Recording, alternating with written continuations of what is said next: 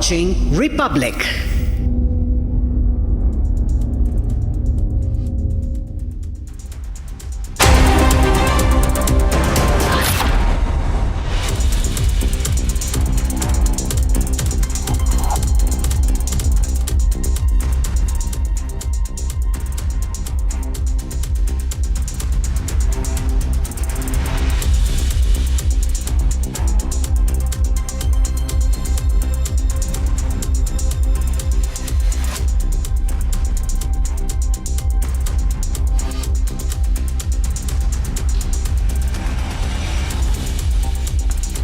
A very good morning, viewers. It's 7 a.m. and you're watching Republic TV. I'm Deepak Suresh Kumar, and our top focus will be on the paper leak saga in Bihar.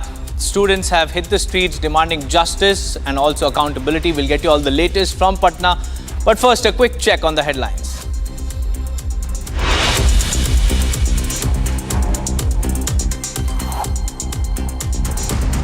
External Affairs Minister Dr. S. Jaishankar to embark on 3-day visit to Qatar today to review bilateral ties, likely to meet Qatar Prime Minister.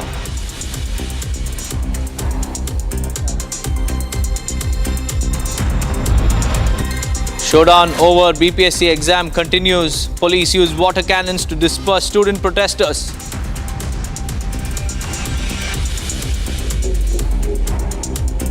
Crackdown on infiltration intensifies in the national capital. 15 illegal Bangladeshi migrants deported by Delhi police.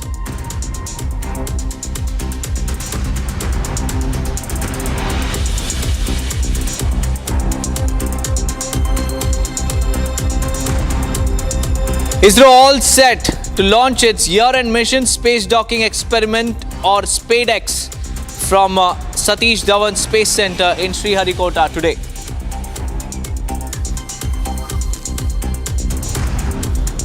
Allu Arjun's regular bail plea hearing in the theatre stampede case in local court today. All eyes on whether or not the actor will get relief.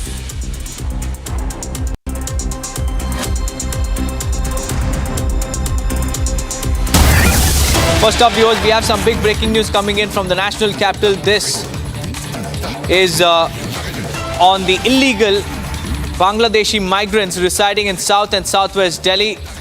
The Delhi police, under the instructions and directions of the Lieutenant Governor V.K. Saxena, has deported 15 illegal Bangladeshi migrants in separate operations. 7 individuals, including 5 women, were apprehended near Arjangarh metro station by South District Police. Meanwhile, Southwest District Police detained a family of 8, including 6 children from Rangpuri. The crackdown on 7 individuals happened yesterday. And now, in the latest, what we understand is that the Delhi police have deported these illegal Bangladeshi migrants. That's the breaking news that we are tracking. Just a few days back, Delhi LG V.K. Saxena had ordered crackdown on illegal immigrants in the national capital. And today we see that these individuals were arrested and they were deported. There are some reactions coming in from the Delhi police. Listen in.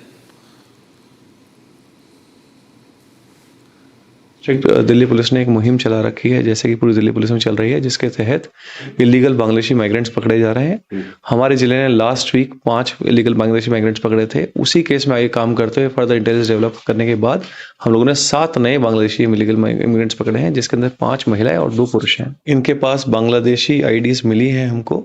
ये लोग, कुछ लोग construction site पे काम करते थे, कुछ लोग ब्यूटी पार्लर में काम करने की तैयारी कर रहे थे और इनसे बांग्लादेशी आईडीज मिली हैं। इनको फर्दर वेरिफिकेशन के बाद डिपोर्ट कर दिया गया थ्रू एफआरओ। जो इंटेलिजेंस हमारे पिछले केस में डेवलप हुई थी, उसके तहत हमें मालूम चला कि 7 और लोग आ चुके हैं इस नेटवर्क के अंदर, इसलिए उनको अप्रीहेंड करके उनको डिपोर्ट कर दिया गया है। अभियान तो ये काफ़ी समय से पूरी ही दिल्ली में चल रहा है, जैसा कि आपने खुद कहा, और इसमें जो भी हमारे प्रोबेबल पॉकेट्स हैं जहाँ पर इनके इलीगल इमिग्रेंट्स के पाए जाने की संभावना है, वहाँ पर सभी जगह हम डोर टू डोर सर्वे कर रहे हैं और लोगों के कागजात वेरीफाई कर रहे हैं। कोई भी अगर संदिग्ध व्यक्ति मिलता है तो उनके कागज़ों का जो सोर्स है जहाँ से वो बनवाए गए हैं, वहाँ से भी वेरिफिकेशन करा जा रहा है। और यदि कोई भी व्यक्ति बिना प्रॉपर कागजात के यहाँ पर पाया जाता है जो कि भारत का नागरिक नहीं है, तो उसके डिपोर्टेशन की प्रक्रिया हम शुरू कर रहे हैं। Well, I have Akhil joining me live this morning. Akhil, a very good morning to you. Tell us about this crackdown against illegal immigrants who are residing in South Delhi and Southwest Delhi. What has the police done?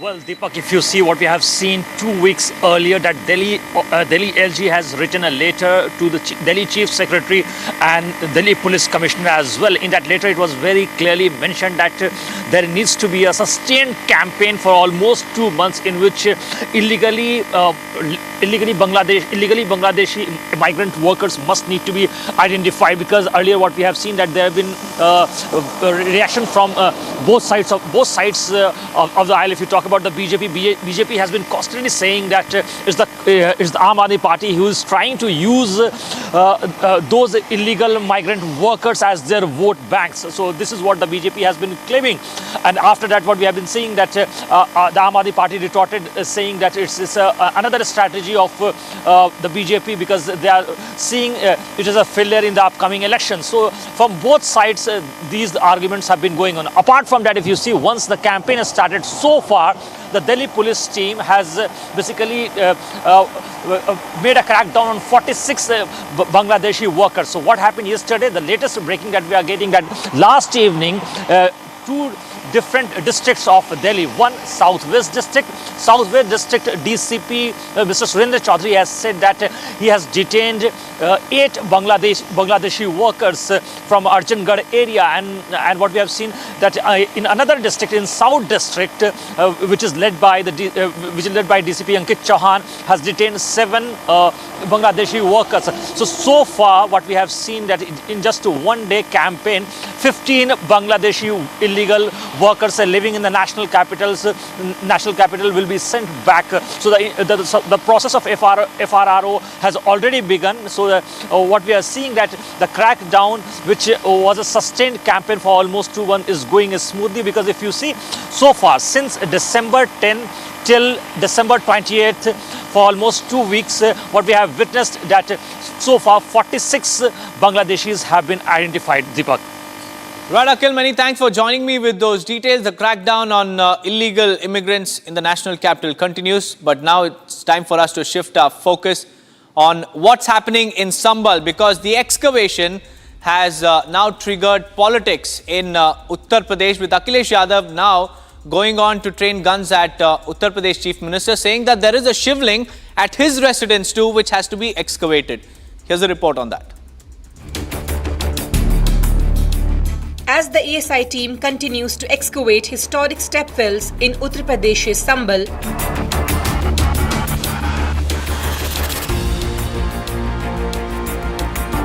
the Samajwadi Party chief Akhilesh Yadav has taken a jibe at the UP CM Yogi Adityanath. The SP chief made sarcastic comments claiming that there's a shivling underneath CM's residence and it should be excavated too. जब से खुदाई हो रही है, मुझे कुछ याद आ रहा है जो लोग कहते थे। उस बात को मैंने उतना सीरियस उस समय नहीं लिया था। मुख्यमंत्री आवास में भी शिवलिंग है, इसकी भी खुदाई होनी चाहिए। This comes after a historic step well was uncovered during excavation in Sambhal's Chandosi. The step well was discovered after the reopening of Shiv Hanuman temple in the district, which had been closed for over 46 years.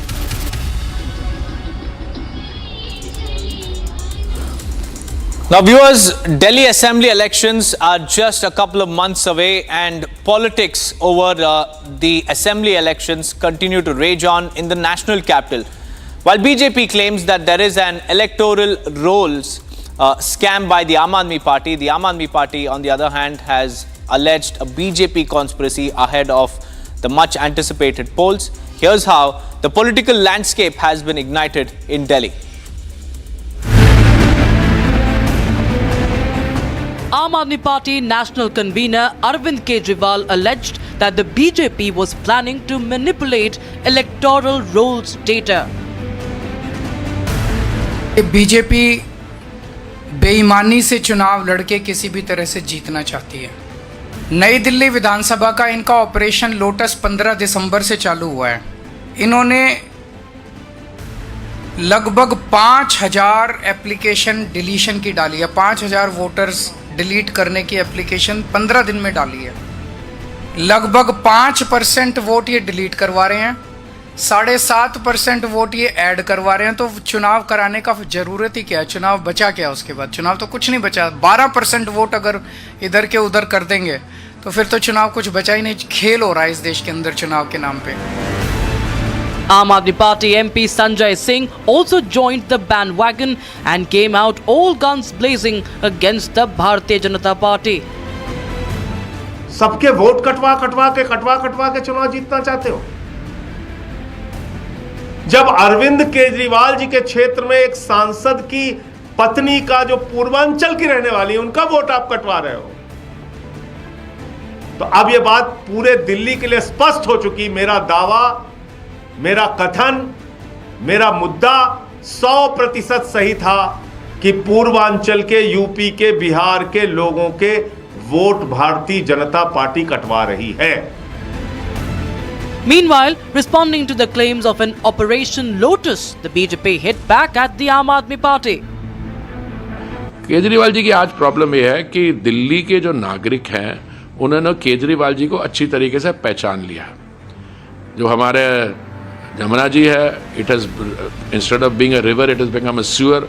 वहाँ पे जो pollution level है 500 गुना prescribe limit से ज़्यादा है। ऐसा कोई सगा नहीं जिसे केजरीवाल ने ठगा नहीं। ये केजरीवाल जी की स्टैंडिंग है। दिल्ली में अवैध मतदाता बसाने का काम अरविंद केजरीवाल कर रहे हैं और ये चोरी एक बार नहीं कई बार पकड़ेगी। अब तो इलेक्शन कमीशन ने 4 लोगों को अरेस्ट कर लिया जो गलत तरीके से वोट बनवा रहे थे। कौन है वो लोग? और दिल्ली में ये खेल पहली बार नहीं खेल रहे अरविंद केजरीवाल, लेकिन इस बार जब इलेक्शन कमीशन सख्ती कर रहा है, पूछताछ कर रहा है, तो इनको अपनी दाल गलती दिख नहीं रही। As the showdown over Aam Aadmi Party's Operation Lotus allegation gets bigger, all eyes on the political to and fro that continues to intensify. US Karnataka Congress Minister Priyank Kharge has landed in a tough spot because a contractor allegedly who committed suicide in Bihar has named Priyank Kharge and his close aide Raju Kapnur for allegedly issuing death threats to him. And some of the BJP leaders have also claimed that this suicide note is scathing and that a probe must be conducted. So another FIR has been registered against Raj Kapnur over criminal intimidation and also abetting suicide. Here's the latest as far as Bihar contractor suicide case is concerned. A contractor from Bihar allegedly ended his life by lying down in front of an approaching train on Thursday. The contractor has left a suicide note alleging death threats by Karnataka Minister Priyank Kharge's aides. In his suicide note, he had accused Kapnur and his aides of making death threats.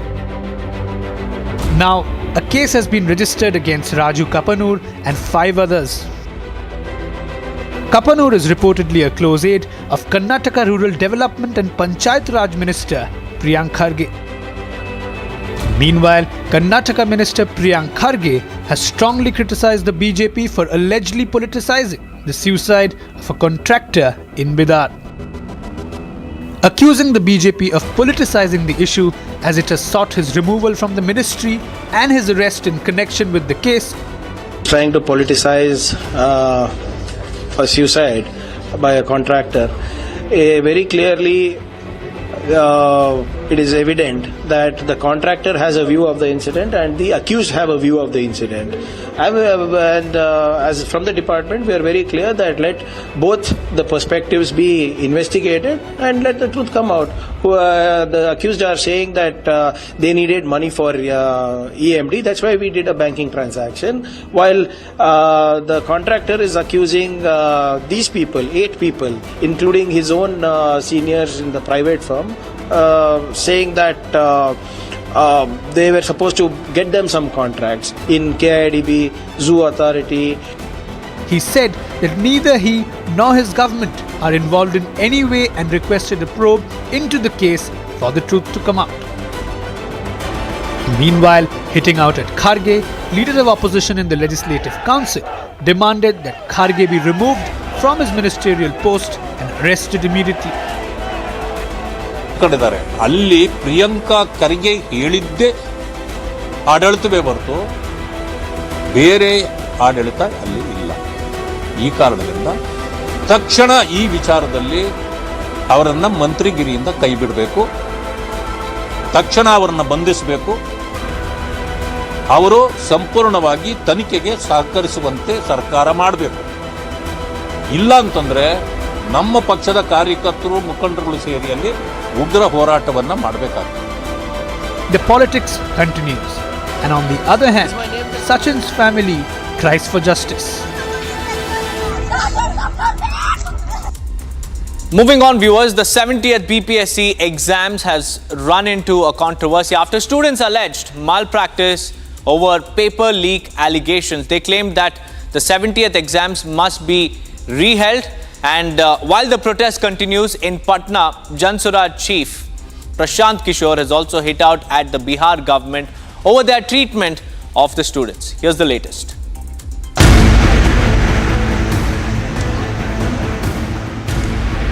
The controversy around the Bihar Public Services exam rages on.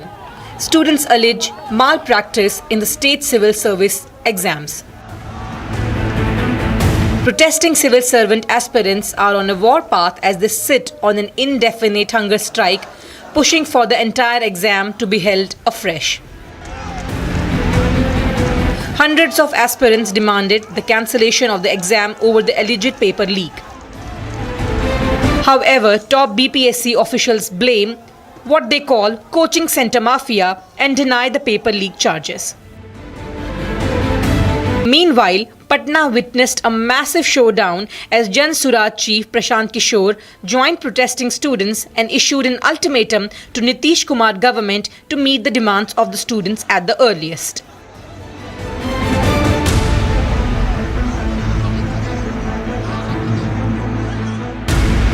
Prashant ji, छात्र इसी बात का इंतजार कर रहे थे, कोई नेतृत्वकर्ता मिले।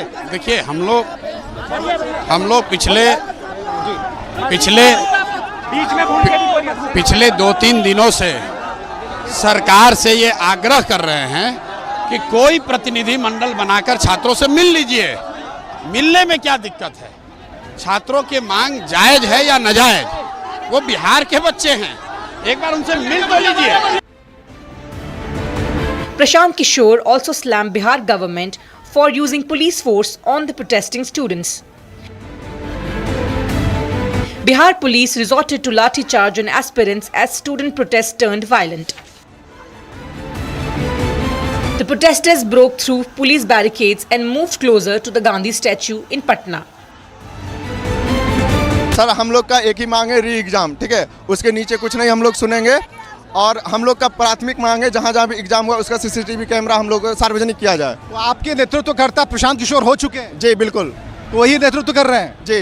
तो क्या कल 12 बजे की बात थी कि कल 12 बजे प्रोटेस्ट करने के लिए आगे बढ़ेंगे? नहीं, हम लोग का प्रतिनिधि मंडल बना, प्रतिनिधि मंडल ने डिसीजन लिया, क्योंकि हम लोग पिछले 11 दिनों से हम लोग अनशन पे बैठे हुए थे, हम लोग को कोई सुनने वाला नहीं आया। ऐसे में हम लोग कितना दिन बैठे रहेंगे? क्या लिखा है पोस्टर पर आपने? जी, ये देखिए, पोस्टर पर लिखा है पेपर लीक से सब परेशान, अब चाहिए स्थायी समाधान। और स्थायी समाधान को लेकर भी कोशिशें लगातार जारी। और ये देखिए, इस तरफ जो तस्वीर है जहां जहां प्रशांत किशोर जा रहे हैं वहां पर भीड़ उनके साथ हो जा रही है, क्योंकि छात्रों को ऐसा लगता है कि प्रशांत किशोर ही एकमात्र सहारा है जिनके जरिए वो सरकार तक अपनी बात को पहुंचा सकते हैं। The protesters have been staging protest for several days, demanding cancellation of the BPSC exam. As the protests continue over the alleged paper leak, now the question is, will Nitish take note of the students' demands? My colleague Vivek is joining us live from Patna. Vivek ji, a very good morning to you. Students are protesting. What are their demands as far as the BPSC exams are concerned? देखिए, बिल्कुल ये तो तय है कि जो छात्र हैं, जो अभ्यर्थी हैं, उन्होंने अपना इरादा बना लिया है और वो बार बार कह रहे हैं कि री एग्जामिनेशन होनी चाहिए। आयोग यहाँ स्पष्ट कर चुका है कि हम री एग्जाम नहीं लेंगे किसी भी कीमत पर, क्योंकि हमारे पास वो कोई भी प्रूफ नहीं है, कोई आधार नहीं है, कोई तथ्य नहीं है जिसके आधार पर हम सारे एग्जाम को कैंसिल कर दें। एक सेंटर की बात चल रही है और 18,000 स्टूडेंट इसकी बात है। 18,000 छात्र ऐसे हैं जिनका री एग्जाम लेने को आयोग तैयार है, लेकिन कल की तारीख में जो कुछ भी पटना की सड़क पर हुआ उसमें ये कहा जा रहा था कि भाई जो लोग हैं, जो छात्र हैं, वो आंदोलित हैं, उन्हें नेतृत्वकर्ता नहीं मिल रहा है, उनका नेता कौन होगा। ऐसे में प्रशांत किशोर पहुंचते हैं और प्रशांत किशोर के ऊपर यहां पर FIR भी होती है। जो हमारे पास लिस्ट है उसके मुताबिक 21 नामजद बनाए गए हैं और 500 से 700 लोगों के ऊपर प्राथमिकी दर्ज कराई गई है। तो आप समझ सकते हैं कि ये जो मॉब है, ये जो एक भीड़ है जो कि व्यापक तौर पर आगे बढ़ रही थी और कल की तारीख में ये CM हाउस का घेराव करने वाली थी। तो कल तो भीड़ को तितर बितर कर दिया गया, लेकिन दो बातें सुनने को मिली। यहाँ जो छात्र हैं जिस मामले को लेकर के आगे बढ़ रहे थे, उनका कहीं ना कहीं जो एक लक्ष्य था वो भी आधा अधूरा रह गया, क्योंकि वो चाहते थे कि कल की तारीख में ही CM हाउस का वो घेराव करें, राजभवन का घेराव करें, लेकिन वो नहीं हो पाया।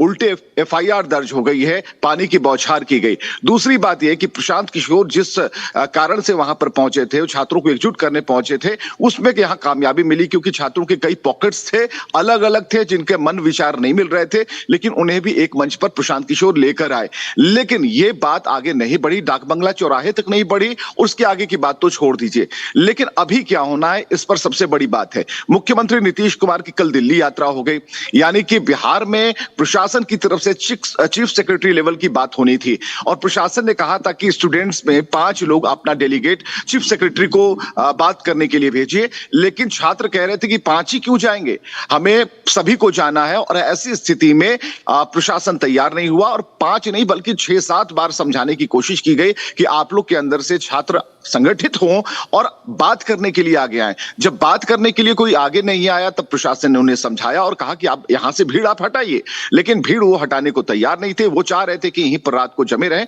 और एक और जानकारी हम आपको देना चाहते हैं कि इसमें सबसे बड़ी बात थी कि बिहार के कोने कोने से और यहाँ की दिल्ली और उत्तर प्रदेश से भी जो छात्र है यहाँ पर डटे हुए थे, वो चाहते थे कि ठंड वाली रात है, ऐसे में यहाँ ठंड काटने से, अगले दिन करने से या फिर इस मामले को और लिंगर करने से ज्यादा बेहतर है कि हम अभी इसकी लड़ाई लड़ लें।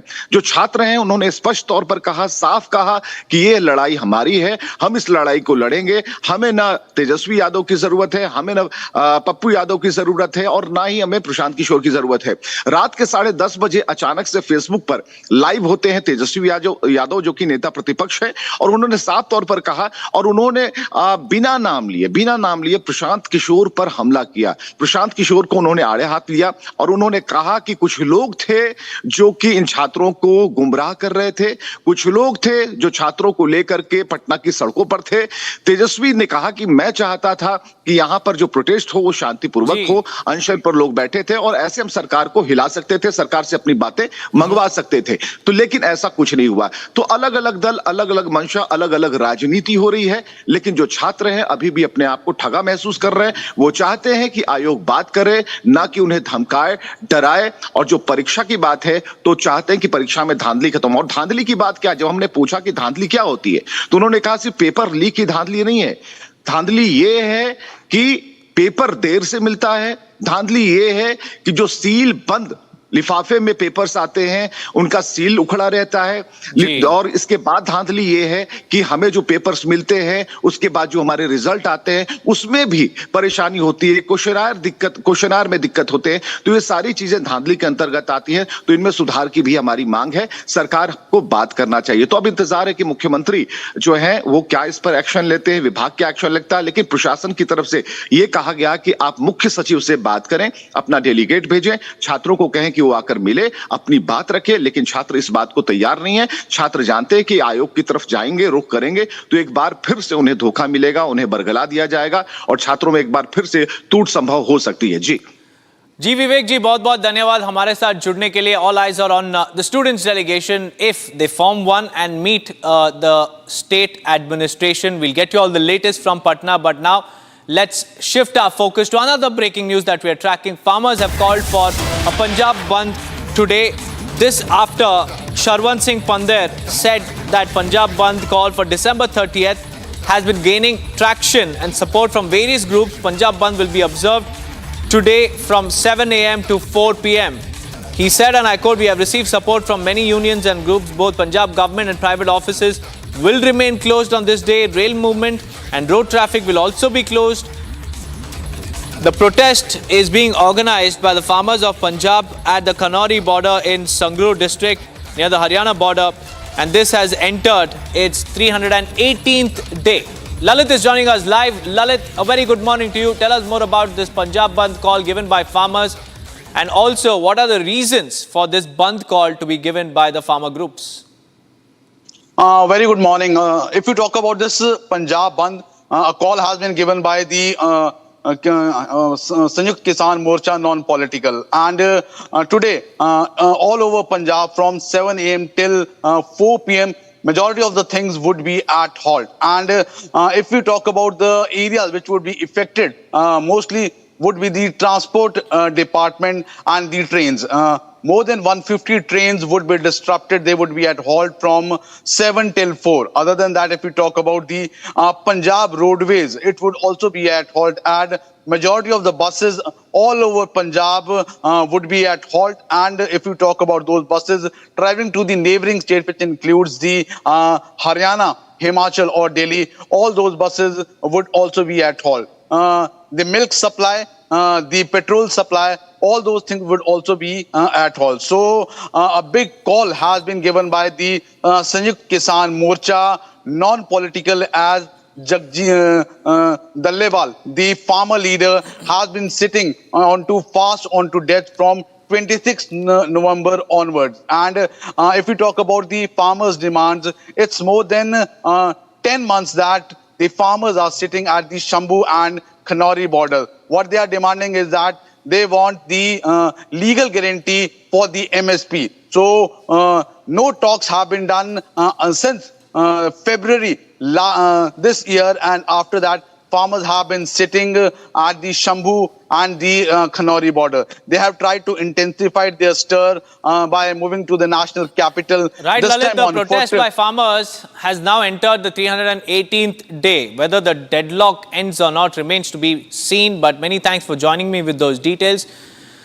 With that, viewers, it's time for us to slip into a very short break, but on the other side, we'll tell you more about the farmers' protest and the Punjab Bandh call given by them. Stay tuned.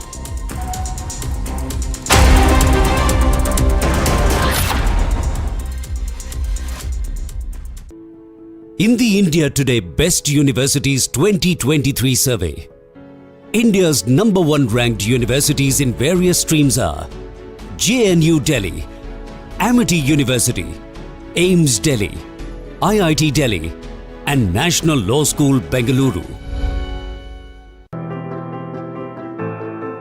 When Nitish Reddy brought up his maiden test century at the Melbourne cricket ground, his father's joyful reaction to the feat went viral almost instantly. It was more than just a father's joy for his child accomplishing something many dream about, making the country proud at the highest level of the sport and at a time when the team was in a fix. For Muthiala Reddy, this was the moment when he knew that he made the right choice in taking an unconventional and extremely risky path to supporting the dreams of his son. Nitish's father had a comfortable government job, but when faced with the choice of relocation in the year 2012, chose to retire 25 years earlier than he was supposed to and support his son's fledgling cricket journey. It was a big risk, especially since his only source of earnings after that was the interest from the retirement funds that he received. The decision was questioned by many people, and Muthiala's main hope was to see his son make it to the state's Ranji Trophy team. Any talk of an India call-up seemed far-fetched at best. But Nitish not only made it to the domestic team, he also impressed in the IPL for the Sunrisers Hyderabad and was thus fast-tracked into the Test team. Aged 21, he was seen as one for the future, the answer to India's pace bowling all-rounder problem in the long term. But as Reddy proved at the MCG, the future is now.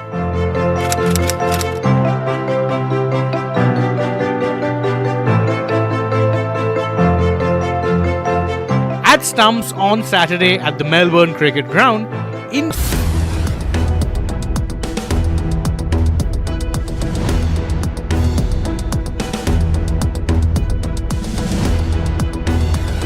Get just about anything like I did on the Samsung Galaxy S24 Ultra and watch it come to life in color. The sketch to image feature uses AI to convert the sketches into images.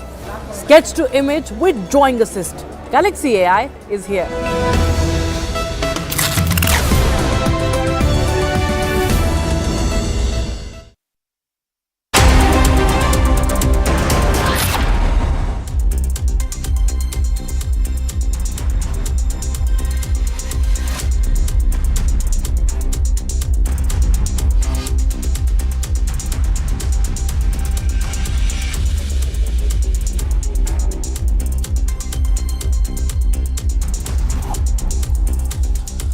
A very good morning, viewers. It's 7:30 a.m. and you're watching Republic TV. I'm Deepak Suresh Kumar. Our focus is on the South Korea's worst aviation tragedy because it has claimed the lives of 179 people so far. As the nation continues to mourn the loss of lives, investigations have started into what could have gone wrong for this deadly tragedy to take place. We'll get you all the latest from South Korea, but first a quick check on the top stories we're tracking in the headlines.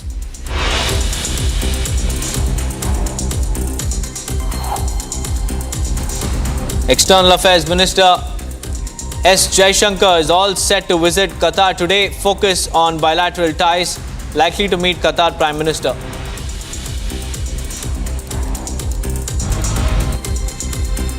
Political showdown over BPSC exam continues. Police use water cannons to disperse student protesters. Crackdown on infiltration intensifies in the national capital. 15 illegal Bangladeshi migrants deported by Delhi police.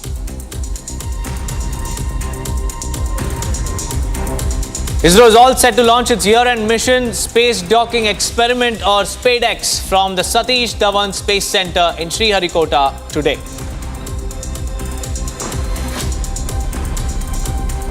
Allu Arjun's bail plea hearing in a local court in connection with the Cater Stampede case today. Allu Arjun has been named accused number 11 in the case.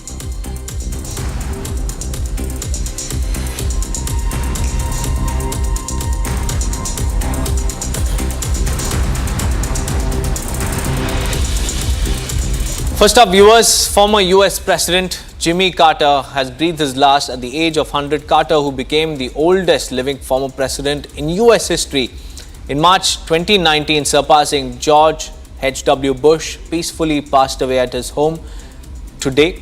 Here's a report.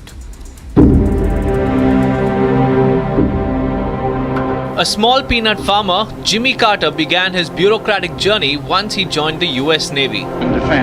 Preserve, protect. The 39th President of the United States, Carter served as a US Navy lieutenant before turning to politics. Though his presidential run was short-lived, running from 1977 to 1981, Carter was widely loved by all generations for his humble nature. Even though he was a celebrated governor, Carter's presidential term was marked with conflict. Amid Cold War tensions, high inflation, Iranian hostage crisis, Jimmy Carter proudly carried the American dream forward, helping him navigate through Washington's complex political landscape. He was awarded the Nobel Peace Prize in 2002 for his efforts to promote democracy and human rights worldwide. The former president and his wife were known for their mental health, advocacy, and humanitarian work. Rosalind Carter, the former president's wife of more than 75 years old, died in November 2023 at 96. The Carters were the longest married presidential couple in US history. President-elect Donald Trump has released a statement saying that the nation owes former President Jimmy Carter a debt of gratitude. Several politicians have since lauded Carter, citing his unforgettable legacy as a national leader. As the country mourns the loss of a great leader, preparations for the former president's last rites have begun. Public observances honoring Carter's legacy will be held in Atlanta and Washington, D.C., followed by a private interment in Georgia.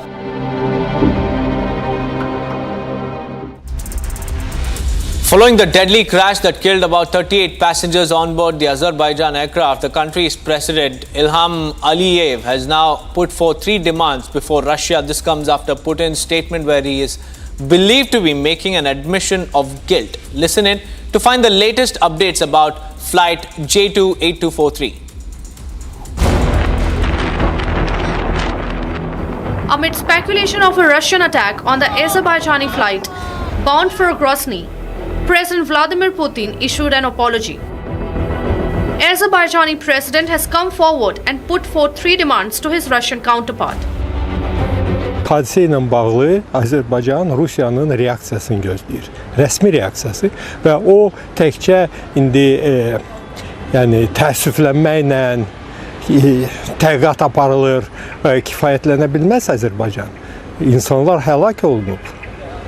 Böyük təyyarə demək olar ki dağılıb və belə olan halda Azərbaycan Rusiyadan həm izahat, həm izin, həm də üzrxahlıq. Apologize, admit guilt and compensate the victims. The Azerbaijani president was clear with Azerbaijan's demands. Putin apologized for the tragic incident, citing that Russian defense systems assumed the plane to be Ukrainian. Putin has further wished speedy recovery to the injured and expressed condolences to the families of the victims. This comes amid growing tensions between Russia and Ukraine as the two continue indulging in missile and drone attacks. Their rivalry, however, turned deadly for the 38 innocent civilians who lost their lives in this plane crash. An Embraer 190 aircraft operated by Azerbaijan Airlines was carrying 62 passengers and 5 crew members when it crashed on Wednesday. Though initial investigations could not establish a cause for the crash, reports by aviation experts helped strengthen the case against Russia. Azərbaycan tərəfinin ilkin gəldiyi qənaət bundan ibarətdir ki, burada kənar müdaxilə mütləq şəkildə olub. Sadəcə bizim istintaq qrupu və eyni zamanda işə cəlb edilmiş deməli aviasiya mütəxəssisləri bunun hansı tip silahdanmı deyək, hansı tip raketdənmi deyək olduğunu.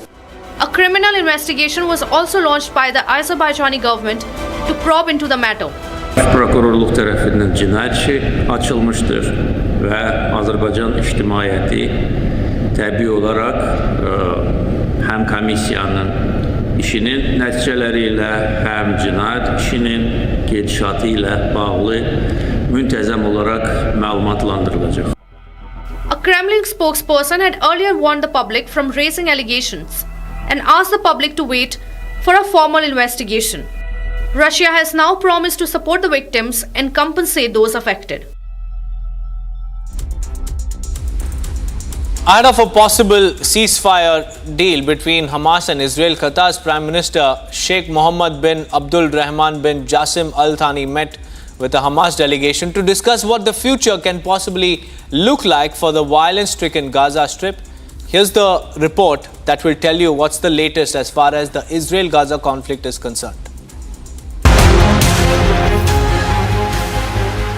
As the Israel-Gaza war enters its 14th month, talks about a possible ceasefire between the two nations have begun. Protests against Israeli Prime Minister Benjamin Netanyahu continue in Israel as the Prime Minister delays signing the deal.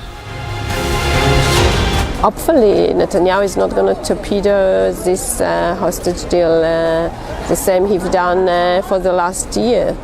Each time that there was a hostage deal, there was a deal on the table, he torpedoed it, and each time with other spin. And now we are before the winter, we are in the winter. In recent updates, Qatar has expressed solidarity with Hamas as the two discuss a possible collaboration ahead of the agreement. The two discussed how to promote negotiations and ensure a clear and comprehensive agreement to put an end to the Palestine-Israel conflict. Earlier this month, Sheikh expressed optimism over the momentum of the ceasefire agreement following Donald Trump's election victory in the United States. The incoming Trump administration has given significant support and encouragement in order to achieve a deal even before he begins his presidential tenure. We are asking again from President Trump, sir, please don't let Netanyahu fool you. The only way to end this regional war is to go for a hostage deal with a ceasefire. We cannot win all the world. Yesterday it was Hezbollah, today it's the Houthis in Yemen, tomorrow it's Iran, and maybe after that we'll go all the way to Afghanistan. The Gulf Emirate, along with United States and Egypt, have been involved in months of unsuccessful negotiations for a Gaza truce.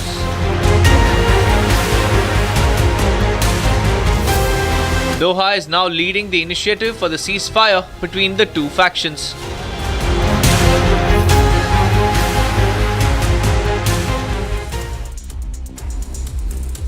Now moving on, viewers, amid the political crisis in Georgia following Mikhail Kavalashvili's presidency, citizens have now taken to the streets to protest against him. The outgoing president, Salom Zorabichvili, has said that the president is not the legitimate leader. Listen in to what the protesters are demanding for in Georgia. Protesters gathered in front of Georgia's parliament to demonstrate against Mikhail Kavalashvili's inauguration as the new president. Kavalashvili, who is a former football player, is facing criticism for his anti-Western ideology. რადგან ჩვენი პრეზიდენტი არის ფეხბურთელი, ჩვენ დღეს მას წითელი ბარათი აუწიეთ და შემდგომი ნაბიჯი იქნება მისი ესე იგი მოედნიდან გაგდება. ქართველი ხალხი ამას აუცილებლად იზავს, იმიტომ რომ აი ცირკი, რომელიც გამართეს დღეს პარლამენტში, უბრალოდ რომ შეგეხედათ რა სახეებით ისხდნენ. აი ისინი, ვინც აი ამ ცირკში მონაწილეობდნენ, მე მართლა გულწრფელად შემეცოდე. Former President Salom Zorabichvili has called the inauguration a parody and refused to relinquish her claim to the presidency. იქ არიან ჩაკეტილნი, შეშინებულნი, გაყიდულნი, არალეგიტიმური, არაღიარებული, არავისგან სანქცირებულნი. Pro-Western parties in Georgia have boycotted post-election parliamentary sessions and demanded a rerun of the elections.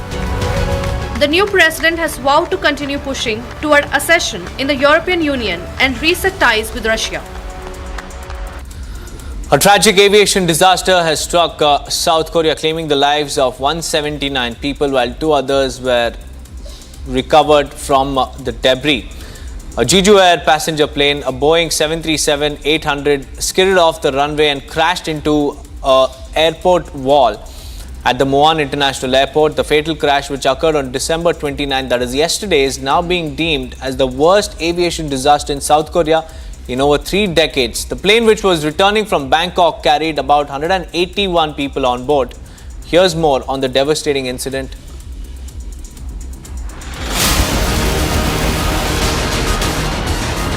In a horrific aviation tragedy, 179 people died on Sunday in South Korea. The crash happened as the passenger airline, a Boeing 737-800, skidded off the end of the runway while belly landing at the Muan International Airport. The jet then burst into flames as it fatally slammed into a wall. The horror is now being deemed as the worst ever air crash disaster to strike the soil of South Korea in 3 decades. The tragic date of 29 December 2024 will forever be remembered by South Koreans as the Jeju Air aircraft from Bangkok carrying aboard 181 people met its disastrous fate. Only 2 crew members were reported to survive the crash. 제주항공을 아껴주시는 모든 분들께 머리 숙여 사과의 말씀을 드립니다.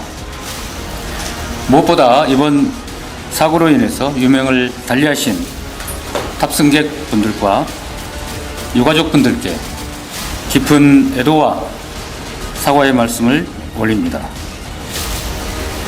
현재로서는 사고의 원인을 가늠하기 어렵고 관련 정부 기관의 공식적인 조사 발표를 기다려야 하는 상황입니다.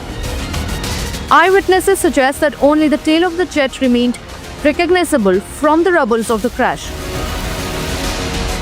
Moments before the crash, the control tower had alerted the plane about bird activity before its scheduled landing and advised the crew to land in a different area. Officials stated that the crew sent out distress signals as well. 85 victims were female, while other 85 were male. Rest were charred beyond recognition.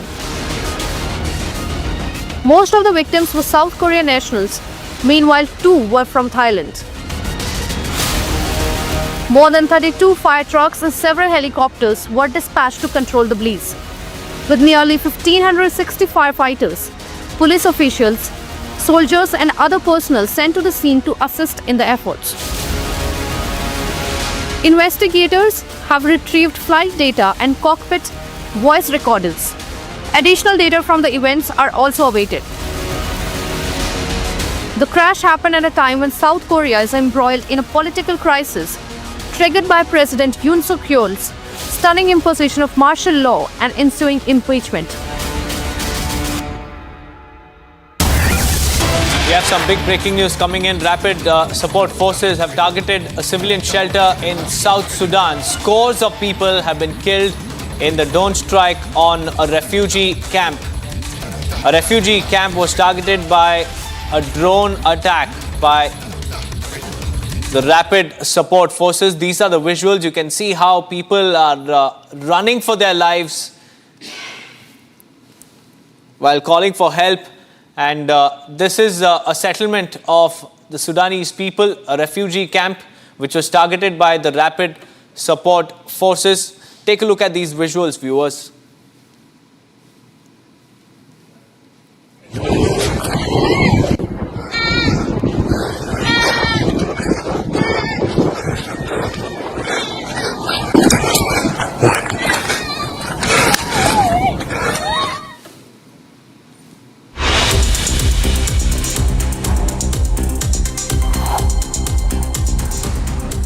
Well, it's time for a quick break. On the other side, we'll tell you more about the Prime Minister's internship scheme rollout. Stay tuned.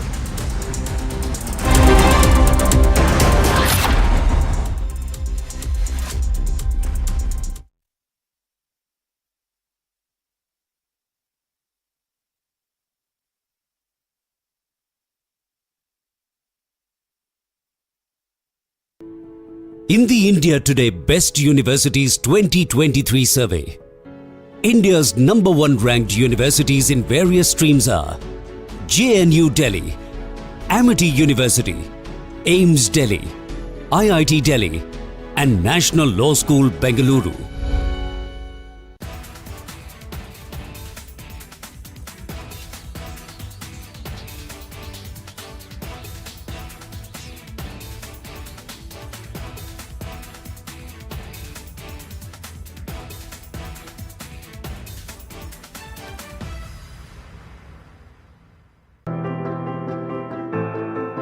When Nitin Reddy brought up his maiden Test century at the Melbourne Cricket Ground, his father's joyful reaction to the feat went viral almost instantly. It was more than just a father's joy for his child accomplishing something many dream about, making the country proud at the highest level of the sport and at a time when the team was in a fix. For Muthiala Reddy, this was the moment when he knew that he made the right choice in taking an unconventional and extremely risky path to supporting the dreams of his son.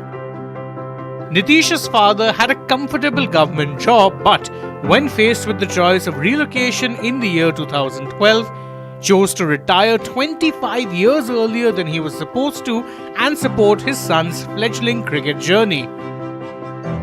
It was a big risk, especially since his only source of earnings after that was the interest from the retirement funds that he received.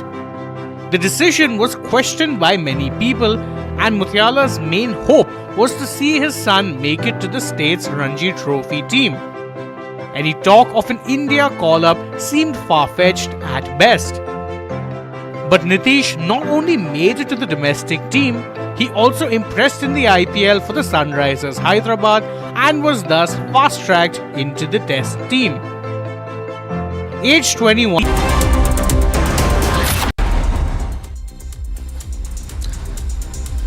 Welcome back, viewers. The Prime Minister's internship scheme, a flagship initiative of the Modi government, is receiving an overwhelming response in its pilot project rollout. More details in this report.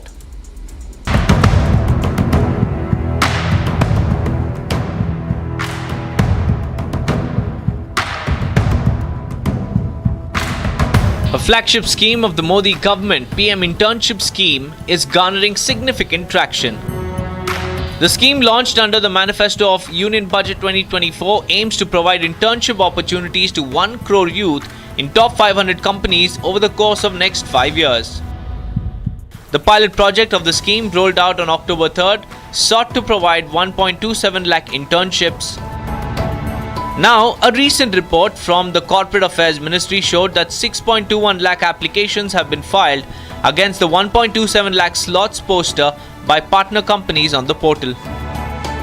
To put in perspective, that is roughly 5 applicants for every 1 opportunity that is available. About 4.87 lakh individuals have already completed their KYC and registered themselves. Selected interns will also be provided a monthly stipend of 5,000 rupees for 12 months and a one-time grant of 6,000 rupees. To benefit from the scheme, interested candidates have to simply visit the official website of the scheme, click on the register link, fill in their details and submit them online. The official announcement also said that the framework for cost record and audit will be updated after considering recommendations from a committee appointed by the ministry.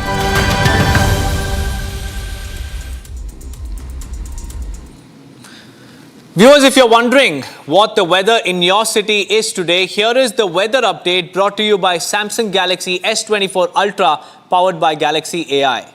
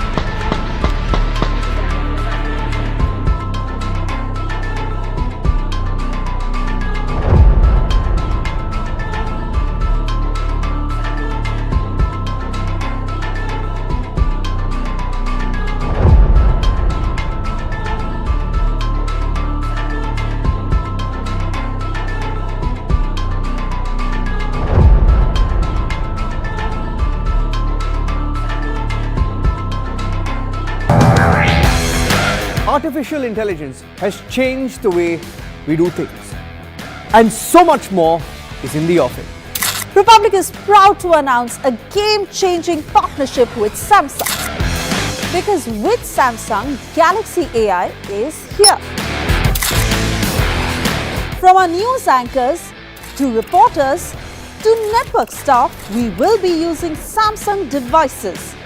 Galaxy Z series and Galaxy S series powered by Galaxy AI every day behind the scenes to bring you the news.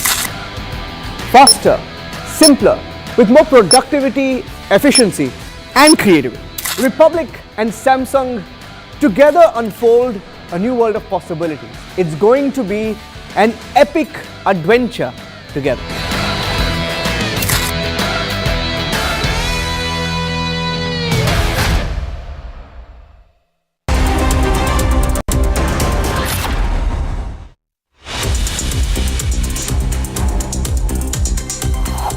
Let's take a look at the top stories from the world of sports. Indian Grandmaster Koneru Hampi won a historic second title at the World Rapid Chess Championship, emerging victorious in the tournament in New York. Hampi has become only the second chess player after Zhu Wenjun of China to win the title in the women's section more than once. Hampi sealed the title when she defeated Irene Sukandar with the black pieces in the final round. It was a decisive win for the Indian Grandmaster, who needed nothing less than a win in the ultimate battle.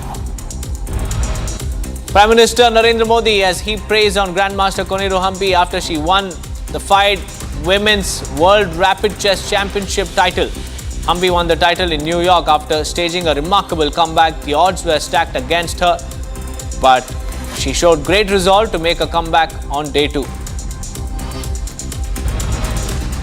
Indian pacer Arshdeep Singh has been nominated for ICC Men's T20 International Cricketer of the Year award following a stellar season in which he emerged as the joint highest wicket taker and played a pivotal role in India's T20 World Cup triumph. The 25-year-old will compete for the prestigious honour alongside Pakistan's Babar Azam, Australia's Travis Head and Zimbabwe's Sikandar Raza, all of whom are among the standout performers this year. Stylish Indian opener Smriti Mandhana too will be vying for an ICC award after being nominated for ICC Women's ODI Cricketer of the Year for her standout performance in international cricket.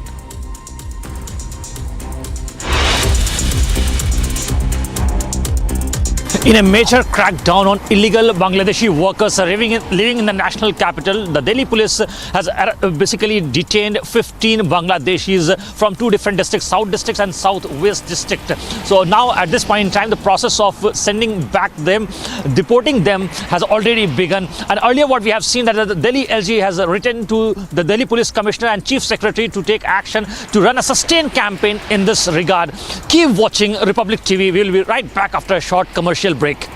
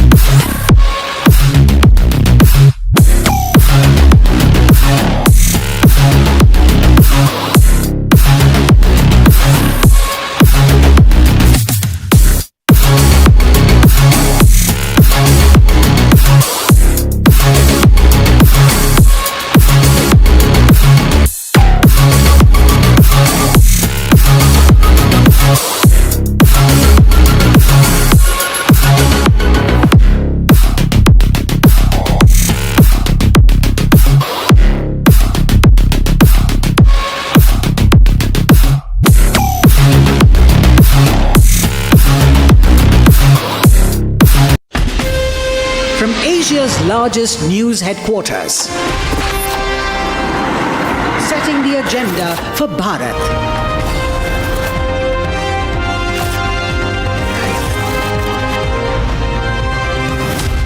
You're watching Republic.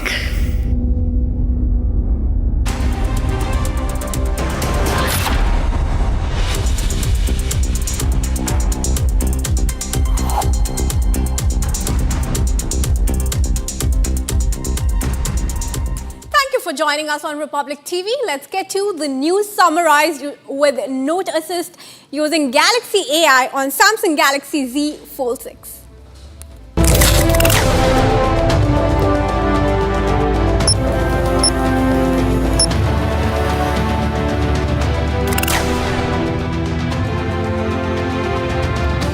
Allu Arjun's bail plea hearing in case today. The actor has been named accused 11 in the Stampede case.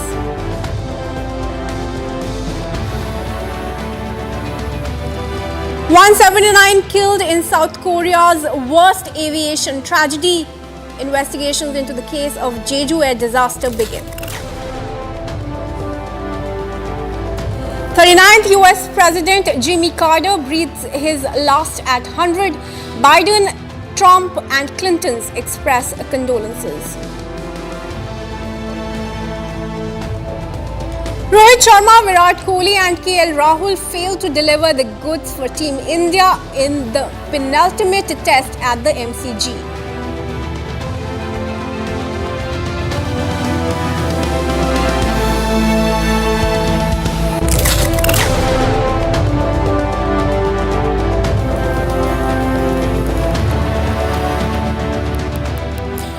That was the news summarized with note assist using Galaxy AI on Samsung Galaxy Z Fold 6.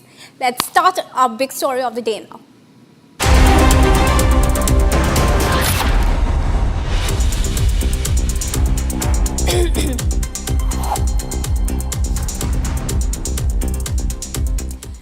And viewers, the ongoing excavation drives in UP's Sambhal district. In that regard, the Samajwadi Party chief Akhilesh Yadav has hit out at Chief Minister Yogi Adityanath, claiming that he has a shivling inside his residence and that there should be an excavation there as well. Take a look. As the ASI team continues to excavate historic stepwells in Uttar Pradesh's Sambhal,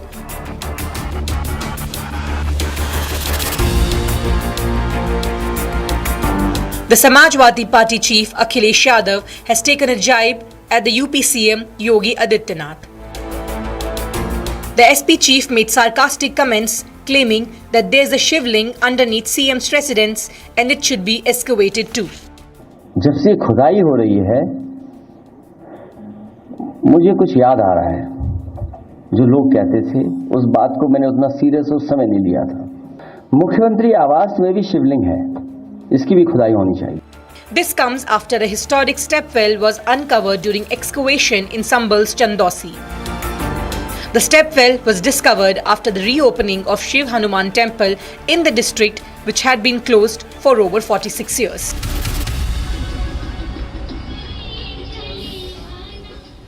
And ahead of the assembly polls in the national capital, politics is brewing between the Aam Aadmi Party and the BJP.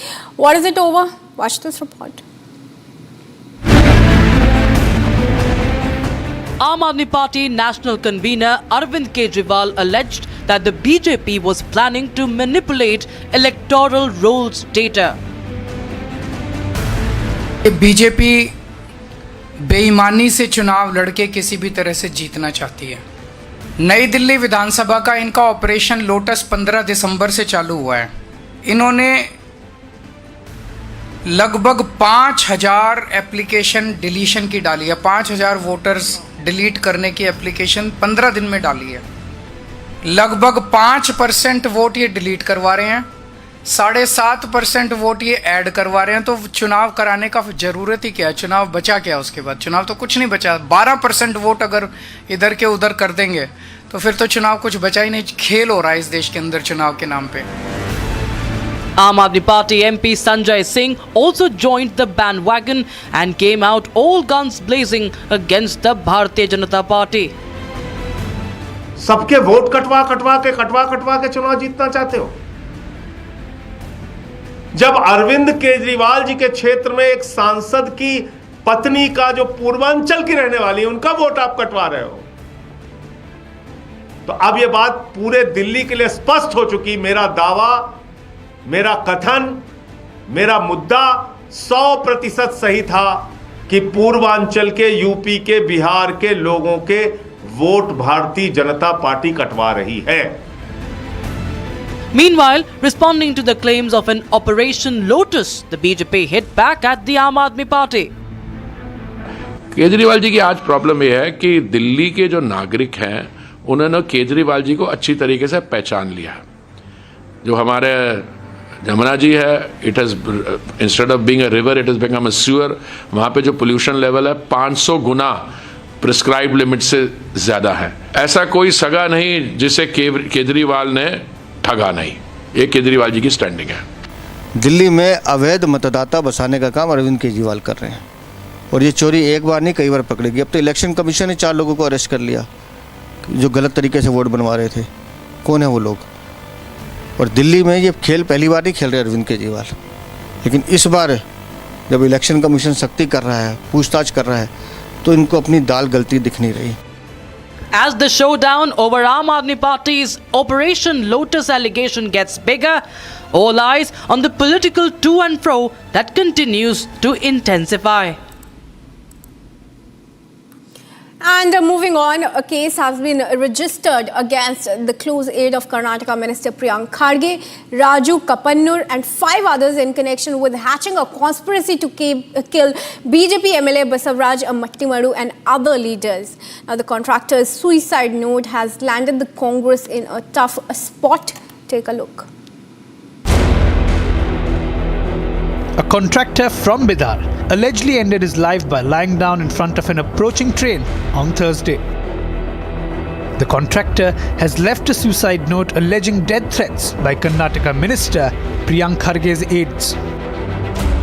In his suicide note, he had accused Kapannur and his aides of making death threats.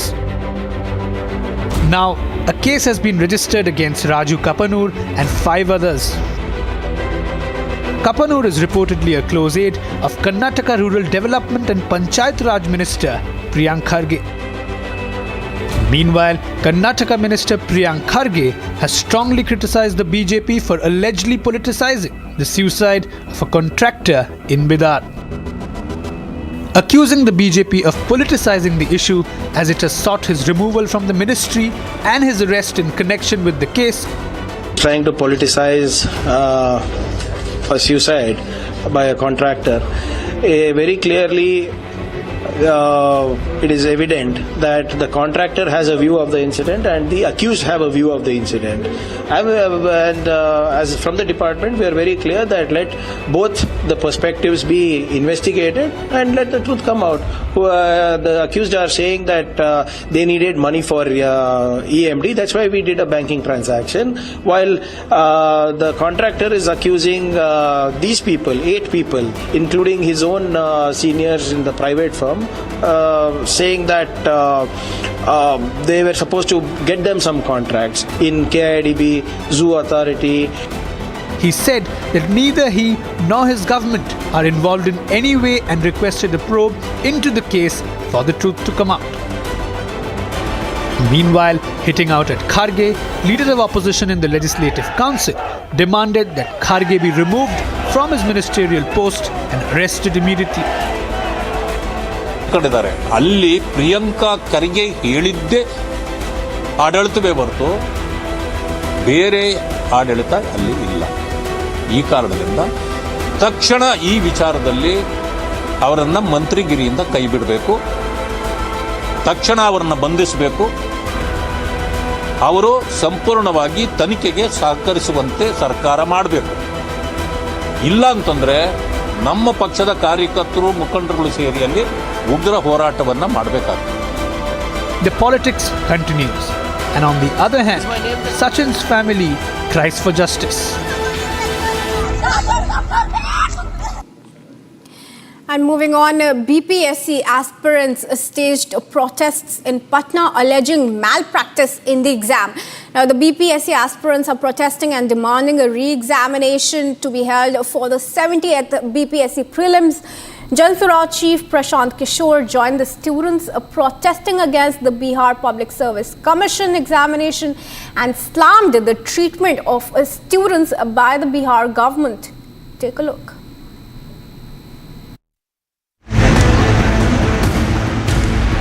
The controversy around the Bihar Public Services exam rages on. Students allege malpractice in the state civil service exams. Protesting civil servant aspirants are on a war path as they sit on an indefinite hunger strike, pushing for the entire exam to be held afresh. Hundreds of aspirants demanded the cancellation of the exam over the alleged paper leak. However, top BPSC officials blame what they call coaching center mafia and deny the paper leak charges. Meanwhile, Patna witnessed a massive showdown as Jan-Swaraj Chief Prashant Kishore joined protesting students and issued an ultimatum to Nitish Kumar government to meet the demands of the students at the earliest.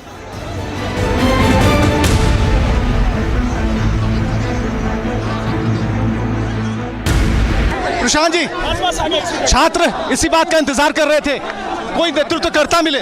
देखिए, हम लोग पिछले 2-3 दिनों से सरकार से ये आग्रह कर रहे हैं कि कोई प्रतिनिधि मंडल बनाकर छात्रों से मिल लीजिए। मिलने में क्या दिक्कत है? छात्रों की मांग जायज है या नाजायज? वो बिहार के बच्चे हैं, एक बार उनसे मिल तो लीजिए। Prashant Kishore also slammed Bihar government for using police force on the protesting students. Bihar police resorted to lathi charge on aspirants as student protests turned violent. The protesters broke through police barricades and moved closer to the Gandhi statue in Patna. Sir, हम लोग का एक ही मांग है, री exam, ठीक है? उसके नीचे कुछ नहीं हम लोग सुनेंगे। और हम लोग का प्राथमिक मांग है जहाँ जहाँ भी एग्जाम हुआ उसका सीसीटीवी कैमरा हम लोग सार्वजनिक किया जाए। तो आपके नेतृत्वकर्ता प्रशांत किशोर हो चुके हैं? जी बिल्कुल, तो वही नेतृत्व कर रहे हैं जी। तो क्या कल 12 बजे की बात थी कि कल 12 बजे प्रोटेस्ट करने के लिए आगे बढ़ेंगे? नहीं, हम लोग का प्रतिनिधि मंडल बना, प्रतिनिधि मंडल ने डिसीजन लिया, क्योंकि हम लोग पिछले 11 दिनों से हम लोग अनशन पे बैठे हुए थे, हम लोग को कोई सुनने वाला नहीं आया। ऐसे में हम लोग कितना दिन बैठे रहेंगे? क्या लिखा है पोस्टर पर आपने? ये देखिए, पोस्टर पर लिखा है पेपर लीक से सब परेशान, अब चाहिए स्थायी समाधान। और स्थायी समाधान को लेकर भी कोशिशें लगातार जारी। और ये देखिए, इस तरफ जो तस्वीर है जहां जहां प्रशांत किशोर जा रहे हैं वहां पर भीड़ उनके साथ हो जा रही है, क्योंकि छात्रों को ऐसा लगता है कि प्रशांत किशोर ही एकमात्र सहारा है जिनके जरिए वो सरकार तक अपनी बात को पहुंचा सकते हैं। The protesters have been staging protest for several days, demanding cancellation of the BPSC exam. As the protests continue over the alleged paper leak, now the question is, will Nitish take note of the students' demands? 3-year-old Chetna continues to remain stuck in the 150-foot deep Borewell in Rajasthan. The rescue operation has entered day 7. The NDRF and other rescue teams continued their efforts through the night to bring the child to safety. Take a look at the rescue efforts in this report. A 3-year-old girl, Chetna, has been stuck in a borewell at a depth of 120 feet for 8 days now in Rajasthan, Kotputli district. Despite the tireless efforts of rescue teams, including digging parallel shafts and providing oxygen, Chetna remained trapped in the borewell. While food and oxygen were also supplied to Chetna, no movement has been reported until now.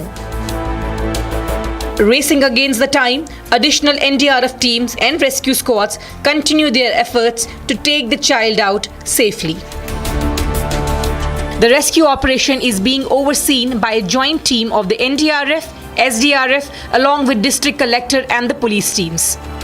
जैसे जैसे अंदर जा रहे हैं वैसे वैसे उसकी जो रॉकी जो है पथरीला बहुत ज़्यादा हार्ड है, तो उसमें जो है ये जो टीम काम कर रही है, ये इनका ये कहना है कि मतलब जैसे शुरू किया था तब उतनी पथरीली नहीं थी, जितने जितने आगे जाते जा रहे हैं उतना ही ज़्यादा पत्थर आ रहे हैं और इसलिए इसको ये ऑपरेशन जो है अपने आप में इसकी एक चैलेंज और बढ़ गई है। सर हमारा क्या है, बड्डी वाइज सिस्टम बना रखा हम लोगों ने, तो जैसे कि उसकी सामर्थ्य के अनुसार वो अपना ड्रिल्स करता है और जो उसकी मतलब थकान होता है तुरंत उसको आपस में बदली करते हैं और जब बड्डी भी अगर थकान होती है तो तुरंत उसका हम बड्डी वाइज भी वापस बदली करते हैं। लगातार काम चल रहा है, 1 सेकंड के लिए भी उसमें कहीं रुकावट नहीं आई है।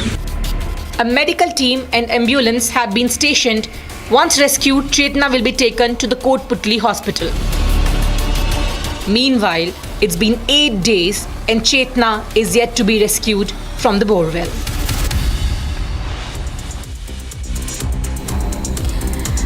And let's take a quick check of some of the other top stories making headlines. External Affairs Minister S. Jaishankar is set to go on a 3-day official visit to the state of Qatar starting today. During his visit, he will meet Qatari Prime Minister and Foreign Minister Sheikh Mohammed bin Abdul Rahman. The visit aims to review various aspects of bilateral ties between the two nations. The key discussions will revolve around trade, investment, energy, culture and security.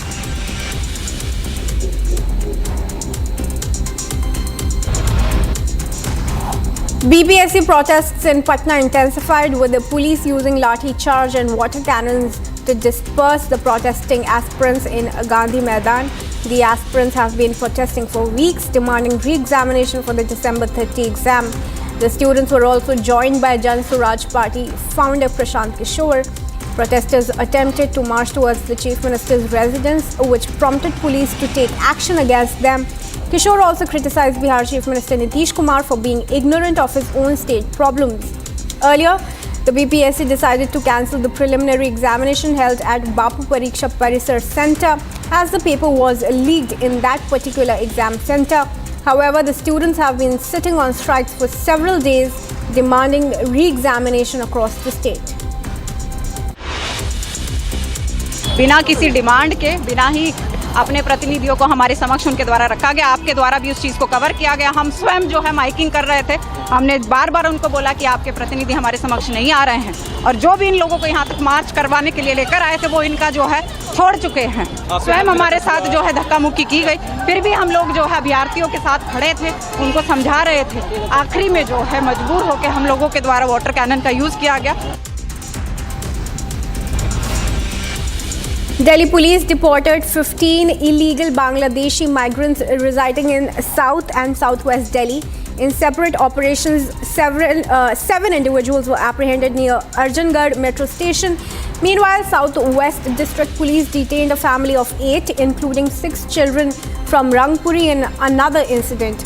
Both teams conducted extensive verification drives and checked documents. The migrants admitted entering India illegally. After Delhi LG's instructions and all the legal formalities, all were deported to Bangladesh.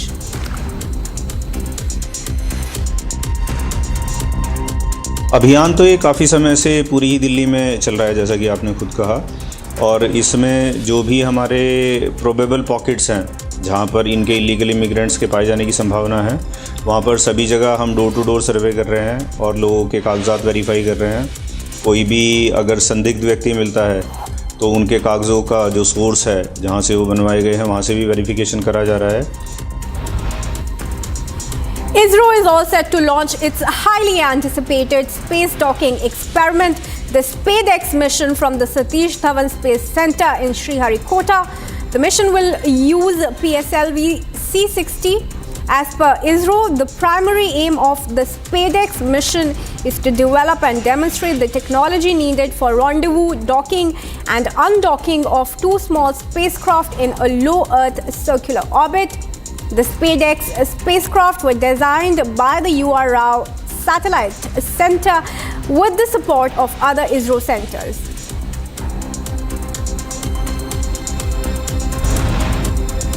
Protesting farmers in Punjab have called for a complete shutdown for today.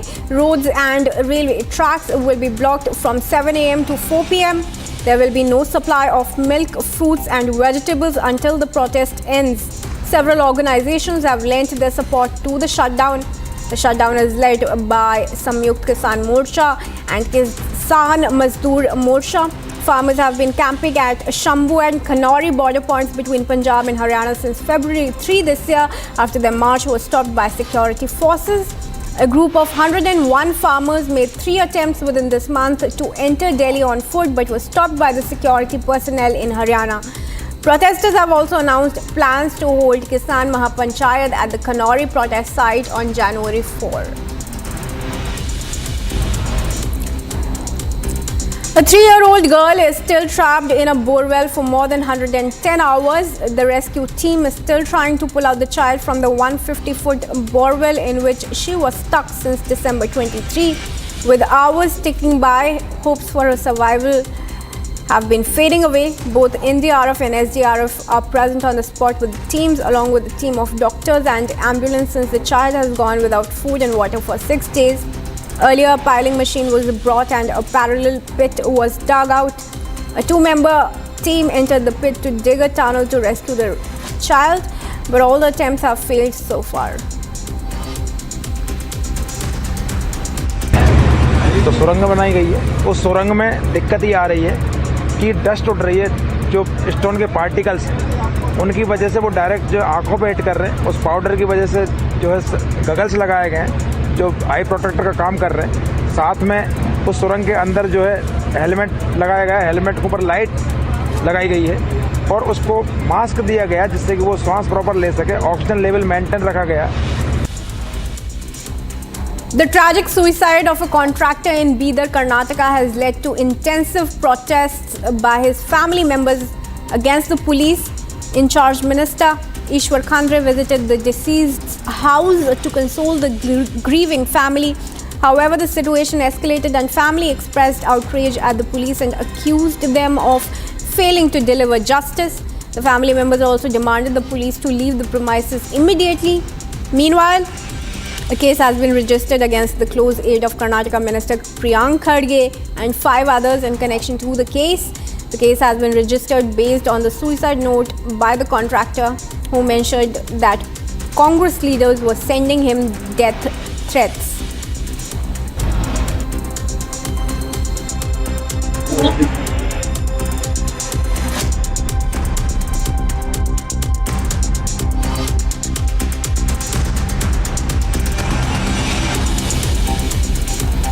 A team of the National Council for Women has arrived in Chennai to probe the sexual assault case at Anna University. After taking full motu cognizance, the NCW issued a notice to the Tamil Nadu police seeking an explanation of the steps taken in the arrest of the accused.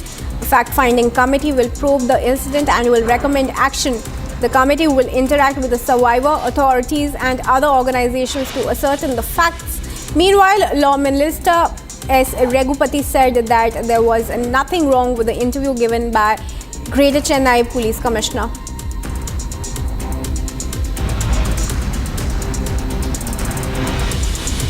Trikakara Congress MLA Uma Thompson is in a serious condition after sustaining head and spinal injuries reportedly after falling from a gallery at Jawaharlal Nehru International Stadium in Kochi. The MLA was then rushed to the hospital near the stadium by the volunteers. As per hospital sources, she is in a critical condition and has been placed on a ventilator support. She reportedly hit her head on the concrete ground after falling from the gallery. Uma Thomas had arrived at the stadium to attend a dance program inaugurated by State Culture Affairs Minister. Immediately we intubated the patient, ventilation, we put her on ventilation, and now on CT she has a brain injury and she has rib fracture, and she has a hemothorax collection in the lungs also. So she had a very big wound on the scalp. She had a lacerated wound on the scalp which is sutured, and she's presently stabilized. She's stable. We did all the primary needed requirements done, and she's been shifted to the ICU now. Former US President Jimmy Carter has died at the age of 100. Carter, who became the oldest living former president in the United States history in March 29. More details are coming up after a break.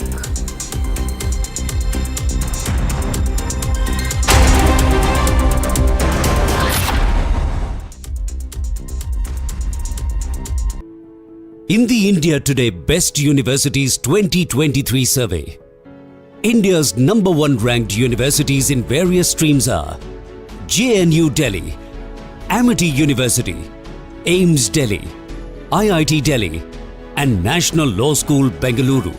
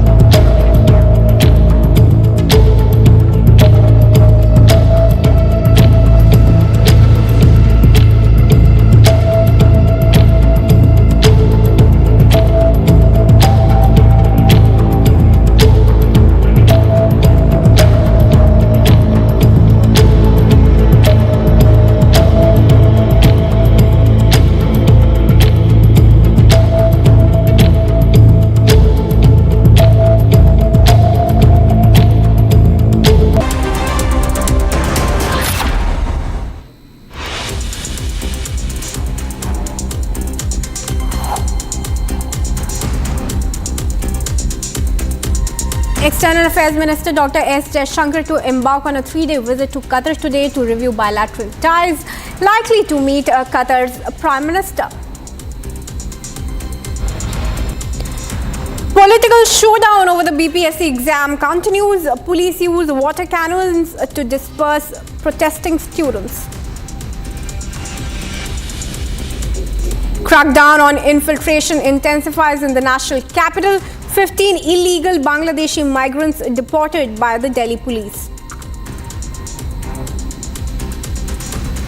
Indian Space Research Organisation set to launch its year-end mission Space Docking Experiment or SpaceX from the Satish Dhawan Space Centre in Sriharikota. Allu Arjun's bail plea in the theatre stampede case hearing today.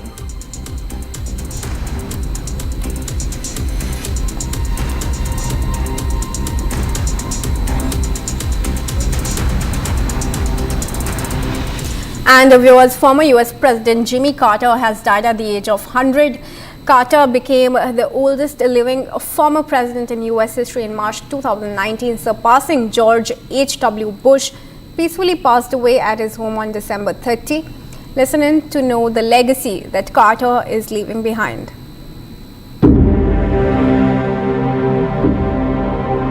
A small peanut farmer, Jimmy Carter began his bureaucratic journey once he joined the US Navy. Defend, preserve, protect. The 39th President of the United States, Carter served as a US Navy lieutenant before turning to politics. Though his presidential run was short-lived, running from 1977 to 1981, Carter was widely loved by all generations for his humble nature. Even though he was a celebrated governor, Carter's presidential term was marked with conflict.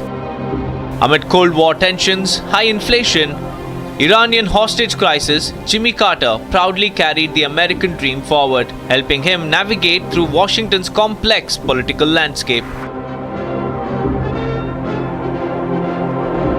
He was awarded the Nobel Peace Prize in 2002 for his efforts to promote democracy and human rights worldwide. The former president and his wife were known for their mental health, advocacy, and humanitarian work. Rosalind Carter, the former president's wife of more than 75 years old, died in November 2023 at 96. The Carters were the longest married presidential couple in US history.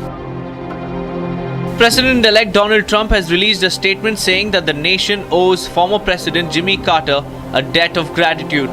Several politicians have since lauded Carter, citing his unforgettable legacy as a national leader.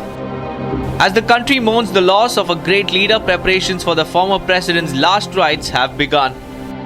Public observances honoring Carter's legacy will be held in Atlanta and Washington, D.C., followed by a private interment in Georgia.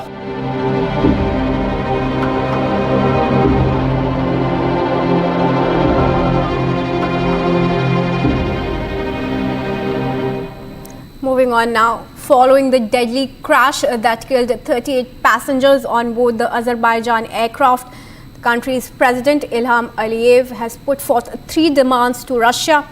Now, this is coming after Putin's statement where he is believed to be making an admission of guilt. Listen in to find the latest updates about flight J28243. Amid speculation of a Russian attack on the Azerbaijani flight bound for Grozny, President Vladimir Putin issued an apology. Azerbaijani president has come forward and put forth 3 demands to his Russian counterpart. Hadisə ilə bağlı Azərbaycan Rusiyanın reaksiyasını gözləyir. Rəsmi reaksiyası və o təkcə indi yəni təəssüflənməklə təhqiqat aparılır, kifayətlənə bilməz Azərbaycan. İnsanlar həlak olunub. Böyük təyyarə demək olar ki, dağılıb və belə olan halda Azərbaycan Rusiyadan həm izahat, həm izin, həm də üzrxahlıq. Apologize, admit guilt and compensate the victims. The Azerbaijani president was clear with Azerbaijan's demands. Putin apologized for the tragic incident, citing that Russian defense systems assumed the plane to be Ukrainian. Putin has further wished speedy recovery to the injured and expressed condolences to the families of the victims. This comes amid growing tensions between Russia and Ukraine, as the two continue indulging in missile and drone attacks. Their rivalry, however, turned deadly for the 38 innocent civilians who lost their lives in this plane crash. An Embraer 190 aircraft operated by Azerbaijan Airlines was carrying 62 passengers and 5 crew members when it crashed on Wednesday. Though initial investigations could not establish a cause for the crash, reports by aviation experts helped strengthen the case against Russia. Azərbaycan tərəfinin ilkin gəldiyi qənaət bundan ibarətdir ki, burada kənar müdaxilə mütləq şəkildə olub. Sadəcə bizim istintaq qrupu və eyni zamanda işə cəlb edilmiş deməli aviasiya mütəxəssisləri bunun hansı tip silahdanmı deyək, hansı tip raketdənmi deyək olduğunu. A criminal investigation was also launched by the Azerbaijani government to probe into the matter. Prokurorluq tərəfindən cinayət işi açılmışdır və Azərbaycan ictimaiyyəti təbii olaraq həm komissiyanın işinin nəticələri ilə, həm cinayət işinin gedişatı ilə bağlı müntəzəm olaraq məlumatlandırılacaq. A Kremlin spokesperson had earlier warned the public from raising allegations and asked the public to wait for a formal investigation. Russia has now promised to support the victims and compensate those affected. And ahead of possible ceasefire talks between Hamas and Israel, Qatar's Prime Minister Sheikh Mohammed bin Abdul Rahman met with a Hamas delegation to discuss what the future could possibly look like for the violence-struck Gaza Strip. Watch on to find the newest updates in the ongoing war. As the Israel-Gaza war enters its 14th month, talks about a possible ceasefire between the two nations have begun. Protests against Israeli Prime Minister Benjamin Netanyahu continue in Israel as the Prime Minister delays signing the deal. Hopefully Netanyahu is not going to torpedo this hostage deal the same he's done for the last year. Each time that there was a hostage deal, there was a deal on the table, he torpedoed it, and each time with other spin. And now we are before the winter, we are in the winter. In recent updates, Qatar has expressed solidarity with Hamas as the two discuss a possible collaboration ahead of the agreement. The two discussed how to promote negotiations and ensure a clear and comprehensive agreement to put an end to the Palestine-Israel conflict. Earlier this month, Sheikh expressed optimism over the momentum of the ceasefire agreement following Donald Trump's election victory in the United States. The incoming Trump administration has given significant support and encouragement in order to achieve a deal even before he begins his presidential tenure. We are asking again from President Trump, sir, please don't let Netanyahu fool you. The only way to end this regional war is to go for a hostage deal with a ceasefire. We cannot win all the world. Yesterday it was Hezbollah, today it's the Houthis in Yemen, tomorrow it's Iran, and maybe after that we'll go all the way to Afghanistan. The Gulf Emirate, along with United States and Egypt, have been involved in months of unsuccessful negotiations for a Gaza truce. Doha is now leading the initiative for the ceasefire between the two factions.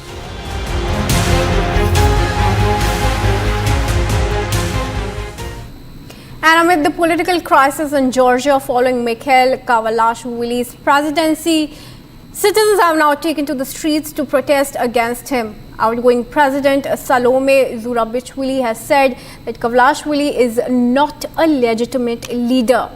Take a look. Protesters gathered in front of Georgia's parliament to demonstrate against Mikhail Kavalashvili's inauguration as the new president. Kavalashvili, who is a former football player, is facing criticism for his anti-Western ideology. ეს რადგან ჩვენი პრეზიდენტი არის ფეხბურთელი, ჩვენ დღეს მას წითელი ბარათი აუწიეთ და შემდგომი ნაბიჯი იქნება მისი ესე იგი მოედნიდან გაგდება.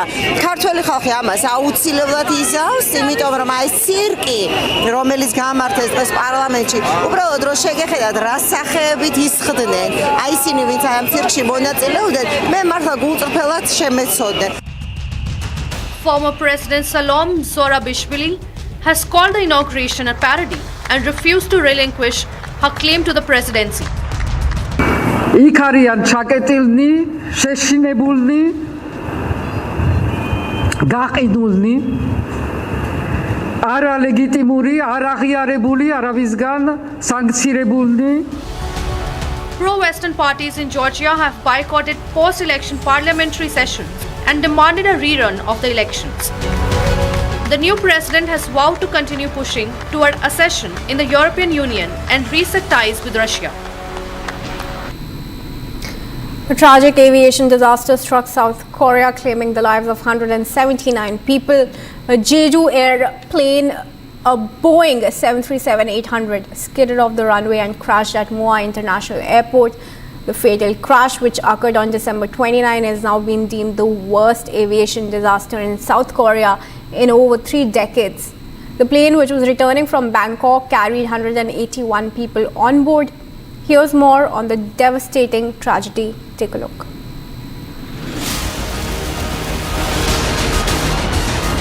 In a horrific aviation tragedy, 179 people died on Sunday in South Korea. The crash happened as the passenger airline, a Boeing 737-800, skidded off the end of the runway while belly landing at the Muan International Airport. The jet then burst into flames as it fatally slammed into a wall.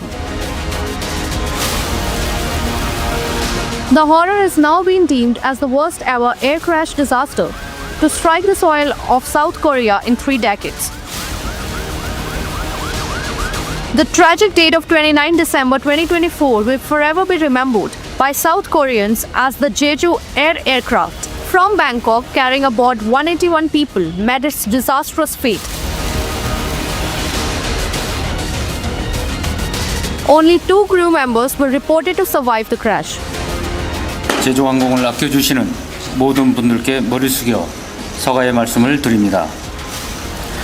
무엇보다 이번 사고로 인해서 유명을 달리하신 탑승객 분들과 유가족분들께 깊은 애도와 사과의 말씀을 올립니다.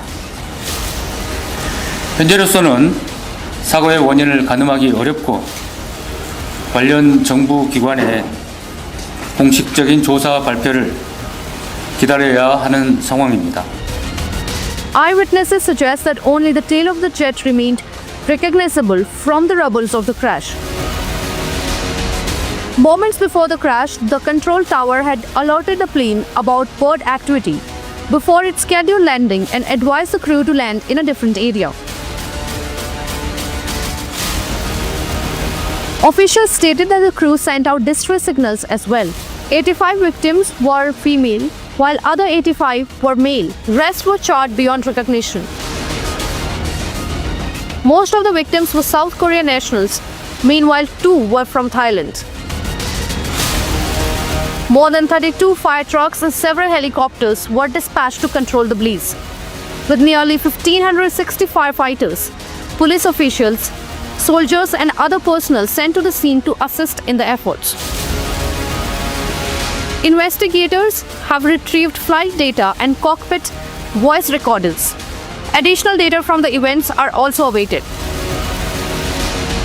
The crash happened at a time when South Korea is embroiled in a political crisis triggered by President Yoon Suk-yeol's stunning imposition of martial law and ensuing impeachment.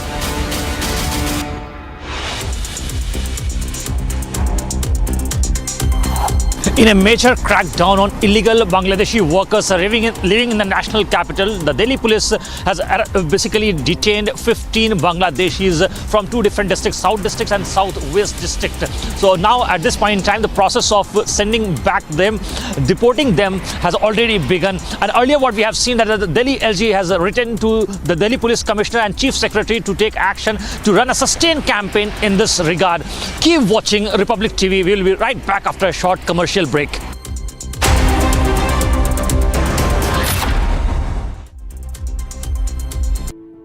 In the India Today Best Universities 2023 survey, India's #1 ranked universities in various streams are JNU Delhi, Amity University, AIMS Delhi, IIT Delhi, and National Law School Bengaluru.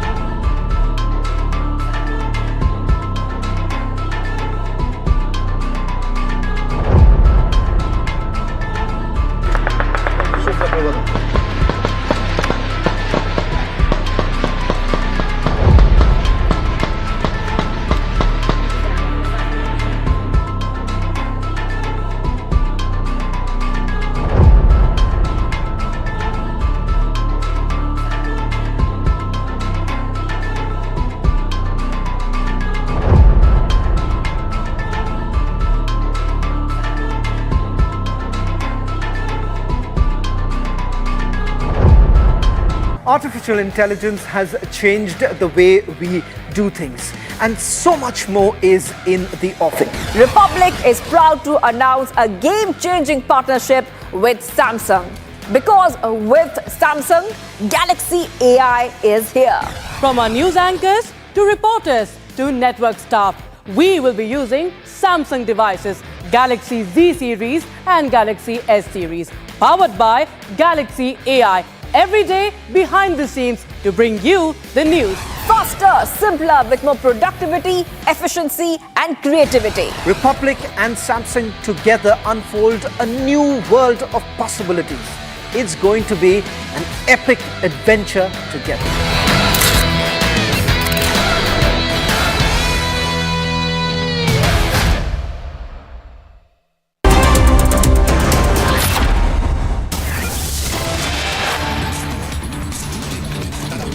And cutting across to some breaking news from sports. Now, Indian top order crumbles at the MCG in the penultimate test of the Border Gavaskar Trophy series. Virat Kohli, Rohit Sharma and KL Rahul dismissed for a dismal score. All hopes are now pinned on the middle order led by Rishabh Pant, Nitin Reddy and Washington Sundar. With Rohit Sharma's poor performance at display once again, Ajit Agarkar, the BCCI chief selector, who is in Australia, is likely to hold talks with him once again. Let's go across to Ankit, who's joining us live from the Republic Sports Desk. Ankit, a very good morning to you. Now, the top order has once again failed to deliver the goods for Team India. What's next? Will Agarkar speak to Rohit again? Well, yes, good morning. It's been a morning to forget actually for India. We had to chase 340 runs and we lost 3 wickets inside the first 2 hours and 3 big wickets, the 3 big wickets of Rohit Sharma, KL Rahul and Virat Kohli. So now there are already talks of Rohit Sharma's retirement growing, the chorus is growing, and there are also talks that Rohit Sharma might actually call it a day. He might retire from Test cricket maybe after this Test match itself. There are such talks happening, but we really don't think that is going to happen. He is going to play the Sydney Test match, and after that, if India lose the Border Gavaskar Trophy, maybe he calls it a day from there. There are also question marks about Virat Kohli's form, and critics have been saying that maybe it's high time Virat Kohli also retires. So Ajit Agarkar, the chief selector, as we already reported yesterday, is there in Melbourne, and he's going to have a hard talk with these senior cricketers Rohit Sharma and Virat Kohli. As we speak, the score is 80 odd for 3 wickets. Rishabh Pant is in the middle and he has Yashasvi Jaiswal for company. We have a strong middle order, and hoping that the middle order steps up and bails India out of this tricky situation. Now Australia look a little more dominant in this Test match, and with 7 more wickets, Australia, they need to take to win this Test match and go 2-1 up. Also, the WTC final is at stake, so India would like to, come up with their best. Everything is not over because Nitish Kumar Reddy, he got a century in the first essay, so he'll be high on confidence. So India would be, hoping that he comes up with the goods again. Over to you. Right. So, Ankit, what are India's chances to qualify for the World Test Championship? We'll be looking at this game, today, the next 2 sessions that are at hand. Because first of all, if they draw this Test match, they go to Sydney 1-1. And they also ensure the Border Gavaskar Trophy stays with India. And for more than a decade, Australia will not get to touch the Border Gavaskar Trophy. So that in itself is going to be a big feat. About the WTC final, India ideally need to win this Test match and the next Test match. But even if they draw this Test match and go to Sydney and win it, Australia will need to beat Sri Lanka. So that's going to become a little tricky for Australia as well. So all's not over, all to play for in the next 2 sessions of the Boxing Day Test match. Over to you. All right. Thank you, Ankit, for joining us and sharing those updates with us. Viewers, all eyes are now on the middle order as the top order seems to have crumbled in the penultimate test of the series.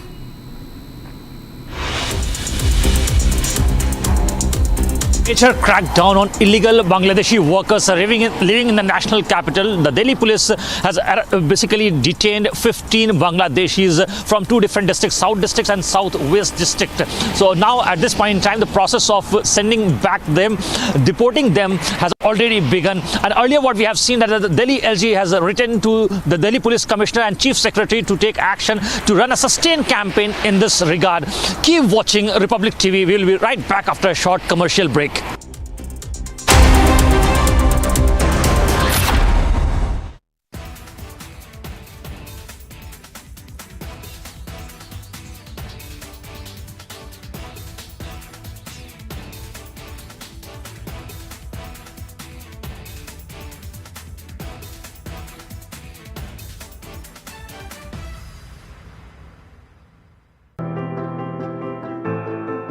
When Nitish Kumar Reddy brought up his maiden test century at the Melbourne cricket ground, his father's joyful reaction to the feat went viral almost instantly.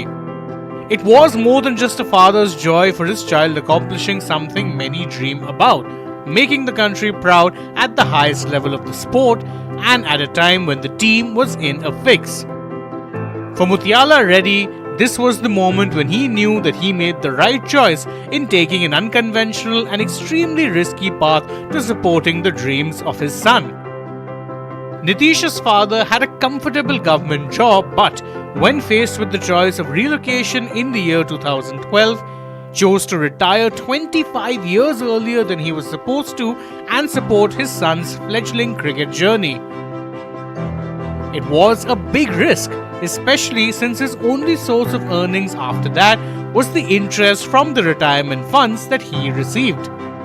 The decision was questioned by many people, and Muthiala's main hope was to see his son make it to the state's Ranji Trophy team. Any talk of an India call-up seemed far-fetched at best. But Nitish not only made it to the domestic team, he also impressed in the IPL for the Sunrisers Hyderabad and was thus fast-tracked into the Test team. Aged 21, he was seen as one for the future, the answer to India's pace bowling all-rounder problem in the long term. But as Reddy proved at the MCG, the future is now. Samsung Galaxy Z Fold 6 and Samsung Galaxy S24 Ultra powered by Galaxy AI bring you the latest news in a super efficient and summarized format from across the country only on Republic TV.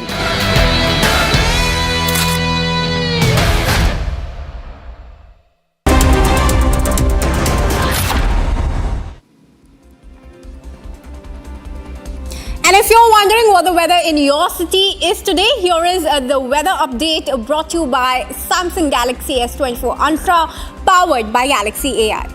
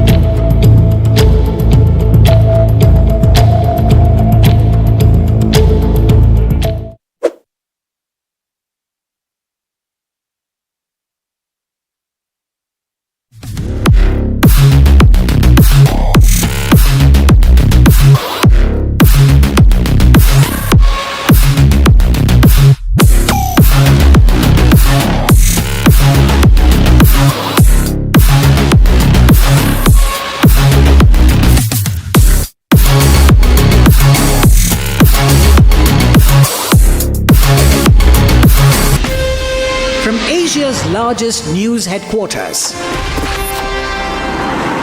Setting the agenda for Bharat.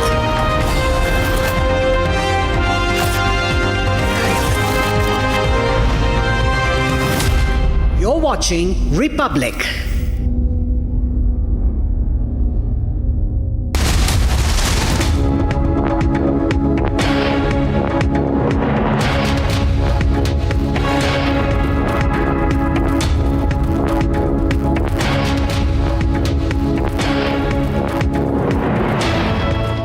Thank you for joining us on Republic TV. Let's get you the news summarized with Note Assist using Galaxy AI on Samsung Galaxy Z Fold 6.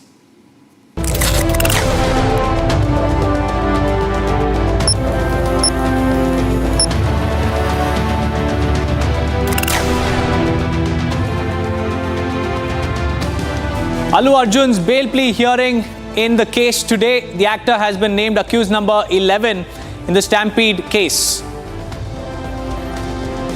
Operation continues to rescue the 3.5-year-old girl who fell into a borewell in Kiratpura village on December 23rd.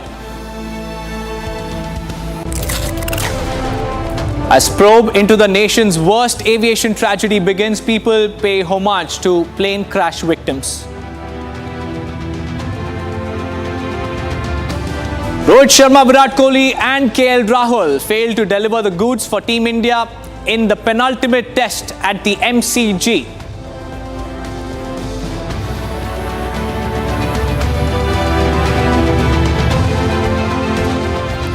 Well, that was the news summarized with Note Assist using Galaxy AI on Samsung Galaxy Z Fold 6. Let's start our big story of the day.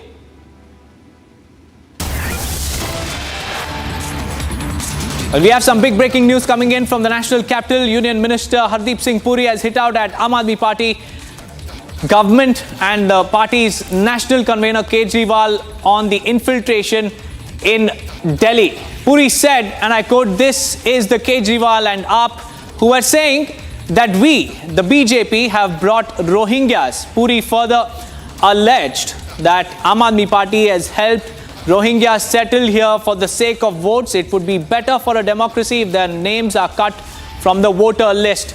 This is Hardeep Singh Puri's latest reaction coming in, slamming the Aam Aadmi Party government amid crackdown on infiltration in the national capital. Let's listen into that reaction.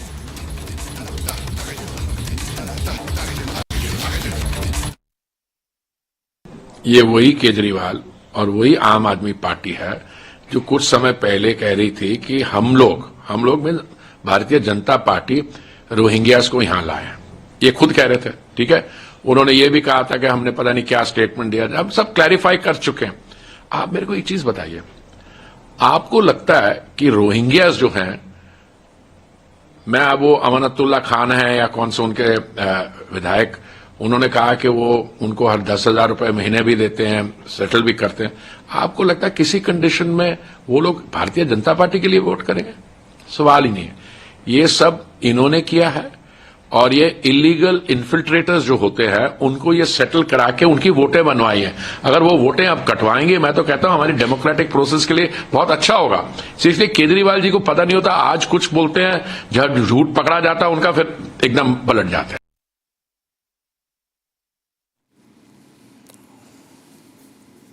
Well, we have Akhil joining us live from the national capital. Akhil, this is a big statement coming in from Union Minister Hardeep Puri, who claims that the Aam Aadmi Party government in the national capital is sheltering Rohingyas only for the sake of their vote bank. Well, Deepak, if you see elections is around the corner. If you talk about the Delhi Assembly elections, it is going to happen in the month of February. So what we have been seeing that the campaign has already begun. Campaign is in full swing. So at this point in time, BJP has been constantly targeting the Aam Aadmi Party, and Aam Aadmi Party on the other hand has been targeting the BJP. So a few weeks earlier, what has happened that the Delhi LG has given an order regarding that. If you see, there have been several illegal migrant workers that have come down to the national national capital. So at that point in time, what we have seen that Delhi LG has written a letter to the Delhi Police Commissioner and the Delhi Chief Secretary as well, in that it was clearly mentioned that there needs to be a sustained campaign for approximately 2 months to identify that how these illegal workers from Bangladesh have entered to the national capital and how they are residing. So now the process has already been going on for the last 2 weeks, and what we have seen that so far the Delhi police has identified 46 illegal Bangladeshi workers. So yesterday itself, if you talk about last evening, what has happened, that the Delhi police South District team, which is led by DCP Ankit Chauhan, and South West District team, which is led by Surinder Chaudhary, both the district teams have together did a joint operation, and if you see 15 persons have been detained, and the process of deportation has already begun in that case. So what we have been seeing that there's a major crackdown by Delhi police on illegal migrant workers living in the national capital, and you see what has happened that this morning Union Minister Hardeep Puri has given a statement, and he basically slammed the Aam Aadmi Party, saying that if you see, Aam Aadmi Party has been constantly claiming that it's the BJP who is trying to remove voters' name from the voters list so that voting percentage could decline. So basically they have the Aam Aadmi Party has been constantly alleging the BJP of fraud doing in the voters list. On the other hand, if you talk about the BJP has been constantly claiming that it's the Aam Aadmi Party who's using those Rohingyas and illegal migrant workers as their voters. Back to you, Deepak, in the studio. Right, Akhil, many thanks for joining me with those details. The Union Minister for Petroleum, Hardeep Singh Puri, has made some scathing allegations against the Aam Aadmi Party. We'll have to wait and watch how Arvind Kejriwal and his party will respond to these reactions coming in. Now let's move on, viewers, because Allu Arjun's bail plea hearing is slated to be heard today at a local court in Hyderabad, and this after the court in Hyderabad adjourned the hearing from Friday to Monday. Today, Allu Arjun's bail's decision will be finalized in the court. He has been named as accused number 11 in the Pushpa 2 Premier Stampede case. Here's a quick report on what's expected.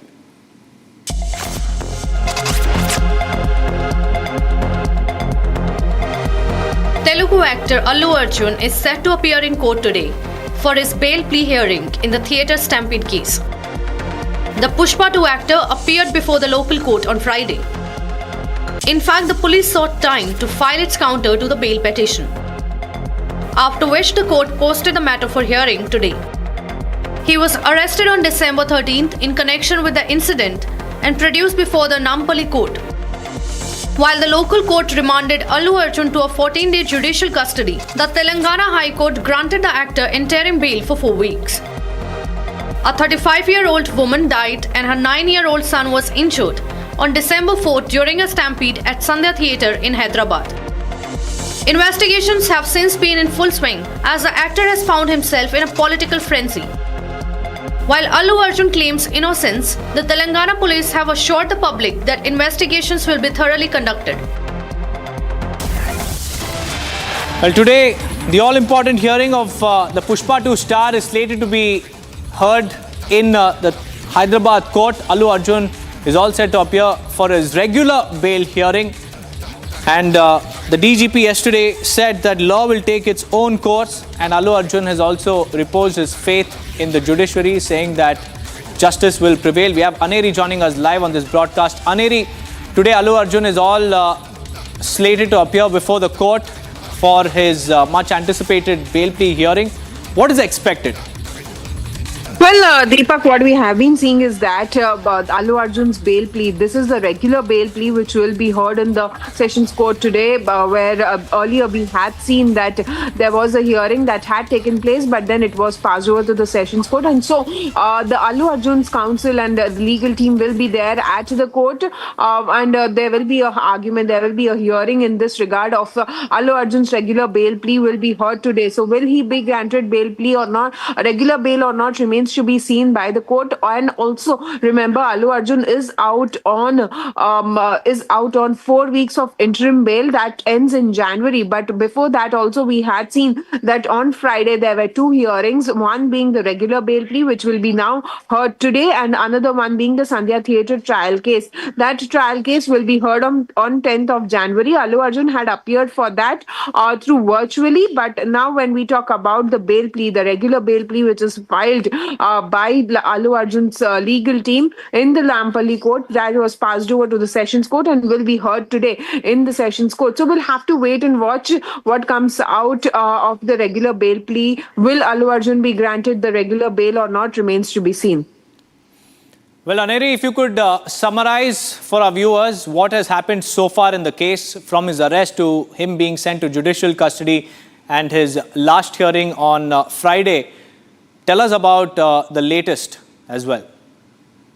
Well, Deepak, what we have been seeing is that since 4th of December, this incident has now sparked a massive controversy. On the 4th of December, on the premiere show, as you can see in the visuals also, how Allu Arjun had arrived there at the Sandhya Theatre, which led to the death of one woman due to suffocation. Two others also fell unconscious, following which we had seen that police officials had registered a case against Allu Arjun, being the accused number 11, and then later arrest of Allu Arjun had led to a massive political war of words and massive face-off as well. Allu Arjun was remanded for 14 days of judicial custody, but following which we also saw that Telangana High Court had granted him an interim bail of 4 weeks, and now Allu Arjun was also called for questioning, and he was questioned at the Chikatpalli police station for 4 hours. He was questioned. Near about 20 to 25 questions were posed to him in connection with the incident that had taken place on the 4th of December. And also not only that, but we also see that there was a meeting of the Chief Minister Nitin Reddy along with the film industry, and definitely there were discussions that went on in regard with this incident and various other film related incidents, following which we also saw that there was a hearing on Friday that took place in connection with the Sandhya Theatre trial case, where Allu Arjun was remanded for 14 days, and now we see that hearing of Sandhya Theatre trial case will be taking place on 10th of January, and also at the same time the regular bail petition which was filed on Friday by Allu Arjun's counsel will be heard today. Right, Aneri, many thanks for joining us with those latest details. The case hearing is on January 10th, but today is the regular bail hearing. All eyes will be on the Sessions Court, whether or not Allu Arjun will be granted the much-needed relief or not. Let's now take a look at the other top stories that we're tracking from across the nation in Bharat in 5 minutes. Protests broke out in 9 Rajasthan districts abolished by the state government. This comes after the state government decided to dissolve 9 of the 17 districts created by the previous Congress dispensation, saying that they were neither practical nor in public interest. Following the major decision by the state government, local BJP leaders submitted their resignations.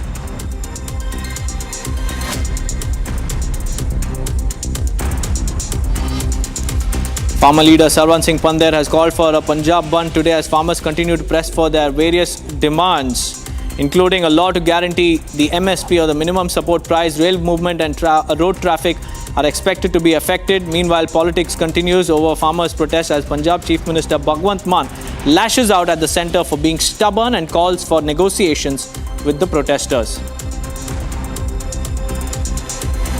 It's been more than 110 hours since a 3-year-old child was stuck in a Borewell in Jaipur, with time ticking by inexorably and hopes for the survival fading. Rescuers are racing against time to pull out Chetna, who fell into the Borewell while playing in her father's farm. As the rescue team has now been unable to supply food or water to Chetna, her mother pleads with the rescue team for the earliest rescue of her daughter.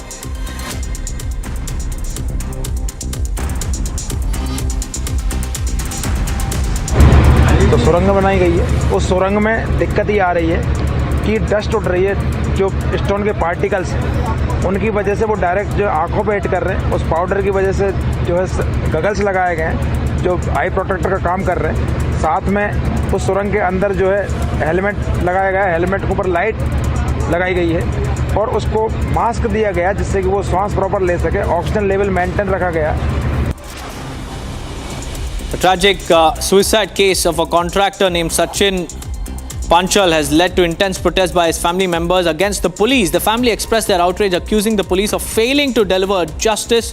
The situation escalated as family members reportedly attacked some officers, insisting that no police personnel should enter their house. Authorities are now working to diffuse tensions while investigating the circumstances surrounding Sachin's death. Amid tensions in Bangladesh, cross-border infiltration appears to have increased. To counter this, the West Bengal police reaffirmed their commitment to combating infiltration from Bangladesh, addressing rising concerns over the unauthorized stay of migrants, including Bangladeshi nationals in the capital. The Delhi police has also intensified efforts to identify, detain and repatriate individuals residing without valid documents. सभी लोगों को हम आश्वस्त करना चाह रहे हैं कि हम लोग वेस्ट बंगाल पुलिस बहुत ही प्रोफेशनल पुलिस फोर्स है। पीछे भी हम लोगों ने देखा एक्सट्रीमिज़म हो, लेफ्ट विंग एक्सट्रीमिज़म हो, राइट विंग एक्सट्रीमिज़म हो, हम लोगों ने सब ने बड़ा अच्छे ढंग से मुकाबला किया है। इस बार भी करेंगे। हम लोग बांग्लादेश की उस पर नज़र रखे हुए हैं और दूसरा हमने पासपोर्ट का जो सिस्टम है उसमें जिससे कि क्या क्या कमियां हैं हमने दूसरी एजेंसी को बताई है और हमारी जो अपनी चीज़ें उसको हम चेंज कर ले रहे हैं। Congress MLA Uma Thomas is in a serious condition after sustaining head and spinal injuries following her fall from a gallery at the Jawaharlal Nehru International Stadium. Hospital sources have confirmed that her condition is critical and she has been placed on ventilator.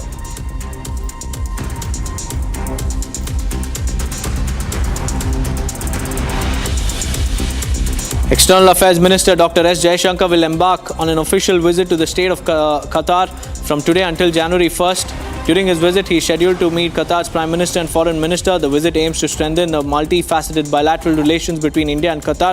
Discussions will also cover a wide array of topics, including political cooperation, trade and investment opportunities, energy partnerships, security collaboration, and cultural exchanges.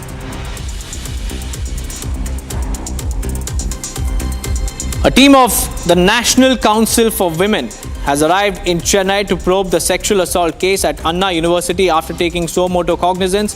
The NCW issued a notice to Tamil Nadu police seeking an explanation of the steps taken in the arrest of the accused. A fact-finding committee will probe the incident and will recommend action. This even as Madras High Court pulled up not just the police but also the state government. Madras High Court in its recent hearing pulled up the police for making the FIR viral on social media, and the police responded saying that it was their official procedure to upload the FIR online, and that process led to the leakage of the FIR on various social media platforms. Madras High Court has asked the police to protect the identity of the victim as it could lead to security concerns.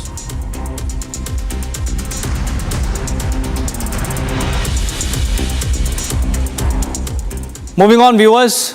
Amid excavations in Sambhal today, an SP delegation is all set to visit the district today, and this will be an all-important visit of the SP delegation because senior Samajwadi Party leader Mata Prasad will be visiting the violence-affected district today, accompanied by a delegation from his party. He will also meet the families of the victims who were killed after being shot by the police. SP Chief Akhilesh Yadav had also announced a compensation of 5 lakh rupees each for the families of the victims who lost their lives in violence, adding that his visit was to provide them with financial aid. The SP delegation is all set to visit the violence-hit Sambhal. Let's listen in to the SP's reaction coming in. देखेंगे भी वहाँ दरअसल हमारे राष्ट्रीय अध्यक्ष ने जो लोग मारे गए हैं उनको 5-5 लाख रुपया देने की घोषणा की थी, उसी का चेक लेकर के हम उन लोगों को देने देखेंगे भी वहाँ दरअसल हमारे राष्ट्रीय अध्यक्ष ने जो लोग मारे गए हैं उनको 5-5 लाख रुपया देने की घोषणा की थी, उसी का चेक लेकर के हम उन लोगों को देने जा रहे हैं। Well, my colleague Sagar is also joining me live from Sambhal. Sagar, today the SP delegation is set to visit the violence-hit district. Tell us about the latest that we are tracking at the moment. देखिए दीपक, बिल्कुल अगर हम बात करें तो संभल में इस समय जिस तरह से एक तरफ खुदाई की प्रक्रिया जारी है, तो संभल में जो लोग हिंसा में शामिल थे उनकी धरपकड़ लगातार तेज है। जिस हिंसा में 24 नवंबर को 5 लोगों की मौत हुई थी, लेकिन अब देखिए सपा उन जख्मों पर सियासी मरहम लगाना चाहती है। सपा ने बार बार कहा कि उनकी मदद हम करेंगे और आज यही वजह है कि 10 सदस्यीय सपा की टीम आज चाहती है कि वहां पर पहुंचकर उनसे मुलाकात करते हैं, मृतक के परिजनों को 5-5 लाख का मुआवजा दिया जाए। लेकिन संभल में देखिए हालात अभी भी पूरी तरह से सुधरे नहीं है दीपक, इसीलिए कहीं से भी प्रशासन ये नहीं चाहता कि विपक्ष की पार्टियां आकर यहां पर इसे सियासी मुद्दा बनाएं और सियासी रोटियां सेकने का काम करें, क्योंकि संभल में जो चारों तरफ देखिए खुदाई जारी है और जो पुरानी देखिए जो धरोहरें हैं उसको किस तरह से समेटने का काम लगातार यूपी सरकार की तरफ से किया जा रहा है। योगी सरकार लगातार इसको लेकर बड़ा कदम उठा रही है। लेकिन सपा की बात करें, कांग्रेस की बात करें, उन्हें इससे बेहतर नहीं लग रहा है। कुछ दिन पहले अखिलेश यादव का बयान भी आया था इसको लेकर कि एक दिन देखिएगा कि हर तरफ खुदाई करते करते अपनी सरकार ये खोद डालेंगे, मतलब किनकी सरकार देखिए गिर जाएगी दीपक। तो इस तरह से लगातार तंज भी अब कस रही है सपा की पार्टी बीजेपी पर। लेकिन संभल के लोग अगर हम बात करें, मैं भी संभल में चंदौसी की बावड़ी के पास हूँ, यहाँ पर भी लोगों में काफी खुशी है जो लगातार योगी सरकार काम कर रही है, लेकिन विपक्ष लगातार इस पर सियासी रोटियां सेकने में लगा है। अब आप देखिए जिस तरह से संभल में जामा मस्जिद का जो इलाका है वहां के लोग कैसे महफूज रहें, कैसे लोग सुरक्षित रहें, इस दिशा में इतना बेहतर कदम उठाया गया कि जो जामा मस्जिद है उसके बगल में देखिए पुलिस चौकी बना दी गई, बाकायदा वहां का भूमि पूजन किया गया ताकि जो आसपास के लोग हैं वो कभी भी इस तरह के हमलों का शिकार अब ना हो। जो असामाजिक तत्व जो अन्य शहरों से आकर संभल में हिंसा को अंजाम दिए, अब लगातार उन पर कार्रवाई भी जारी है। कुछ दिन पहले हमने देखा कि जिस तरह से दिल्ली के अंदर एक बड़ी कार्रवाई को अंजाम दिया गया, जो एक आरोपी वहां पर मुख्य आरोपी छिपकर बैठा था उसे भी गिरफ्तार किया गया। लेकिन अब जो लगातार ये सियासी रोटियां सेकी जा रही हैं संभल के मुद्दे को लेकर, ऐसे में आसान नहीं है, क्योंकि डीएम लगातार ये कह रहे हैं विपक्ष की पार्टियों से कि जब तक हालात पूरी तरह से संभल में बेहतर नहीं हो जाते किसी को भी आने की इजाजत यहाँ पर नहीं है। दीपक, बहुत बहुत धन्यवाद सागर हमारे साथ जुड़ने के लिए। That's the latest. SP delegation is all set to visit Sambhal and meet the families of the victims who lost their lives during the violence in November. We'll get you the latest when the delegation arrives there. But it's time for us to shift our focus to another breaking that we're tracking from Sambhal itself. This is a hit and drag case that has now come to light. A Bolero car was seen dragging a two-wheeler for about 2 kilometers. You can see the sparks fly as the bike is stuck under the Bolero car. And what we know so far is that the driver who was in the car behind the wheel is currently absconding, and the biker who was dragged for 2 kilometers is in a critical condition. He has been hospitalized, and now the entire matter that unfolded near Wajidpuram, located on the Moradabad road, is being probed, and this after Sukhveer, a resident of village Shahzad Keda of Menatar police station area, was dragged, and these are the visuals that we're tracking at the moment. There you can see the visuals on your screens clearly show how a Bolero vehicle dragging a biker for 2 kilometers. Investigation is underway to nab the culprit.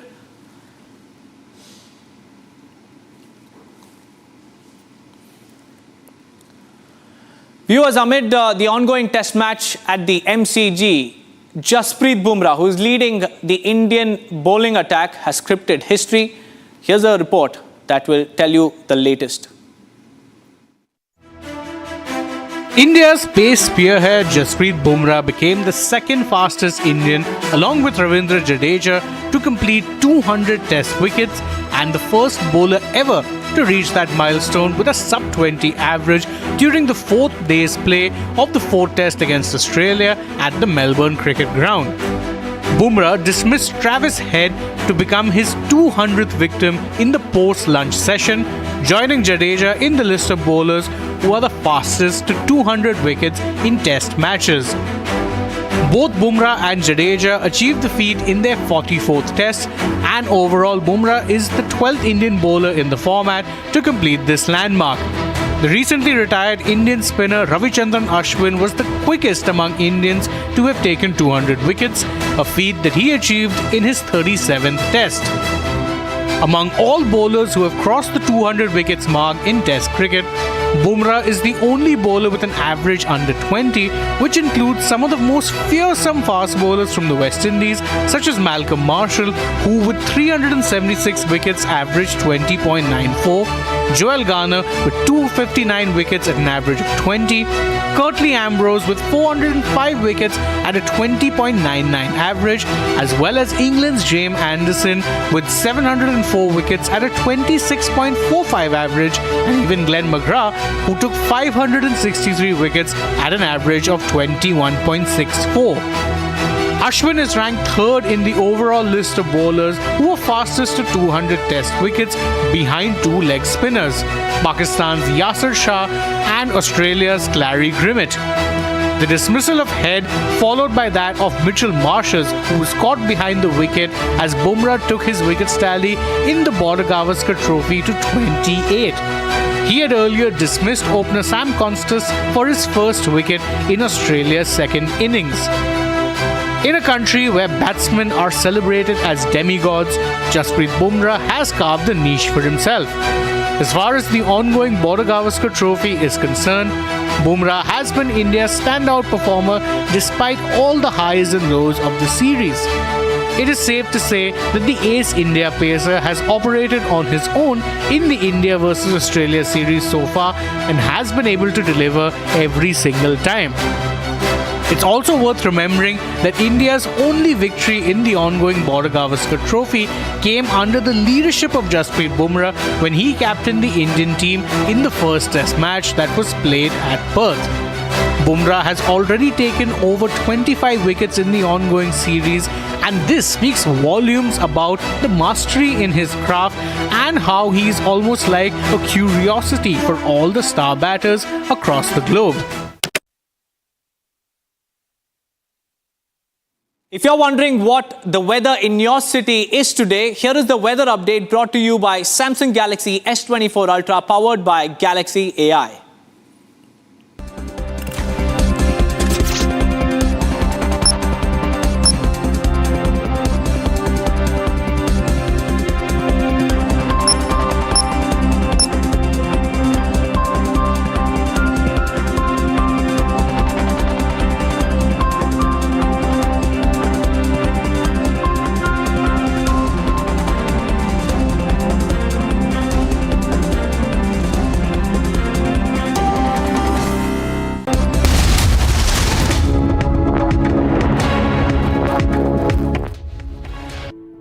In the India Today Best Universities 2023 survey, India's #1 ranked universities in various streams are JNU Delhi, Amity University, AIMS Delhi, IIT Delhi, and National Law School Bengaluru.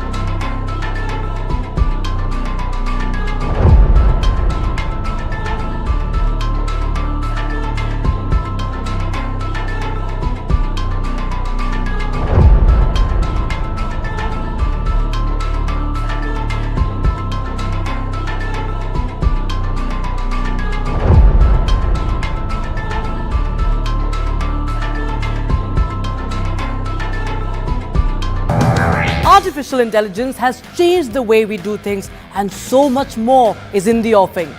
Republic is proud to announce a game-changing partnership with Samsung. Because with Samsung, Galaxy AI is here. From our news anchors to reporters to network staff, we will be using Samsung devices, Galaxy Z series and Galaxy S series, powered by Galaxy AI, every day behind the scenes to bring you the news. Faster, simpler, with more productivity, efficiency and creativity. Republic and Samsung together unfold a new world of possibilities. It's going to be an epic adventure together.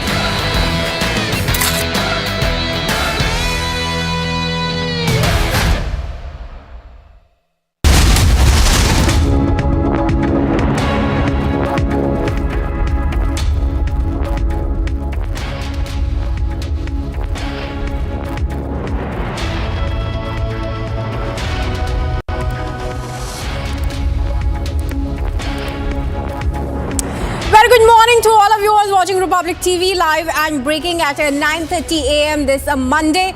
Viewers, a lot of big stories are lined up in this bulletin. We're going to tell you about the SP delegation that's about to visit Sambhal today amid the clashes that took place there. There's also the Vaishno Devi Katra bandh over the ropeway. Bringing you more details on that and more. Let's first take a quick check of the headlines.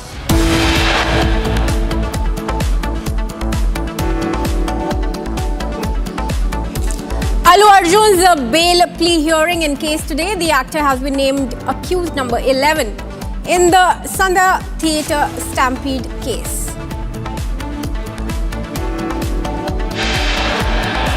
Operation continues to rescue the 3.5-year-old girl who fell into a borewell in Kiratpur village of Rajasthan on December 23.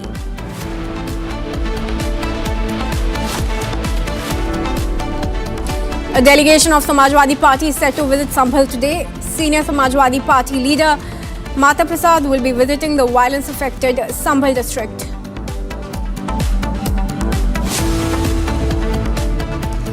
As probe into the nation's worst aviation tragedy begins, people pay homage to plane crash victims.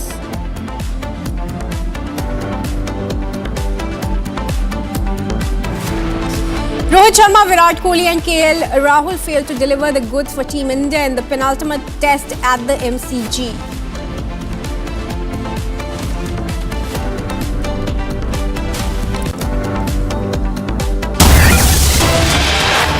And we're cutting across to some breaking news coming in at top of the bulletin.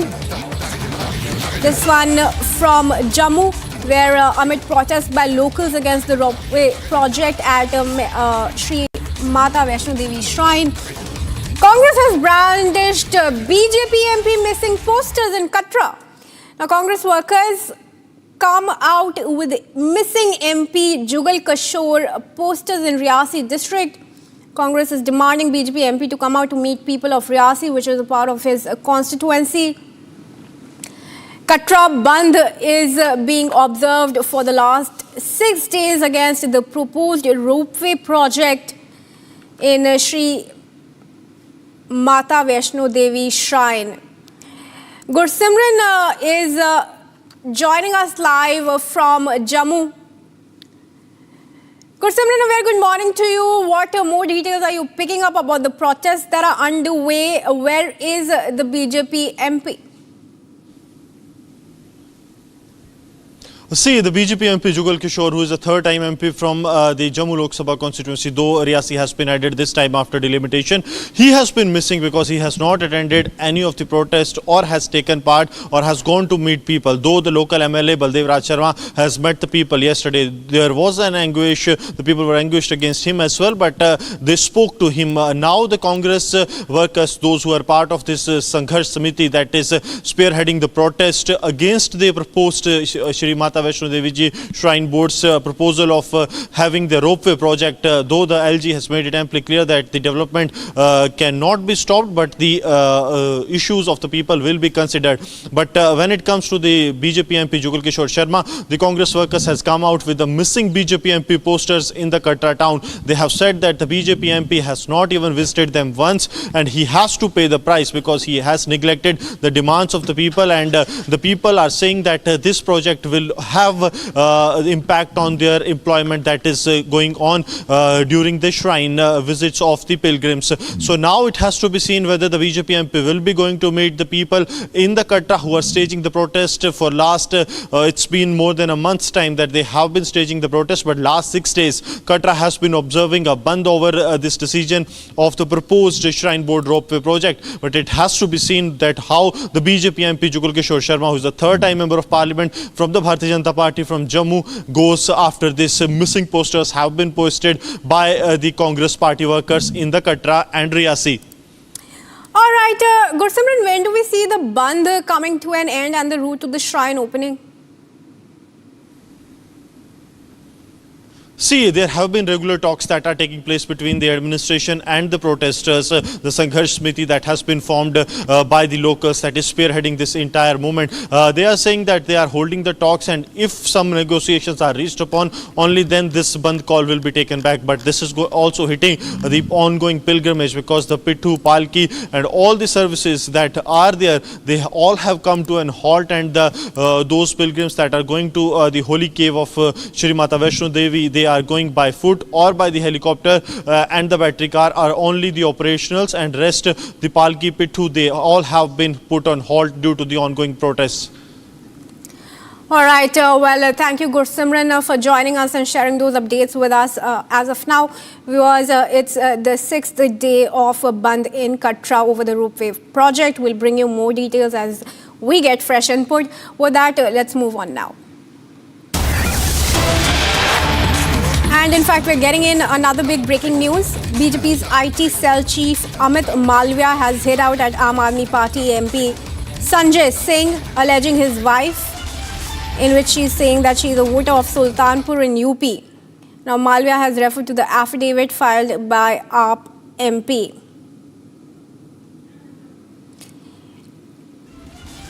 BJP is saying that Sanjay Singh should decide how much more he wants to humiliate his wife by dragging her into the quagmire of politics. The question they're asking is, how can the name of someone who is not a voter of Delhi be removed from the voter list of Delhi? Let's go across to Riyanka, who's joining us on the phone line to get us more details.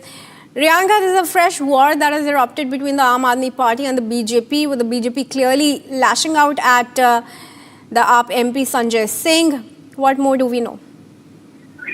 So we already are seeing that there is a war of thought that is going on between the BJP and the Aam Aadmi Party regarding, both of them blame gaming each other for stealing in voters. Now, this is the latest that we are getting on with the fact that there is a sharp response from the side of the BJP, where Amit Malviya, BJP leader, has made it very clear that there is an affidavit of Anita Singh, who is Sanjay Singh's wife, in which she has very clearly said that she is a voter of Sultanpur, Uttar Pradesh. Now, he also goes ahead and says, how can the name of someone who is not a voter of Delhi be removed from the voter list of Delhi? Something that has been alleged by the Aam Aadmi Party, that the BJP is trying to remove, the names of wives of, people in the national capital. But this is coming in very clearly from the side of the BJP. If someone is not a resident of the national capital, how can their name especially be removed from the voter list? He also goes ahead, Amit Malviya also goes ahead and says that if Anita Singh has described herself as a voter of Sultanpur in the affidavit, but also votes in Delhi, then this is a crime as per law. Another point that is being raised by the BJP. And he's also lashed out at Sanjay Singh, saying that Sanjay Singh should decide how much more he wants to humiliate his wife. So a clear war of words that is going on between the BJP and the Aam Aadmi Party just ahead of the Delhi elections regarding this entire chaos that has been caused of stealing in voters. All right, thank you, Riyanka, for joining us, sharing those updates with us as this fresh war has brewed between the UP and the BJP concerning Sanjay Singh. And with that, we move on to take a look at some of the other top stories from across the nation in 5 minutes. Protests broke out on Sunday in 9 Rajasthan districts abolished by the state's BJP government. This comes after the state government decided to dissolve 9 of the 17 districts created by the previous Congress dispensation, saying that they were neither practical nor in public interest. Now, following the major decision by the state government, local BJP leaders have submitted their resignations. Farmer leader Sarwan Singh Pandher has called for a Punjab bandh today as farmers continue to protest for their various demands, including a law to guarantee the minimum support price. Rail movement and traffic roads are expected to be affected. Meanwhile, politics continues over the farmers' protest as Punjab Chief Minister Bhagwant Mann lashes out at the centre for being stubborn and calls for negotiation with the farmers. Now, it's been more than 110 hours since a 3-year-old child has been stuck in a borewell in Jaipur, with the time ticking by and hopes for a survival fading. Rescuers are racing against time to pull out Chetna, who fell into the borewell while playing on her father's farm. Now, as the rescue team has been unable to supply food or water to her, her mother pleads with the rescue team for the earliest rescue of her child.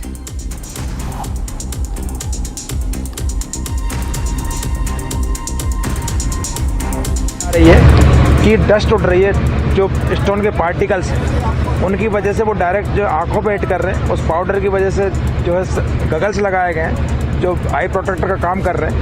साथ में उस सुरंग के अंदर जो है helmet लगाया गया है, हेलमेट के ऊपर लाइट लगाई गई है और उसको मास्क दिया गया जिससे कि वो सांस प्रॉपर ले सके। ऑक्सीजन लेवल मेंटेन रखा गया। Amid tension in Bangladesh, cross-border infiltration appears to have increased. To counter this, the West Bengal police reaffirmed its commitment to combating illegal infiltration from Bangladesh. Addressing rising concerns over the unauthorized stay of migrants, including Bangladeshi nationals in the capital, the Delhi police has intensified efforts to identify, detain and repatriate individuals residing without valid Indian documents. Congress MLA Uma Thomas is in a serious condition after sustaining head and spinal injuries following a fall from a gallery at the Jawaharlal Nehru International Stadium in Kochi. Hospital sources have confirmed that her condition is critical and she has been placed on ventilator support. Thomas had arrived at the stadium to attend a dance program inaugurated by the Culture Affairs Minister Saji Cherian.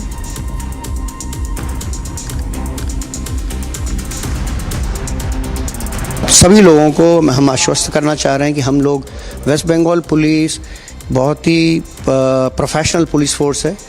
पीछे भी हम लोगों ने देखा extremism हो, left wing extremism हो, right wing extremism हो, हम लोगों ने सब ने बड़ा अच्छे ढंग से मुकाबला किया है। इस बार भी करेंगे। हम लोग बांग्लादेश की उस पर नज़र रखे हुए हैं और दूसरा हमने पासपोर्ट का जो सिस्टम है उसमें जिससे कि क्या क्या कमियां हैं हमने दूसरी एजेंसी को बताई है और हमारी जो अपनी चीज़ें उसको हम चेंज कर ले रहे हैं। External Affairs Minister S. Jaishankar will embark on an official visit to Qatar from today until January 1. During his visit, he is scheduled to meet Qatar's Prime Minister and Foreign Minister. The visit aims to strengthen the multifaceted bilateral relationship between India and Qatar. Discussions will cover a wide range of topics including political cooperation, trade and investment opportunities, energy partnerships, security collaboration and cultural exchanges. Immediately we intubated the patient, ventilation, we put her on ventilation, and now on CT she has a brain injury and she has rib fracture and she has a hemothorax collection in the lungs also. So she had a very big wound on the scalp, she had a lacerated wound on the scalp which is sutured and she's presently stabilized, she's stable. External Affairs Minister S. Jaishankar will embark on an official visit to Qatar from today until January 1. During his visit, he is scheduled to meet Qatar's Prime Minister and Foreign Minister. Visit aims to strengthen the multifaceted bilateral relations between India and Qatar. Discussions will cover a wide array of topics, including political cooperation, trade and investment opportunities, energy partnership, security collaboration, and cultural exchanges. And a team of the National Commission for Women has arrived in Chennai to probe the sexual assault case at the Anna University. After taking suo motu cognizance, the NCW issued a notice to the Tamil Nadu police seeking an explanation of the steps taken in the arrest of the accused. A fact-finding committee will probe this incident and will recommend action.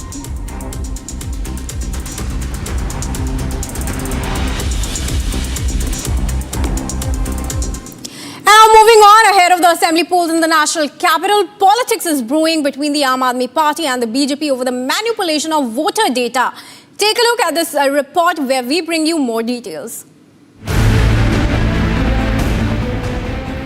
Aam Aadmi Party national convener Arvind Kejriwal alleged that the BJP was planning to manipulate electoral rolls data. BJP बेईमानी से चुनाव लड़के किसी भी तरह से जीतना चाहती है। नई दिल्ली विधानसभा का इनका ऑपरेशन लोटस 15 दिसंबर से चालू हुआ है। इन्होंने लगभग 5000 एप्लीकेशन डिलीशन की डाली है। 5000 वोटर्स डिलीट करने की एप्लीकेशन 15 दिन में डाली है। लगभग 5% वोट ये डिलीट करवा रहे हैं, 7.5% वोट ये ऐड करवा रहे हैं। तो चुनाव कराने का ज़रूरत ही क्या है? चुनाव बचा क्या उसके बाद? चुनाव तो कुछ नहीं बचा। 12% वोट अगर इधर के उधर कर देंगे तो फिर तो चुनाव कुछ बचा ही नहीं। खेल हो रहा है इस देश के अंदर चुनाव के नाम पे। Aam Aadmi Party MP Sanjay Singh also joined the bandwagon and came out all guns blazing against the Bharatiya Janata Party. सबके वोट कटवा कटवा के चुनाव जीतना चाहते हो? जब अरविंद केजरीवाल जी के क्षेत्र में एक सांसद की पत्नी का जो पूर्वांचल की रहने वाली है उनका वोट आप कटवा रहे हो, तो अब यह बात पूरे दिल्ली के लिए स्पष्ट हो चुकी। मेरा दावा, मेरा कथन, मेरा मुद्दा 100% सही था कि पूर्वांचल के, यूपी के, बिहार के लोगों के वोट भारतीय जनता पार्टी कटवा रही है। Meanwhile, responding to the claims of an Operation Lotus, the BJP hit back at the Aam Aadmi Party. Kejriwal ji की आज प्रॉब्लम यह है कि दिल्ली के जो नागरिक हैं उन्होंने केजरीवाल जी को अच्छी तरीके से पहचान लिया। जो हमारे जमुना जी है, it has instead of being a river it has become a sewer. वहाँ पे जो पोल्यूशन लेवल है 500 गुना प्रिस्क्राइब लिमिट से ज़्यादा है। ऐसा कोई सगा नहीं जिसे केजरीवाल ने ठगा नहीं। ये केजरीवाल जी की स्टैंडिंग है। दिल्ली में अवैध मतदाता बसाने का काम अरविंद केजरीवाल कर रहे हैं और ये चोरी एक बार नहीं कई बार पकड़ेगी। अब तो इलेक्शन कमीशन ने 4 लोगों को अरेस्ट कर लिया जो गलत तरीके से वोट बनवा रहे थे। कौन है वो लोग? और दिल्ली में ये खेल पहली बार नहीं खेल रहे अरविंद केजरीवाल, लेकिन इस बार जब इलेक्शन कमीशन सख्ती कर रहा है, पूछताछ कर रहा है, तो इनको अपनी दाल गलती दिख नहीं रही। As the showdown over Aam Aadmi Party's Operation Lotus allegation gets bigger, all eyes on the political to and fro that continues to intensify. In a major crackdown on illegal Bangladeshi workers living in the national capital, the Delhi police has basically detained 15 Bangladeshis from 2 different districts, South District and Southwest District. So now at this point in time, the process of sending back them, deporting them has already begun. And earlier what we have seen that the Delhi LG has written to the Delhi Police Commissioner and Chief Secretary to take action to run a sustained campaign in this regard. Keep watching Republic TV. We will be right back after a short commercial break.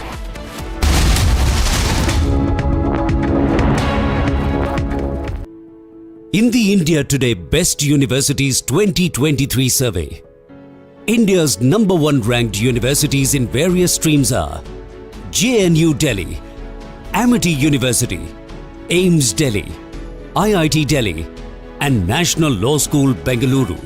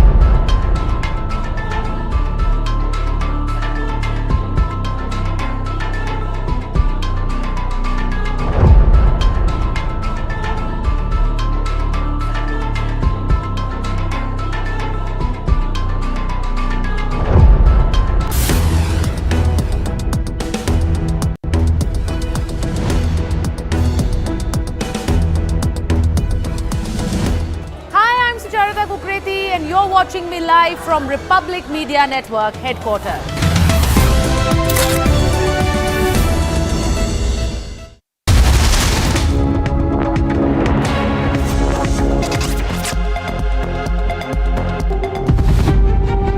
The Indian Space Research Organization is all set to launch its year-end mission, Space Docking Experiment. The launch is scheduled today at 9:58 p.m. from the Satish Dhawan Space Center in Sriharikota. The mission, utilizing the PSLV C-60 rocket, aims to develop and demonstrate technologies for docking and undocking of two small spacecraft in a low Earth orbit. The two spacecraft involved in the SpaceX mission include STX-01, the chaser, and STX-02, the target, which will display the finer precision needed for the rendezvous and docking maneuvers. This mission is a forerunner to the autonomous docking technologies required for future lunar missions such as the Chandrayaan-4. Equipped with a differential GNSS-based satellite positioning system, the satellite will provide precise positioning, navigation, and timing solutions for the mission. The mission is expected to pave way for advancements in space docking technologies, making future exploration missions more efficient and secure.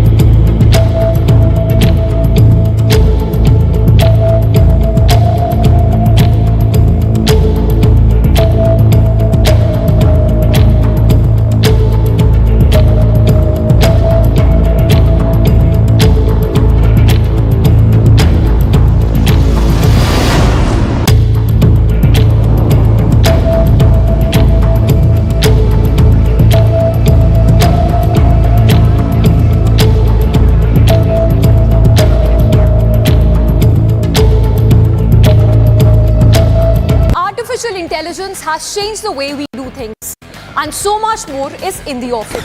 Republic is proud to announce a game-changing partnership with Samsung, because with Samsung, Galaxy AI is here.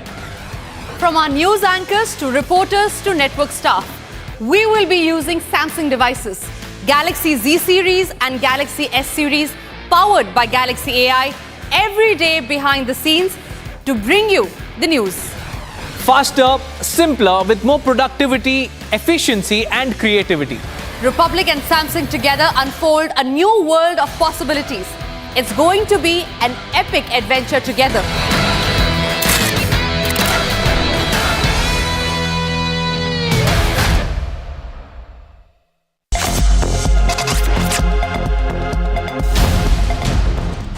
Telugu actor Allu Arjun is set to appear in court today for his bail plea hearing in the theatre Stampede case.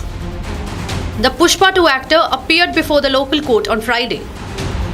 In fact, the police sought time to file its counter to the bail petition, after which the court posted the matter for hearing today.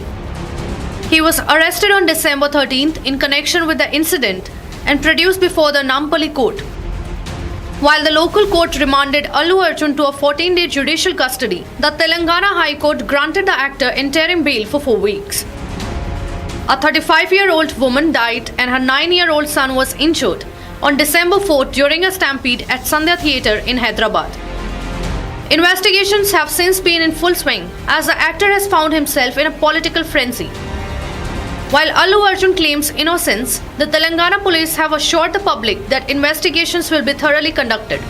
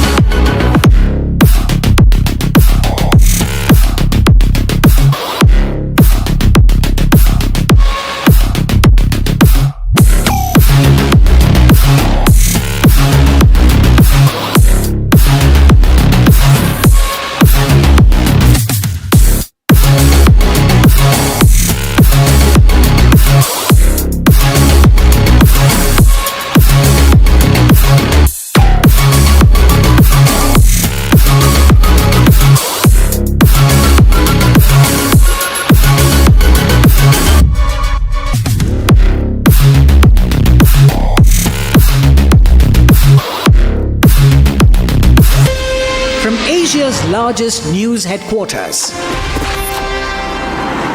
setting the agenda for Bharat.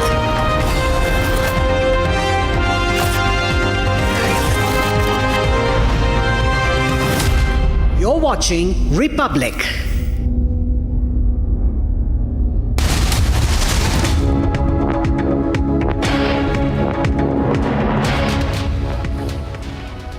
Thank you for joining us on Republic TV. Let's get you the news summarized with Note Assist using Galaxy AI on Samsung Galaxy Z Fold 6.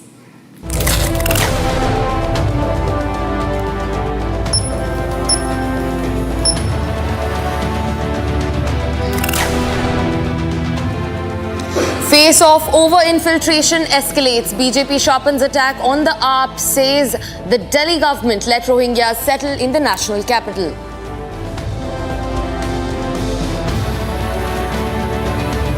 Pushpa 2 star Allu Arjun bail hearing today. Actor named as accused number 11 in the Sandhya Theatre stampede case. Himanta Biswa Sarma reaffirms UCC pledge, says no need to do it state-wise, it will be implemented in the entire country.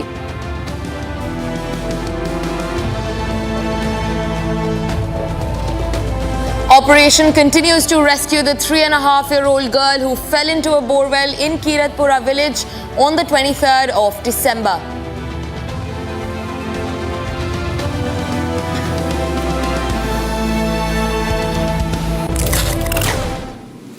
That was the news summarized with Note Assist using Galaxy AI on Samsung Galaxy Z Fold 6. Let's start our big story of the day.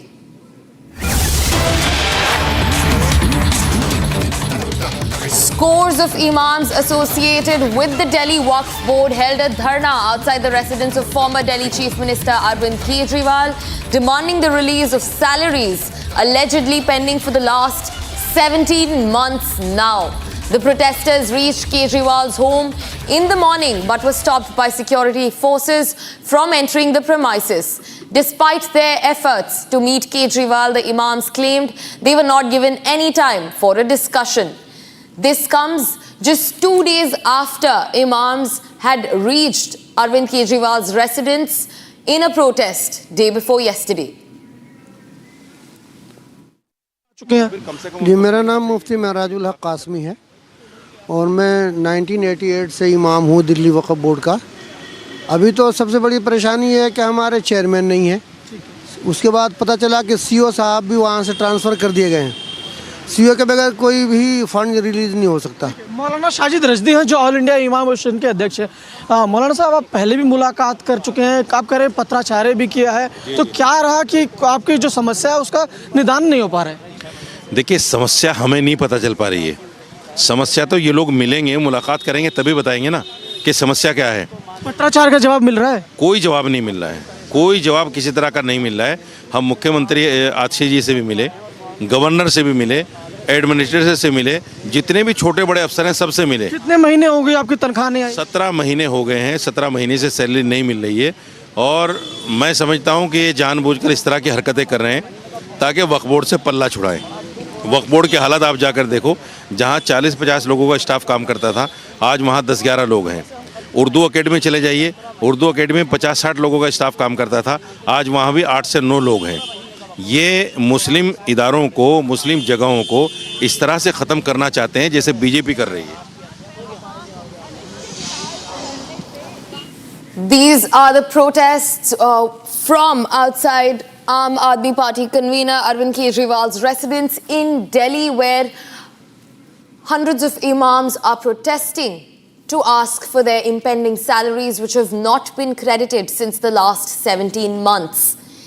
In fact, yesterday, the Waqf Board workers and imams had given an ultimatum to Aam Aadmi Party that if a consensus was not reached, this protest will only become bigger. In fact, the imams have also highlighted the problems that they have had to face because of their salaries not being released. These are the live visuals of the protest on your screens on the left side from outside Arvind Kejriwal's New Delhi residence.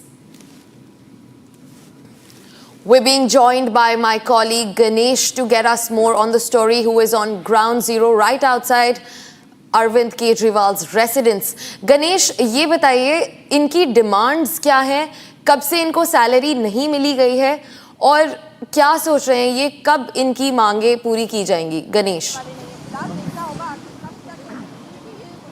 देखिए इस समय मैं दिल्ली के पूर्व मुख्यमंत्री और आम आदमी पार्टी के राष्ट्रीय संयोजक अरविंद केजरीवाल के आवास के ठीक बाहर खड़ा हूं और यहां पर तमाम जो इमाम हैं वो यहां पर पहुंचे हैं और मौलाना शाजिद रशीदी जो ऑल इंडिया इमाम एसोसिएशन के अध्यक्ष हैं उनके नेतृत्व में पहुंचे हैं। क्या है मांग और आपकी, और कितने महीने से जो आप कह रहे हैं कि सैलरी नहीं मिली है, वो क्या समस्या है? देखिए 17 महीने से सैलरी नहीं मिल पा रही है और मांग नहीं, ये तो हमारा दुख है। मांग नहीं है, ये मांगे तो सरकारी होती हैं, सियासी होती हैं। हमारा तो ये दुख है, ये हमारा अधिकार है जो हमने 17 महीने काम किया है। तो आप कह रहे हैं दुख है, लेकिन कई दफा आप मुलाकात कर रहे हैं, आप कह रहे हैं पत्राचार भी हुआ, तो इसका निदान कहाँ नहीं हो पा रहा है, क्यों नहीं हो पा रहा है निदान? देखिए निदान तो यही बताएंगे ना, मैं बार बार इस बात को कह रहा हूँ कि निदान ये बताएंगे। केजरीवाल को हमसे मिलना चाहिए, मुलाकात करनी चाहिए, बताना चाहिए दिक्कत। कह रहे हैं केजरीवाल से मिलना चाहिए, लेकिन अब तो ये मुख्यमंत्री भी नहीं है। मालिक तो हैं पार्टी के, मुख्यमंत्री इनके इशारे पे चल रहा है, हर छोटा बड़ा अफसर इनके इशारे पे चल रहा है, आपको तो पता ही है। आतिशी से मुलाकात की, जो मुख्यमंत्री आतिशी से मुलाकात हुई, आतिशी 20 दिन पहले मुलाकात की थी, उन्होंने कहा 2-4 दिन रुक जाइए, मैं करा देती हूँ। तो कितने महीने तनख्वाह नहीं मिल पा रही है, क्योंकि समस्या तमाम आ जाएगी। 17 महीने तनख्वाह हो गए और अब एक दिन के बाद में 18वां शुरू हो जाएगा, 18 हो जाएंगे। तो ये समझ लीजिए कि किस तरह से गुजर बसर कर रहे हैं इमाम, हम बता नहीं सकते अपनी ज़बान। इसके अलावा और क्या, क्योंकि आप कह रहे सीओ भी नहीं है वक्फ बोर्ड में? जी, अभी एक नई परेशानी ये है कि मेरी वक्फ बोर्ड में बात हुई कि भाई अगर फंड भी रिलीज़ हो गया तो एक नई परेशानी ये आएगी कि सिग्नेटरी नहीं है, सीओ सिग्नेटरी होता है, सीओ चला गया जो था, अब नया सीओ भी आना है। तो हमारी 2 मांगे हैं इस वक्त कि 17 महीने की सैलरी रिलीज़ हो और उसके बाद में सीओ फौरी तौर पर फुल टाइम सीओ, ये क्या करते हैं कि जिसके पास 10 जिम्मेदारी पहले से हैं उसको वक्फ बोर्ड की भी जिम्मेदारी दे देते हैं, तो वो काम नहीं कर पाता, फाइलें जो है घूमती रहती हैं, उसके बाद टाइम ही नहीं होता काम करने का, क्योंकि दूसरे महकमे होते हैं उसके पास। समस्या और आप बता रहे हैं कि उर्दू अकेडमी भी माली हालत में है। दिल्ली वक्फ बोर्ड, दिल्ली उर्दू अकेडमी, जिस तरह से आपको याद होगा मौलाना आज़ाद फाउंडेशन बीजेपी ने ख़त्म किया है, जिसका 15,000 करोड़ का बजट होता था, माइनॉरिटी मिनिस्ट्री ख़त्म कर दी, उसी राह पर उसी पैटर्न पर ये लोग दिल्ली वक्फ बोर्ड को, दिल्ली उर्दू अकेडमी को ख़त्म करना चाहते हैं। आप जाके देखिए वहाँ की पोजीशन क्या है। कुछ और भी मौलाना पहुँचे हुए, उन्हीं से बात करते हैं। क्या नाम है आपका और क्या समस्या है आप लोगों की? मेरा नाम महफूजुर रहमान है और मैं चांदी चौक मस्जिद में इमामत करता हूँ। समस्या ये है कि हम लोगों को तकरीबन तनख्वाह नहीं मिली है 17 महीने से, जो वक्फ बोर्ड का इम्मा है, ये सरकार के अंदर वक्फ बोर्ड है, तो सरकार की जिम्मेदारी है कि उस वक्फ बोर्ड को सही अंदाज से चलाए। तो हकीकत ये है कि हम लोग परेशान हैं, उस परेशानी को लेकर आए हैं कि हमारी जी। Right. Thank you so much for getting us those details from ground zero, Ganesh. We will keep tracking this story minute by minute. But for time, it's time to move on to some other breaking news. In fresh breaking news from Assam, the Chief Minister Himanta Biswa Sarma has advocated for the nationwide implementation of the Uniform Civil Code, hailing the Uttarakhand government for passing the UCC bill. Speaking to press, Sarma praised Uttarakhand as an ideal example for the country and expressed his support for extending the UCC bill nationwide rather than on a state-by-state basis. Now remember, viewers, the Uniform Civil Code is a proposal to formulate and implement personal laws of all citizens which will apply equally regardless of their religion. Chief Minister Himanta Biswa Sarma praised Uttarakhand Chief Minister Pushkar Singh Dhami for bringing the UCC and implementing it in Uttarakhand. He said that this is an example for the rest of the country. In fact, he also said that he had drafted a similar bill for his state of Assam. However, he said that that will not be needed because UCC must be implemented across the country. And there should be no need to implement UCC in just a few states. That's the statement from Assam's Chief Minister Himanta Biswa Sarma.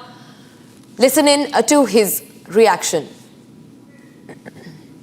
कि अभी हमारा लक्ष्य प्रधानमंत्री जी ने आगे बना दिया है कि सेकुलर यूनिफॉर्म कोड लाना है, उत्तराखंड का रास्ता को आगे लेकर पूरा देश में लाना है। वक्फ बिल का एजेंडा तैयार हो चुका है, तो मोदी जी देश के लिए कर ही रहा है, हमें खाली मोदी जी को ताकत देना। We're also being joined by my colleague Anirudh from Guwahati to get us more on the story. Anirudh, now the Assam Chief Minister Himanta Biswa Sarma has advocated that UCC should be implemented across the country and there should be no need for it to be implemented part by part, state-wise. Tell us more. Yes, after Uttarakhand bill was passed, there were speculation that Assam will also pass the bill in any of the upcoming assembly session. However, the bill, as far as Assam is concerned, that was also ready, and Assam Chief Minister Himanta Biswa Sarma has today, in fact, confirmed that the bill was ready in the state of Assam. However, there is no need of passing it separately in the state of Assam, as he has pointed out that nationwide UCC will be coming soon. So yes, this is a major revelation by the top BJP leader that there will be a uniform civil code throughout the country and not required to pass it state-wise by the respective states. Right. Thank you so much for getting us those details. We'll keep tracking the Chief Minister's statement very closely. Right after this, another breaking news, in fact.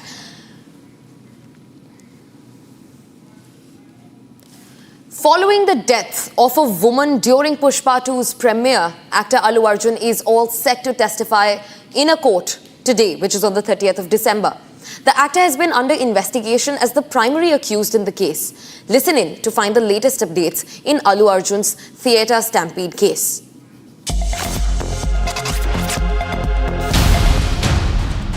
Telugu actor Allu Arjun is set to appear in court today for his bail plea hearing in the theatre stampede case. The Pushpa 2 actor appeared before the local court on Friday. In fact, the police sought time to file its counter to the bail petition, after which the court posted the matter for hearing today. He was arrested on December 13th in connection with the incident and produced before the Nampally court, while the local court remanded Allu Arjun to a 14-day judicial custody. The Telangana High Court granted the actor interim bail for 4 weeks. A 35-year-old woman died and her 9-year-old son was injured on December 4th during a stampede at Sandhya Theatre in Hyderabad. Investigations have since been in full swing as the actor has found himself in a political frenzy. While Allu Arjun claims innocence, the Telangana police have assured the public that investigations will be thoroughly conducted. Viewers, in a big breaking news, the BJP has sharpened its attack towards the Samajwadi Party chief Akhilesh Yadav after he made a provocative statement suggesting that a shivling may be present at the residence of Chief Minister Yogi Adityanath. The BJP has said that the SP is trying to engage in vote bank politics by insulting the shivling, just how they have done so in the past by abusing the Sanatan Dharma. This comes just a day after Akhilesh Yadav made a statement saying that a shivling may be found underneath the UP Chief Minister Yogi Adityanath residence and that site should also be excavated. Listen in to the sharp attack that BJP launched at Samajwadi Party hereafter. Akhilesh Yadav अभी तक तो महाकुंभ का अपमान और मजाक उड़ा रहे थे और वैसे तो इनके राजनीतिक डीएनए में राम भक्तों पर गोली चलाने का गर्व मनाना है ही। ये वो लोग हैं जिन्होंने सनातन का लगातार अपमान किया है ही।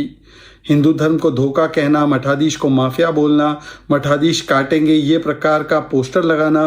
अब उन्होंने कहा है कि मुख्यमंत्री निवास में भी एक शिवलिंग है और वहां पर भी खोदने चलना चाहिए।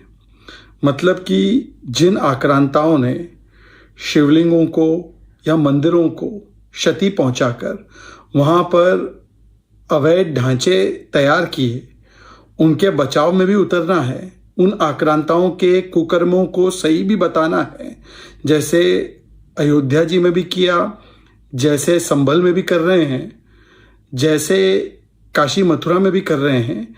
और केवल वही नहीं, हिंदू आस्था पर चोट भी करना है। जिस प्रकार की हल्की टिप्पणी शिवलिंग के विषय में की गई है, किसी और धार्मिक या पवित्र जो देवी देवता है या धार्मिक चीजों के बारे में की जा सकती है। कभी कोई हिंदू धर्म को धोखा बोलता है, रामचरितमानस को जलाने की बात करता है, रामचरितमानस को अपमानित करता है। कभी कोई बोलता है कि राम मंदिर की प्राण प्रतिष्ठा नाच गाना है, कभी कोई बोलता है द्वारका में नाटक हो रहा है, कोई सनातन समाप्त और सनातन को बीमारी बोलता है, कभी मठाधीश को गालियां दी जाती है। पर क्या जो टिप्पणी शिवलिंग पर या मठाधीश पर करते हैं अखिलेश यादव, किसी मदरसे पर, मस्जिद पर या मौलवी पर करेंगे? नहीं करेंगे और ना करना चाहिए। मतलब कि हिंदू आस्था पर करो चोट ताकि मिले वोट बैंक का वोट। हिंदू आस्था को दो गाली क्योंकि लेनी है वोट बैंक की ताली। यही इनकी बन चुकी है प्रणाली। पूरे इंडी अलायंस का सनातन विरोधी और हिंदू विरोधी डीएनए हर रोज सामने निकल कर आता है। Viewers, being joined on the broadcast by Raghavendra, my colleague from Lucknow, to get us more on the story. Raghavendra, the Akhilesh Yadav party has claimed that there is a shivling underneath Yogi Adityanath's residence, and they said that should be excavated, and the BJP has hit back at the Samajwadi Party, calling it disrespect of the shivling and vote bank politics. Tell us more details. बिल्कुल, देखिए, कल मैं press conference में मौजूद था जब पूर्व मुख्यमंत्री अखिलेश यादव ने यह कहा कि मुख्यमंत्री आवास में शिवलिंग है। बहुत ही हल्की बात पूर्व मुख्यमंत्री अखिलेश यादव ने कही, क्योंकि अभी तक जहां जहां भी खुदाई हो रही है भारतीय सनातन का मान्यता है और प्रमाण है कि यहाँ पर कभी मंदिर था जिसको मुगलों ने, आक्रांताओं ने तोड़ा है। आज उस पर बहस चल रही है, लेकिन मुख्यमंत्री आवास में आज तक किसी ने नहीं कहा कि यहाँ पे शिवलिंग है या दबी हुई कोई मंदिर है जिस पर मुख्यमंत्री का आवास बना है। मैं आपको दिखाना भी चाहता हूं कि यहाँ पर आप देखिए कि ये वही मुख्यमंत्री आवास है, 5 कालिदास मार्ग। आप देख सकते हैं ना कि मुख्यमंत्री योगी आदित्यनाथ इस समय इस आवास पे मौजूद भी हैं, उनसे मिलने वाले लोग एक एक करके यहाँ पर आ रहे हैं और दूसरी साइड में जनता दर्शन का कार्यक्रम भी चल रहा है। ऐसे में अखिलेश यादव जो पूर्व मुख्यमंत्री थे, उन्होंने इतना बड़ा और इतना हल्का बयान दे दिया कि यहाँ पर इस आवास के अंदर, इस मुख्यमंत्री परिसर के अंदर शिवलिंग है या मंदिर है, जबकि आज तक कभी भी किसी सनातन के किसी भी शंकराचार्य ने, किसी भी महामंडलेश्वर ने, किसी भी बड़े साधु संत ने आज तक दावा नहीं किया है कि यहाँ पर कोई शिवलिंग है या कोई मंदिर है। लेकिन अखिलेश यादव किन विश्वास के साथ इस इतनी बड़ी बात कह दी है कि मुख्यमंत्री आवास के अंदर शिवलिंग है, यह देखने वाली बात है। हालांकि एक यह विवाद अब छिड़ गया है कि नहीं है, क्या है, इसका जवाब तो निश्चित तौर से मुख्यमंत्री देंगे या भारतीय जनता पार्टी के जो वरिष्ठ नेता हैं, जो सरकार में बैठे मंत्री हैं, वो देंगे या शंकराचार्य महामंडलेश्वर देंगे, चूंकि यही प्रयागराज में कुंभ भी लगने वाला है अगले महीने। लेकिन अखिलेश यादव ने एक नई बहस छेड़ दी है कि मुख्यमंत्री आवास में एक पूर्व मुख्यमंत्री, एक इतने बड़े दायित्व पर रहे हुए व्यक्ति जो खुद इस समय लोकसभा के सांसद भी हैं और खुद एक समाजवादी पार्टी के राष्ट्रीय प्रवक्ता हैं, इतनी बड़ी बात कह दी है जिसकी कोई मान्यता नहीं है, जिसका कोई कहीं किसी पुराणों में, किसी भी धार्मिक ग्रंथ में कोई जिक्र नहीं है, लेकिन अखिलेश यादव ने इतनी बड़ी बात कह दी है। जी राघवेंद्र, बने रहिएगा हमारे साथ। We have another breaking news coming in viewers. The police have been put on high alert ahead of the Mahakumbh Mela in Prayagraj over concerns of potential entry of terrorists disguised as Aghoris or Babas.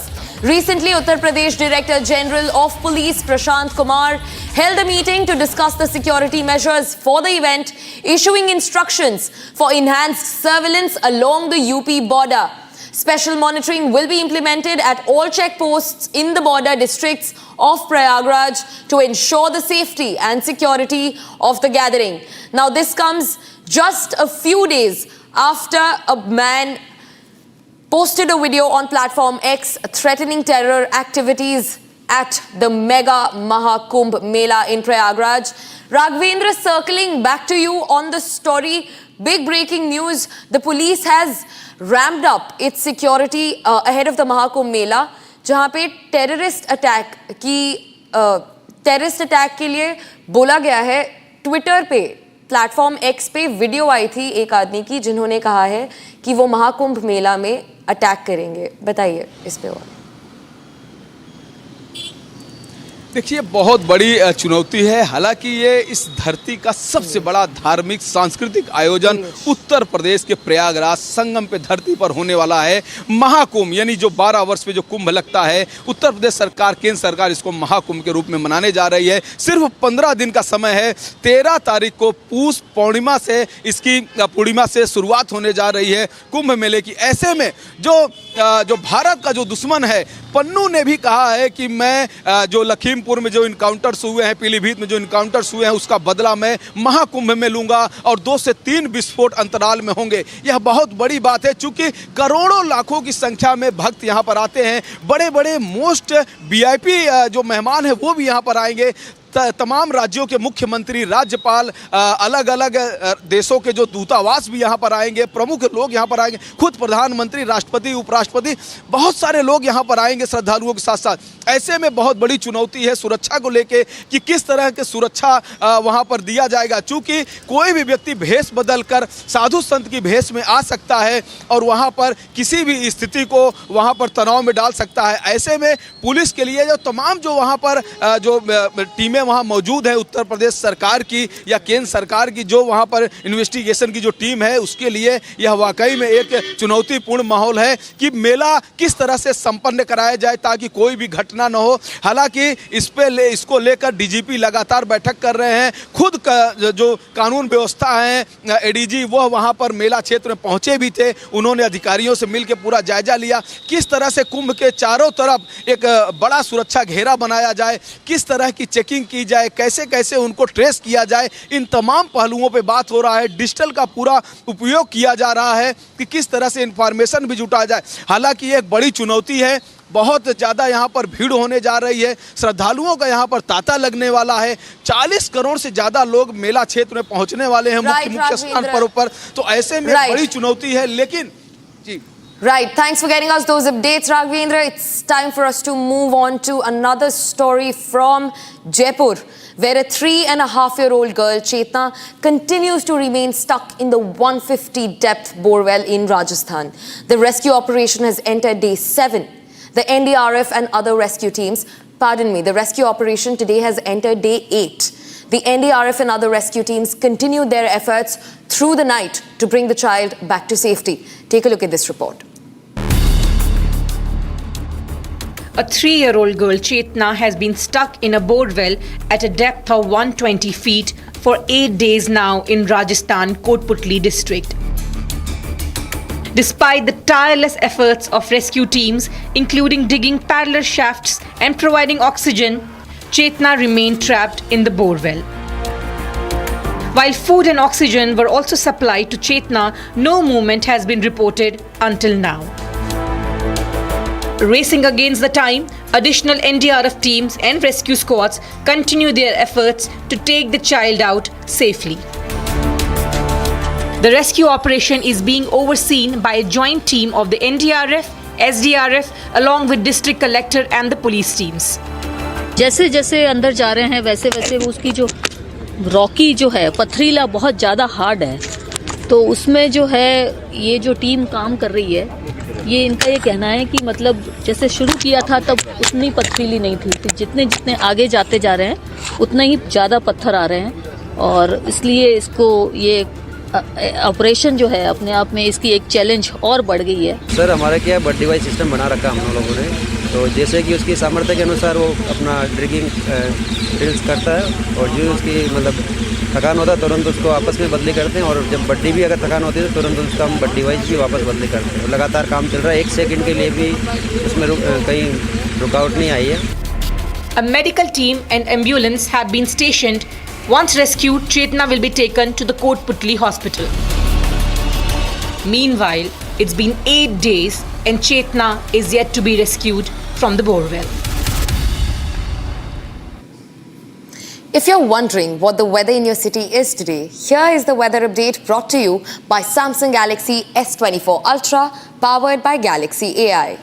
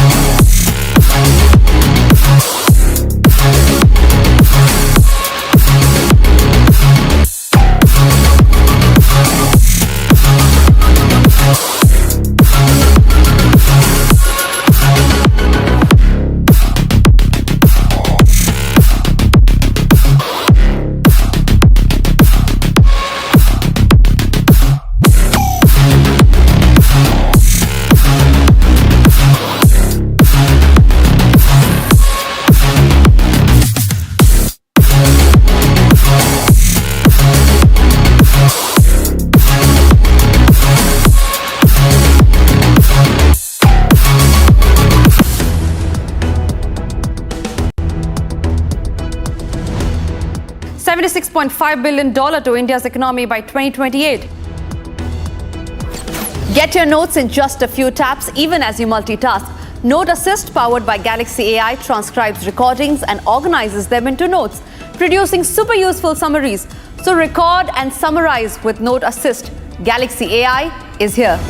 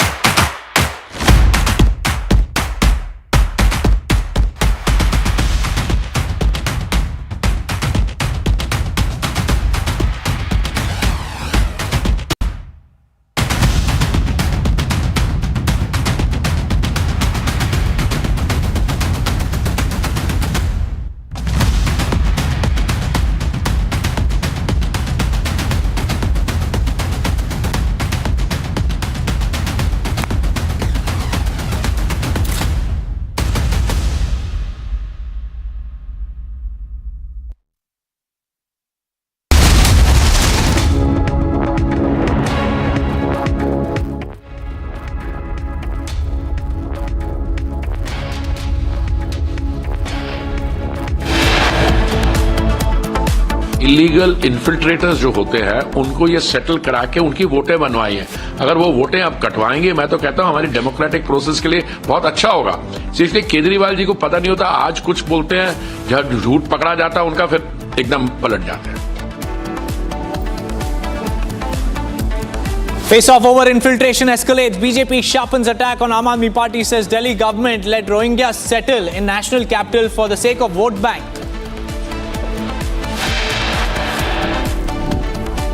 Allu Arjun's bail plea hearing today. Actor named as accused number 11 in the Sandhya theatre stampede case.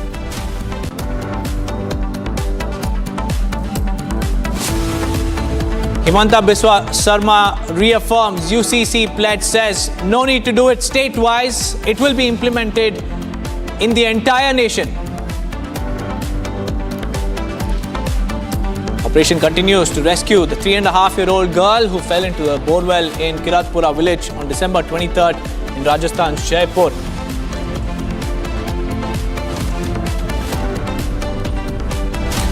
As probe into the nation's worst aviation tragedy begins, people pay homage to plane crash victims in South Korea.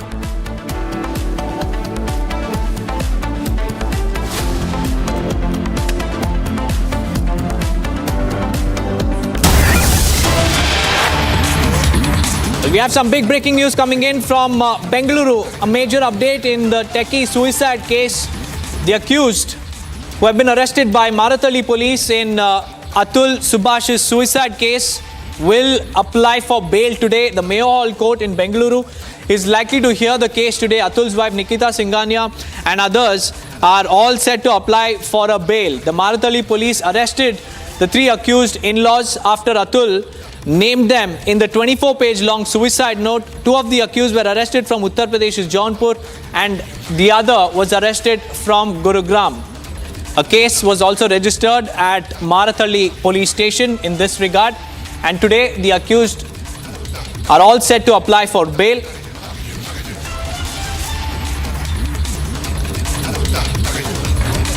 We have Abhishek joining us live from Bengaluru. Abhishek, a very good morning to you. This is a major update coming in as far as the techie suicide case is concerned. The accused are all set to file a bail at the Mayo Hall Court. Tell us about the latest.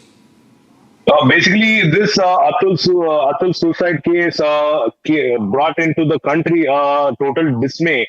And people almost all over India were threatened by the laws which were being misused by Atul's wife. So this point of time, Atul's wife along with three relatives, so Atul's brother, Singhania's Atul's wife's brother, her mother and her uncle are expected to file a bail plea at the Mayo Hall Court today. And the court also has a 24-page suicide note left by Atul at his residence when he breathed his last in Munekolalu, Bangalore, Marathali. So this point of time, court might not consider giving a bail or accepting a bail plea because there are various other evidences which prove that Atul's wife and her family actually put Atul to this situation.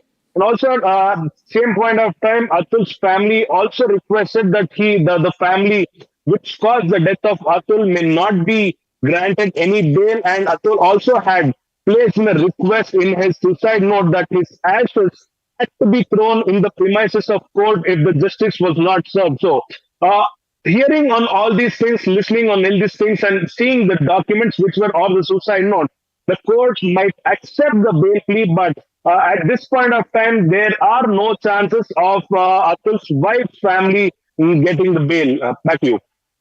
Right, Abhishek, stay on with me because we have another news break that we're tracking from Karnataka. This in respect to the abuse gate between Lakshmi Hebbalkar and CT Ravi, because in a fresh escalation, in this case, the senior BJP leader and the BJP MLC CT Ravi is all set to meet the Karnataka governor today, days after he was detained by the police and subsequently released. This is a fresh escalation.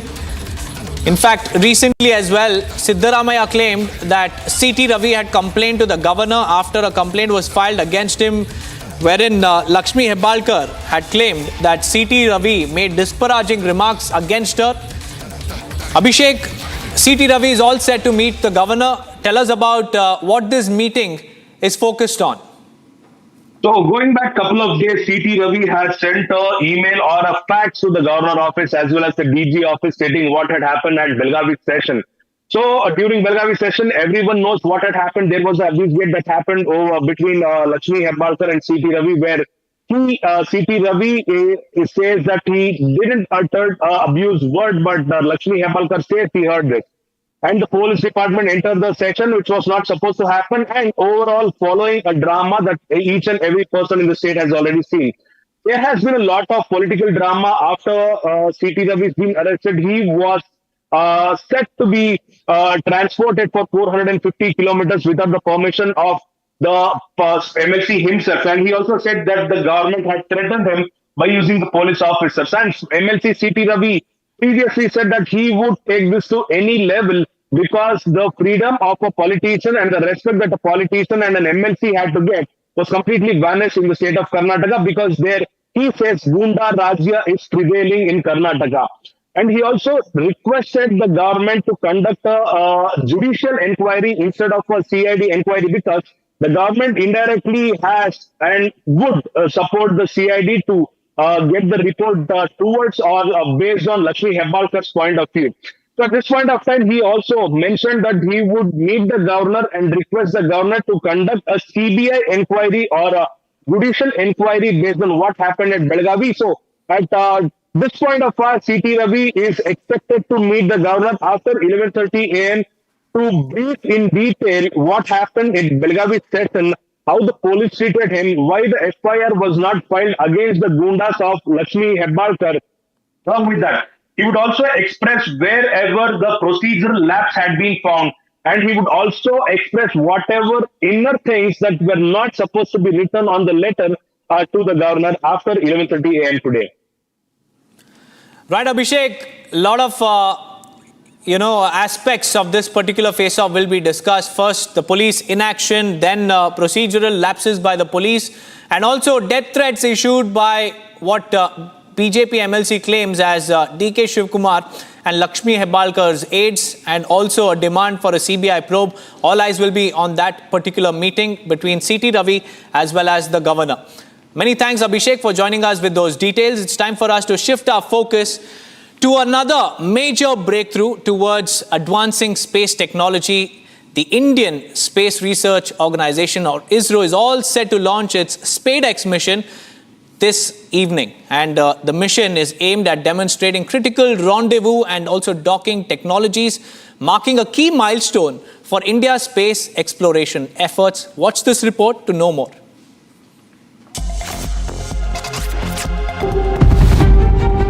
The Indian Space Research Organization is all set to launch its year-end mission, Space Docking Experiment. The launch is scheduled today at 9:58 p.m. from the Satish Dhawan Space Center in Sriharikota. The mission, utilizing the PSLV C-60 rocket, aims to develop and demonstrate technologies for docking and undocking of two small spacecraft in a low Earth orbit. The two spacecraft involved in the SpaceX mission include SDX-01, the chaser, and SDX-02, the target, which will display the finer precision needed for the rendezvous and docking maneuvers. This mission is a forerunner to the autonomous docking technologies required for future lunar missions such as the Chandrayaan-4. Equipped with a differential GNSS-based satellite positioning system, the satellite will provide precise positioning, navigation, and timing solutions for the mission. The mission is expected to pave way for advancements in space docking technologies, making future exploration missions more efficient and secure.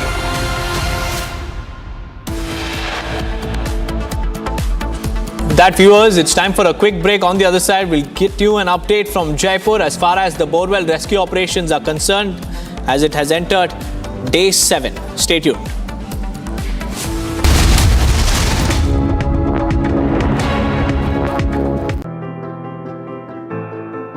When Nitish Kumar Reddy brought up his maiden test century at the Melbourne cricket ground, his father's joyful reaction to the feat went viral almost instantly. It was more than just a father's joy for his child accomplishing something many dream about, making the country proud at the highest level of the sport and at a time when the team was in a fix. For Muthiala Reddy, this was the moment when he knew that he made the right choice in taking an unconventional and extremely risky path to supporting the dreams of his son. Nitish's father had a comfortable government job, but when faced with the choice of relocation in the year 2012, chose to retire 25 years earlier than he was supposed to and support his son's fledgling cricket journey.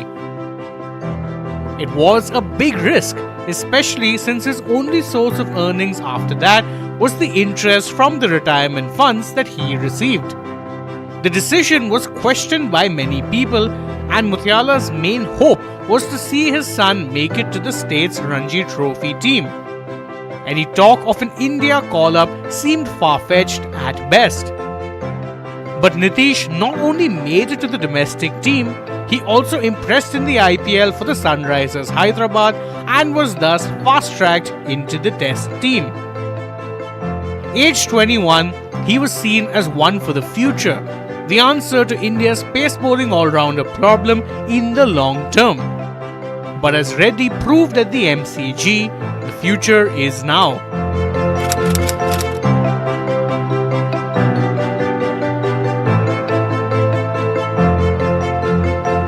At stumps on Saturday at the Melbourne cricket ground, India still trailed Australia by 116 runs in the first innings, but it could have been so much worse.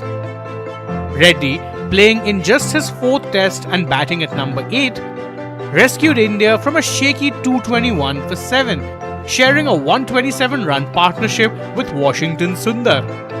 But once Washington Sundar and Jasprit Bumrah were dismissed, it seemed Samsung Galaxy Z Fold 6 and Samsung Galaxy S24 Ultra, powered by Galaxy AI, brings you the latest news in a super efficient and summarized format from across the country, only on Republic TV.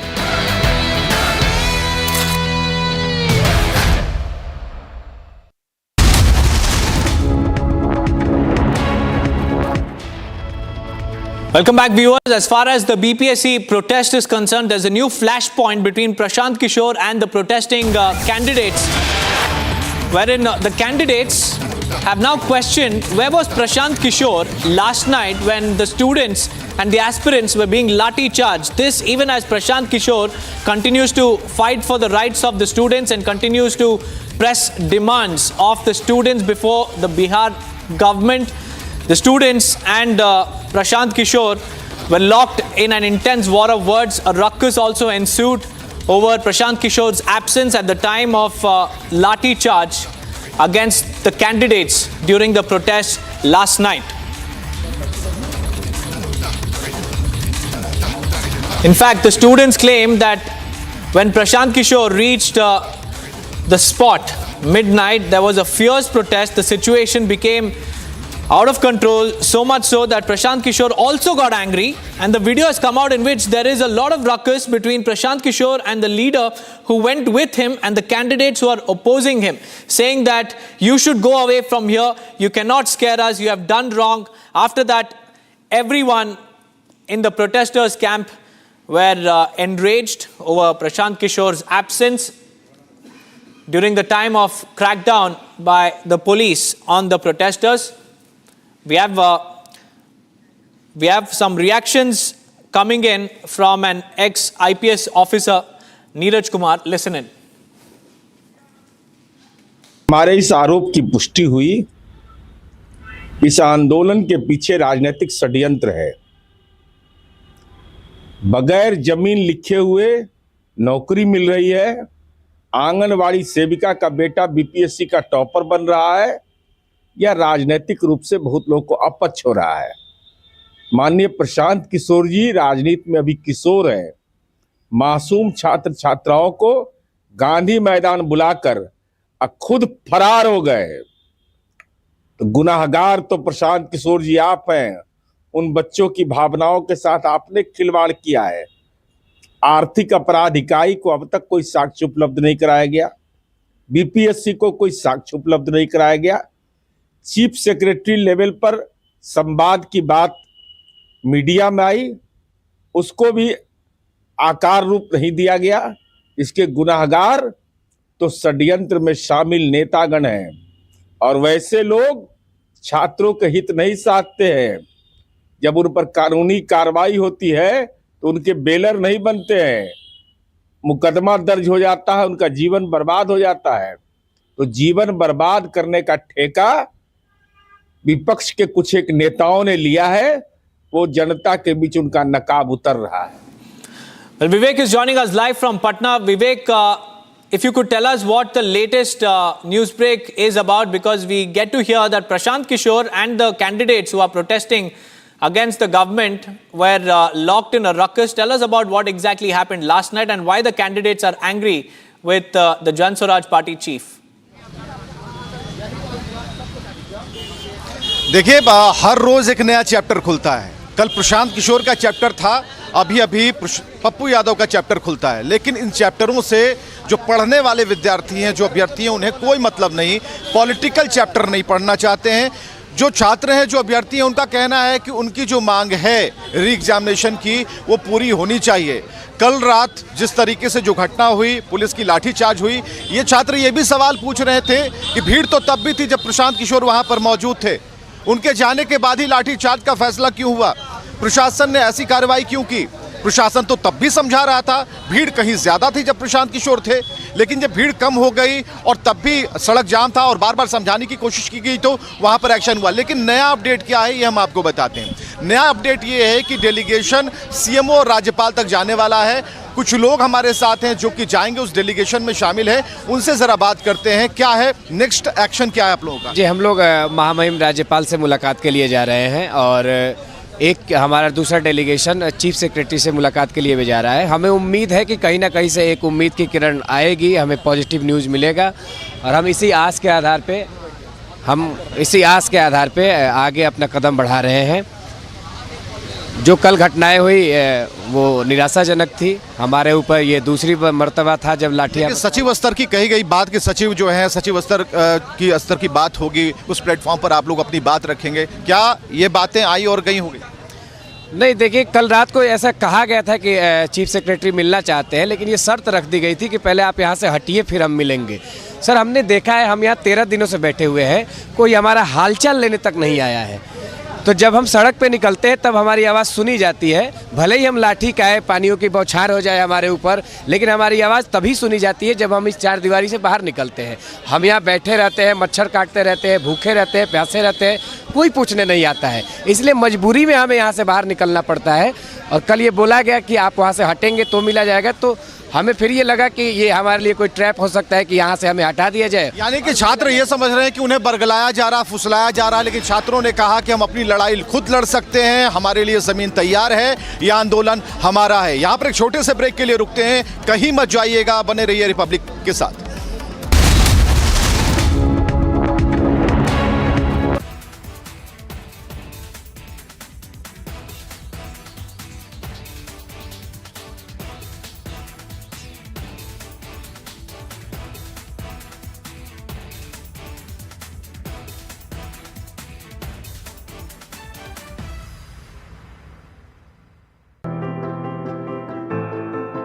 When Nitish Kumar Reddy brought up his maiden Test century at the Melbourne Cricket Ground, his father's joyful reaction to the feat went viral almost instantly. It was more than just a father's joy for his child accomplishing something many dream about, making the country proud at the highest level of the sport and at a time when the team was in a fix. For Muthiala Reddy, this was the moment when he knew that he made the right choice in taking an unconventional and extremely risky path to supporting the dreams of his son. Nitish's father had a comfortable government job, but when faced with the choice of relocation in the year 2012, chose to retire 25 years earlier than he was supposed to and support his son's fledgling cricket journey. It was a big risk, especially since his only source of earnings after that was the interest from the retirement funds that he received. The decision was questioned by many people, and Muthiala's main hope was to see his son make it to the state's Ranji Trophy team. Any talk of an India call-up seemed far-fetched at best. But Nitish not only made it to the domestic team, he also impressed in the IPL for the Sunrisers Hyderabad and was thus fast-tracked into the Test team. Aged 21, he was seen as one for the future, the answer to India's pace bowling all-rounder problem in the long term. But as Reddy proved at the MCG, the future is now.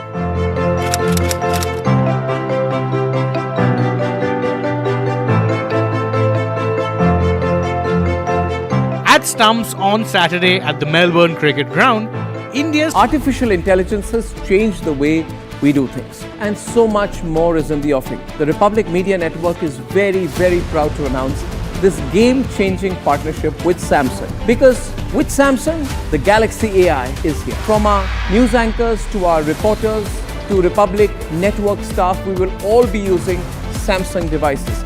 We are excited about the new Galaxy Z series and the Galaxy S series, both powered by Galaxy AI. And we will be using these phones on screen and behind the scenes daily to bring you the news first. My experience in using the Samsung devices shows that it makes us deliver the news much faster. It helps us deliver the news quicker and simpler, with more productivity, efficiency and creativity. Republic and Samsung together will unfold a new world of possibilities. It's going to be an epic adventure together. The Galaxy AI is here.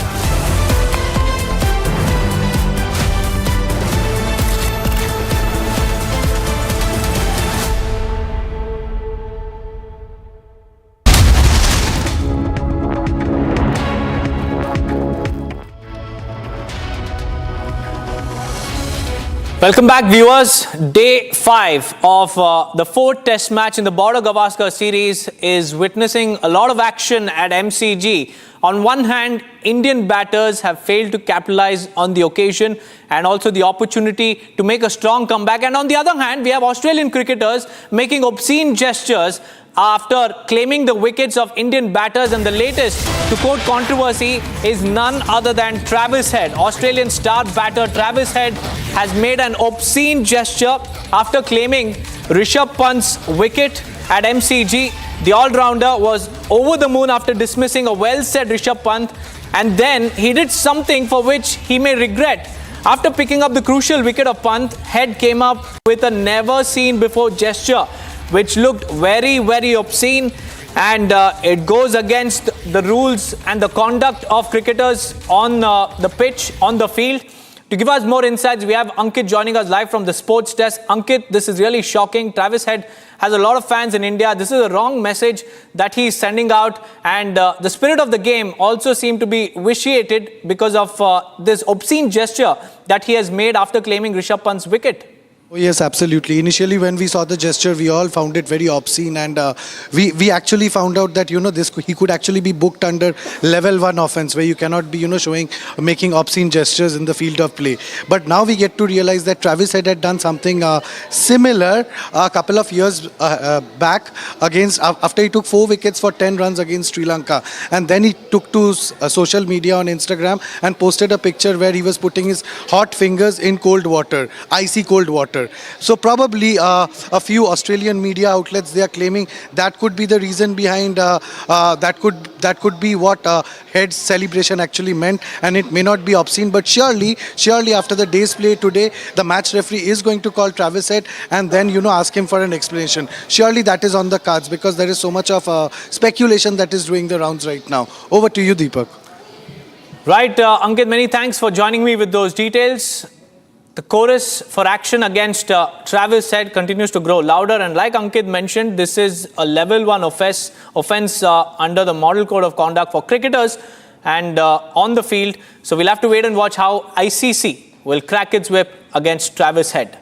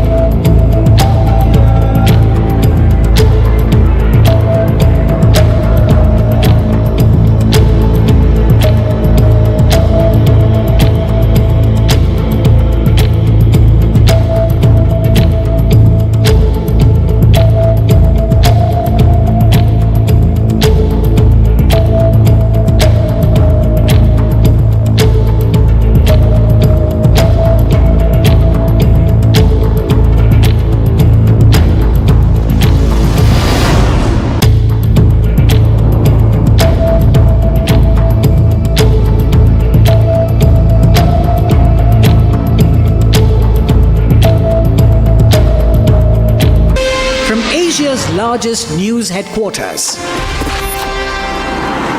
Setting the agenda for Bharat.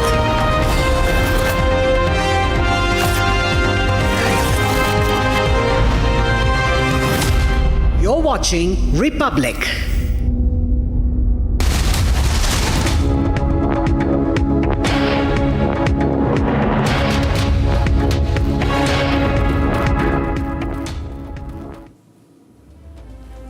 Thank you for joining us on Republic TV. Let's get you the news, summarized with noticed using Galaxy AI on Samsung Galaxy Z Fold 6.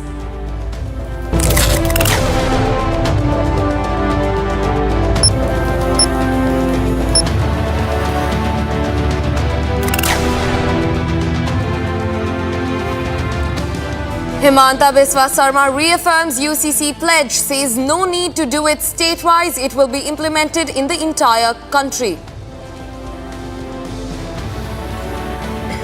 Delhi Waqf Board Imams at up Supremo Kejriwal's residence protest over non-payment of dues for 17 months.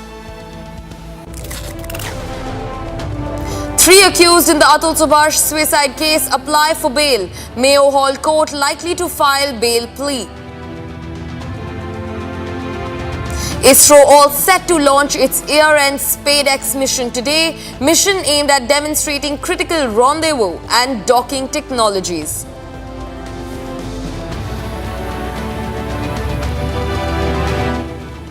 That was the news summarized with noticed using Galaxy AI on Samsung Galaxy Z Fold 6. Let's start our big story of the day.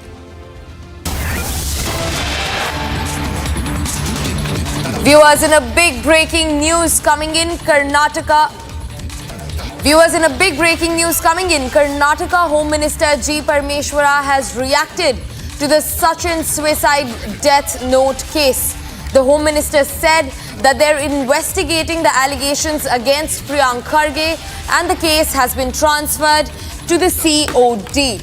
Hitting out at the opposition, BJP, Parmeshwara said the BJP is just leveling allegations and CID is more capable than the CBI to investigate the case.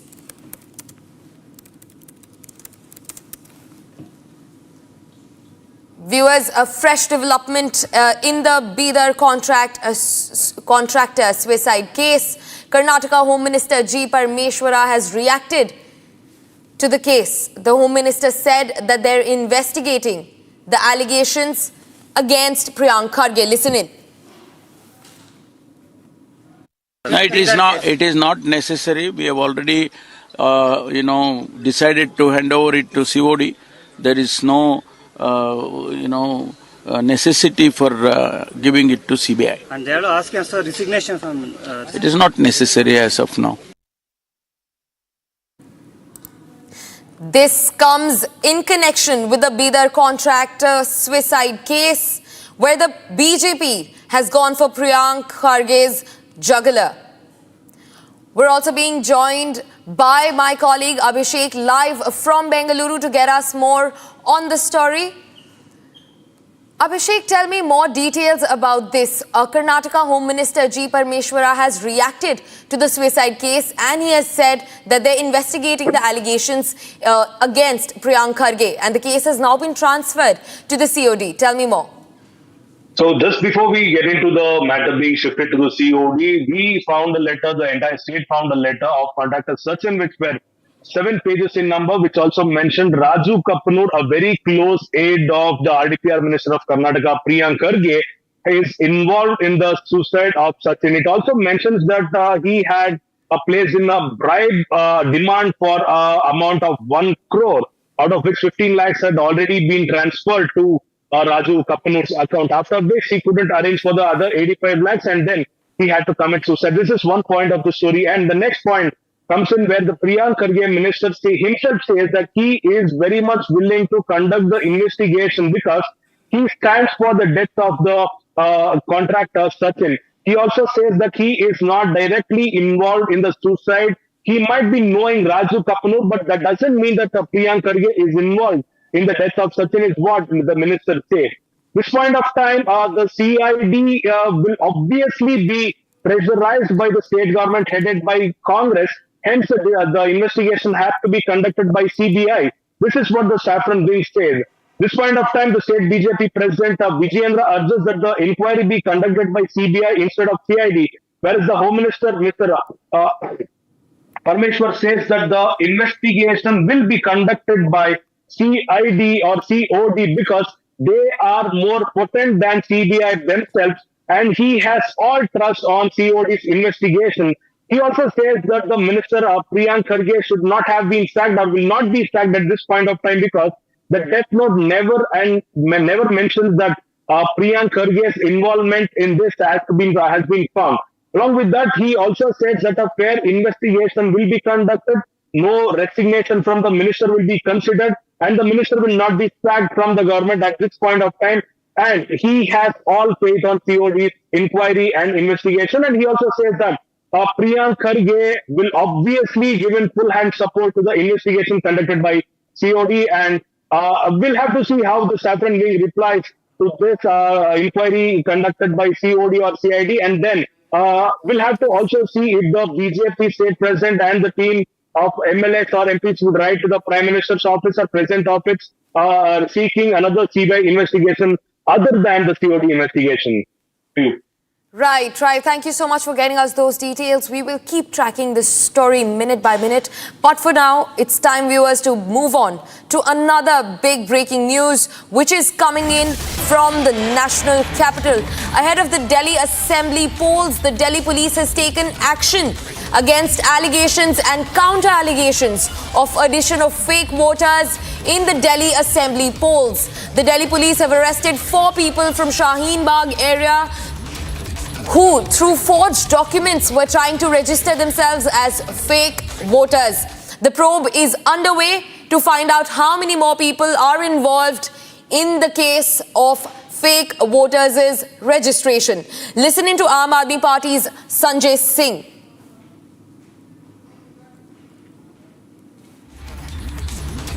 This comes after the Aam Aadmi Party also alleged that the BJP is adding and even subtracting voters from the list of the Delhi Assembly polls.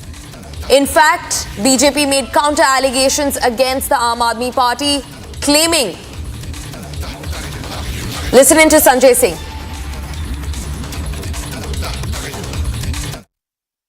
Bharatiya Janata party Delhi के अंदर हमारे पूर्वांचल के भाइयों का vote कटवा रही है, UP Bihar के लोगों का वोट कटवा रही है, वर्षों से दिल्ली में रहने वाले लोगों का वोट कटवा रही है, और ये एक प्रकार का चुनावी घोटाला करके चुनाव को जीतना चाहते हैं। और जब मैंने उनको रंगे हाथों पकड़ा भारतीय जनता पार्टी को और एक एक नाम मैंने पढ़ के बताए, तो उससे भारतीय जनता पार्टी बौखला गई। और आपने देखा होगा कि उसके बाद पूरे दिल्ली में इन्होंने एक अभियान चला दिया नाम कटवाने का,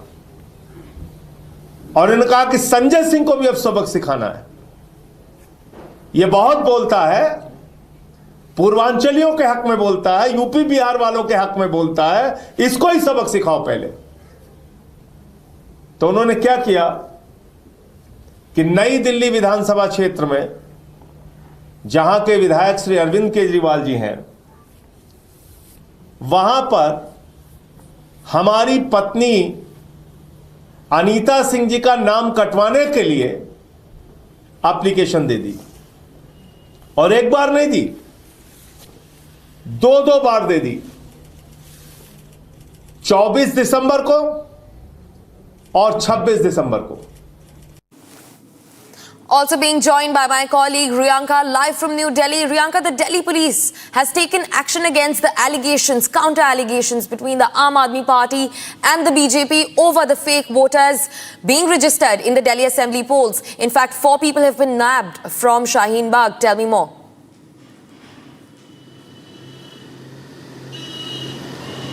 Right. As we talk about the allegations and the counter allegations from the side of the BJP and the Aam Aadmi Party regarding addition and deletion of fake voters being done, there is a strict action that is taken again by the Delhi police who continue to nab these illegal migrants.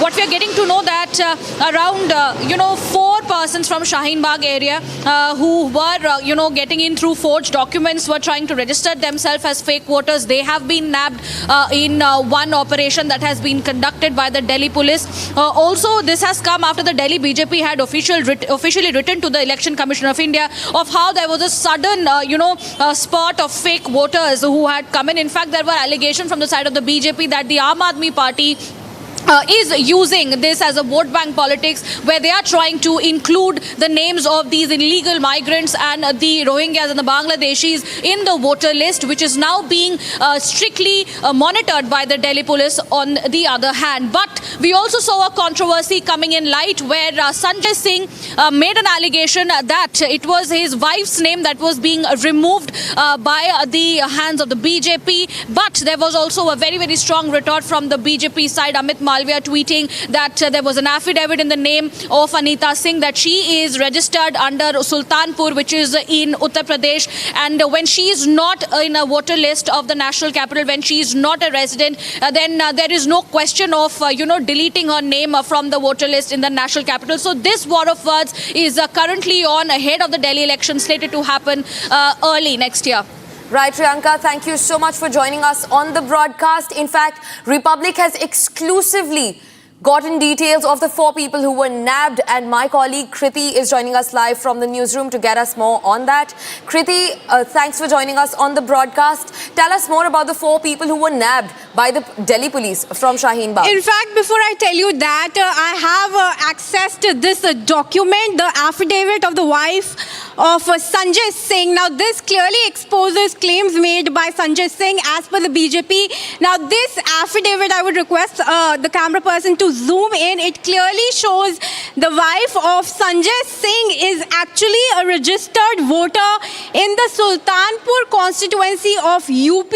That clearly means that she is not a voter of Delhi, and the claims made by Sanjay Singh are now clearly exposed, because even if she is a voter of Delhi, she can't be a registered voter in 2 separate places. So it's a crime either way, and Sanjay Singh's claims stand no truth. There is no truth behind the claims that the Aam Aadmi Party MP is making over the fudging of the voter list, as he is alleging. We have the...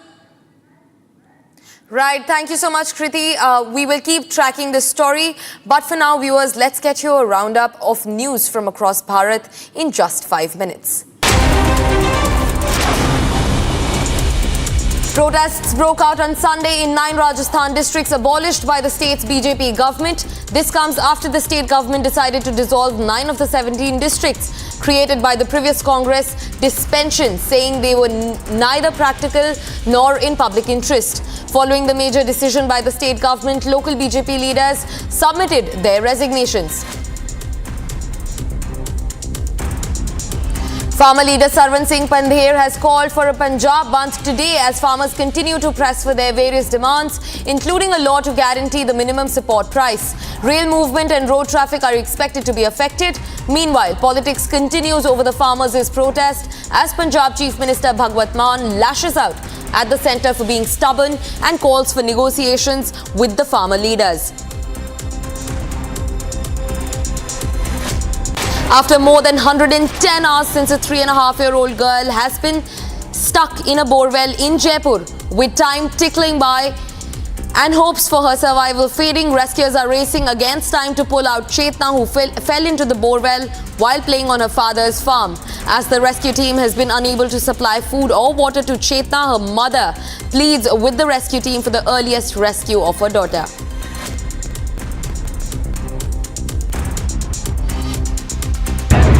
तो सुरंग बनाई गई है, उस सुरंग में दिक्कत ये आ रही है कि डस्ट उठ रही है, जो स्टोन के पार्टिकल्स उनकी वजह से वो डायरेक्ट जो आंखों पे हिट कर रहे हैं, उस पाउडर की वजह से जो है गगल्स लगाए गए हैं जो आई प्रोटेक्टर का काम कर रहे हैं। साथ में उस सुरंग के अंदर जो है हेलमेट लगाया गया है, हेलमेट के ऊपर लाइट लगाई गई है और उसको मास्क दिया गया जिससे कि वो सांस प्रॉपर ले सके, ऑक्सीजन लेवल मेंटेन रखा गया। The tragic suicide of contractor Sachin has led to intense protests by his family members against the police. The family expressed their outrage, accusing the police of failing to deliver justice. The situation escalated as family members reportedly attacked some officers, insisting that no police personnel should enter their house. Authorities are now working to diffuse tensions while investigating the circumstances surrounding Sachin's death. Amid tensions in Bangladesh, cross-border infiltration appears to have increased. To counter this, the West Bengal police reaffirmed their commitment to combating infiltration from Bangladesh, addressing rising concerns over the unauthorized stay of migrants, including Bangladeshi nationals, in the capital. The Delhi police has intensified efforts to identify, detain and repatriate individuals residing without valid Indian documents. सभी लोगों को हम आश्वस्त करना चाह रहे हैं कि हम लोग वेस्ट बंगाल पुलिस बहुत ही प्रोफेशनल पुलिस फोर्स है। पीछे भी हम लोगों ने देखा एक्सट्रीमिज़म हो, लेफ्ट विंग एक्सट्रीमिज़म हो, राइट विंग एक्सट्रीमिज़म हो, हम लोगों ने सब ने बड़ा अच्छे ढंग से मुकाबला किया है। इस बार भी करेंगे। हम लोग बांग्लादेश की उस पर नज़र रखे हुए हैं और दूसरा हमने पासपोर्ट का जो सिस्टम है उसमें जिससे कि क्या क्या कमियां हैं हमने दूसरी एजेंसी को बताई है और हमारी जो अपनी चीज़ें उसको हम चेंज कर ले रहे हैं। Congress MLA Uma Thomas in serious condition after sustaining head and spinal injuries following her fall from a gallery at the Jawaharlal Nehru International Stadium. Hospital sources have confirmed that her condition is critical and she has been placed on ventilator support. Uma Thomas had arrived at the stadium to attend a dance program inaugurated by Culture Affairs Minister Saji Cherian.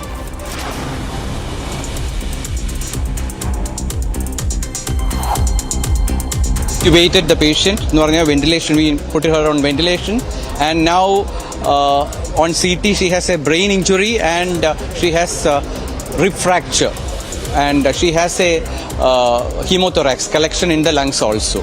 So she had a very big wound on the scalp. She had a lacerated wound on the scalp which is sutured and she's presently stabilized. She's stable. We did all the primary needed requirements done and she's been shifted to the ICU now. External Affairs Minister Dr. S. Jaishankar will embark on an official visit of the state of Qatar from today until the 1st of January 2025. During his visit, he is scheduled to meet Qatar's Prime Minister and Foreign Minister. The visit aims to strengthen the multifaceted bilateral relations between India and Qatar. Discussions will cover a wide array of topics, including political cooperation, trade and investment opportunities, energy partnerships, security collaboration and even cultural exchanges. A team of the National Council for Women has arrived in Chennai to probe the sexual assault case at Anna University. After taking suo motu cognizance, the NCW issued a notice to the Tamil Nadu police seeking an explanation of the steps taken in the arrest of the accused. A fact-finding committee will probe this incident and will recommend action thereafter.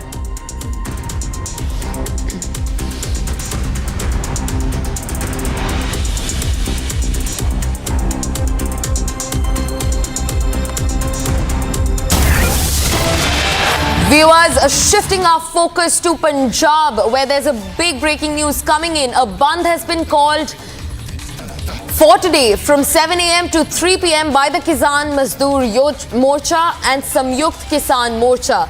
The bandh call has been given in support of Jagjit Singh Daliwal, who has been holding a hunger strike for more than a month, seeking the implementation of 13 farm demands, including making the minimum support price a legal guarantee for all crops. More than 150 trains have been disrupted due to farmers' protest. Punjab Road Transport Corporation has also given support to the farmer forums. We're also being joined by my colleague Lalit from Mohali to get us more on this story. Lalit, a big news there. A bandh has been called. More than 120 trains, in fact, delayed. Tell us more.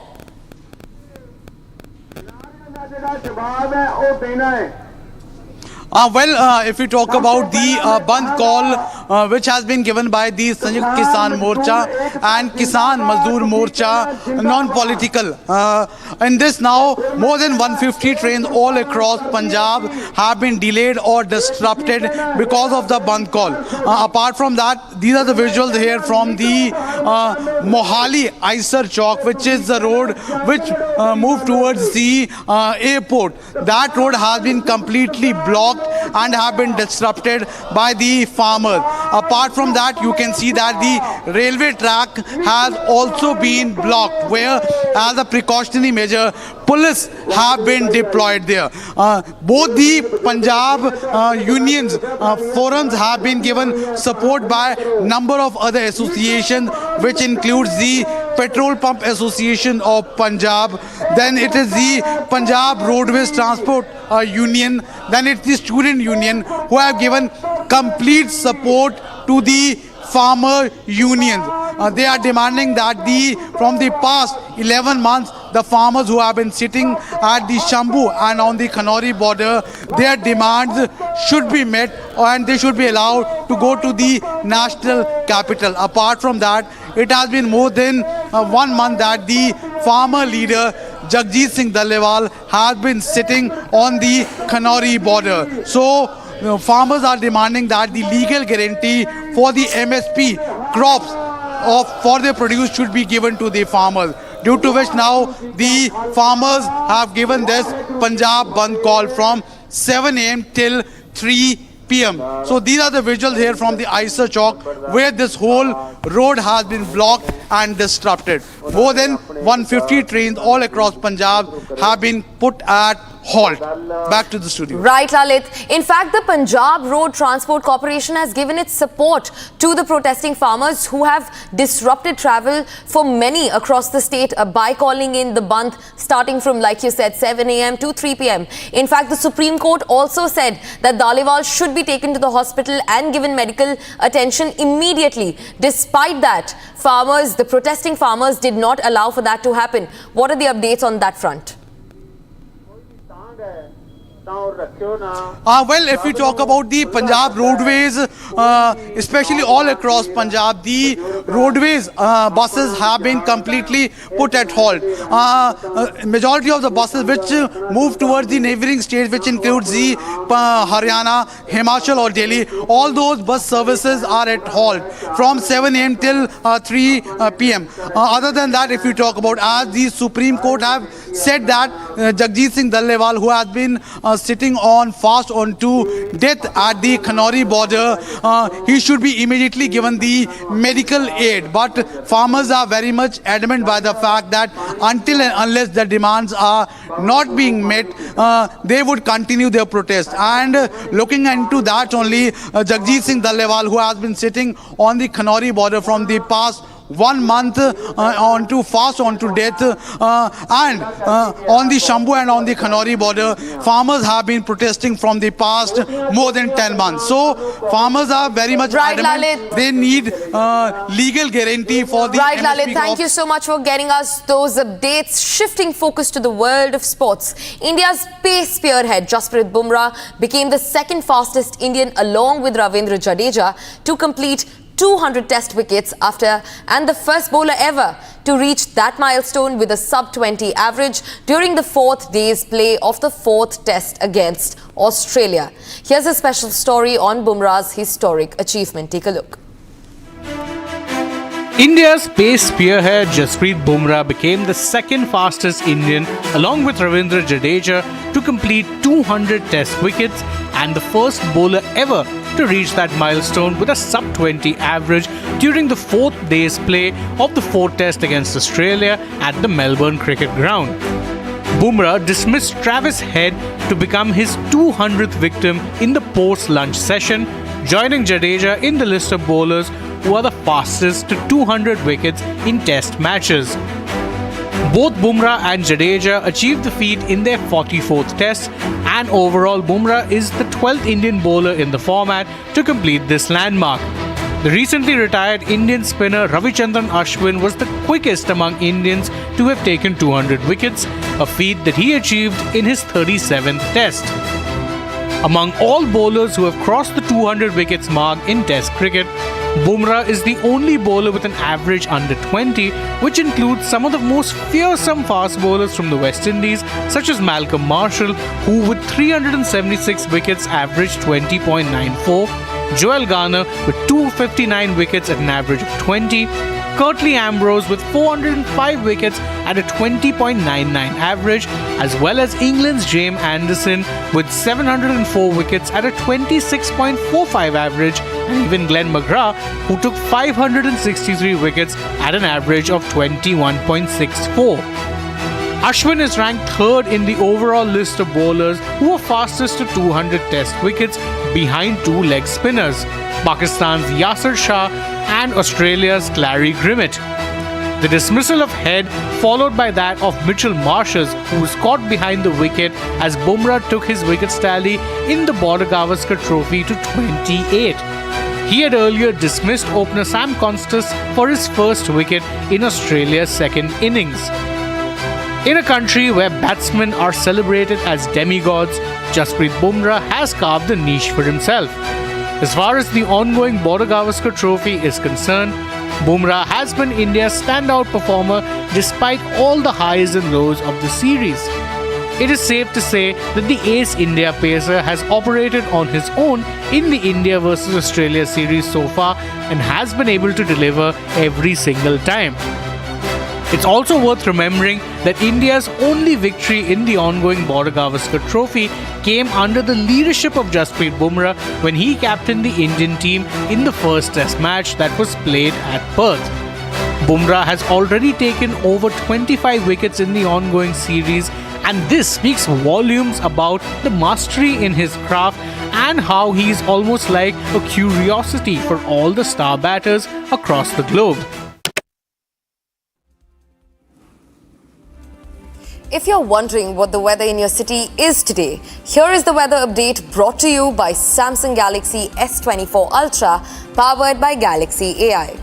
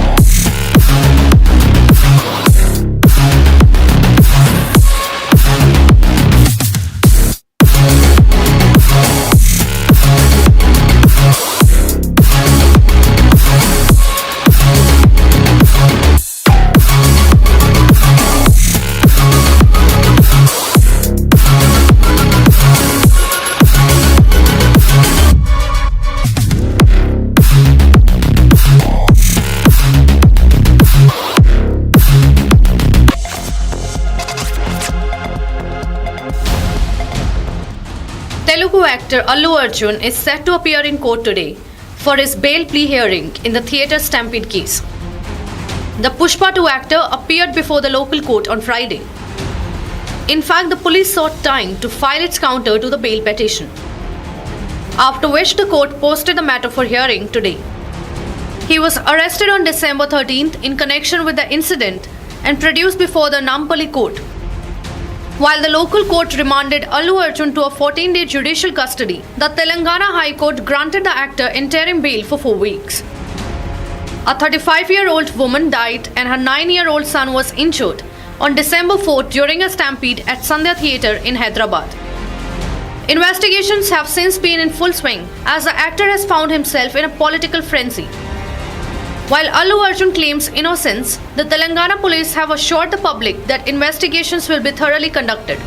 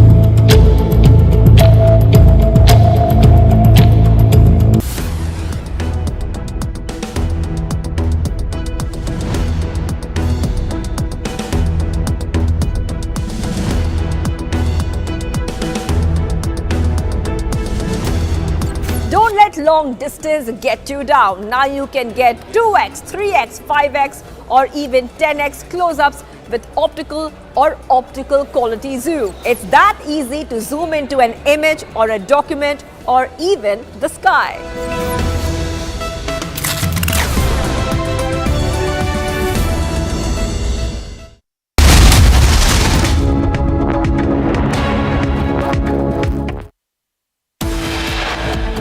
और ये illegal infiltrators जो होते हैं उनको ये settle करा के उनकी वोटें बनवाई हैं।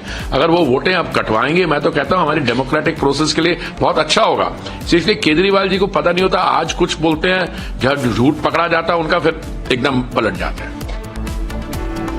Face off over infiltration escalates. BJP sharpens attack on the Aam Aadmi Party, says the Delhi government let Rohingyas settle in the national capital.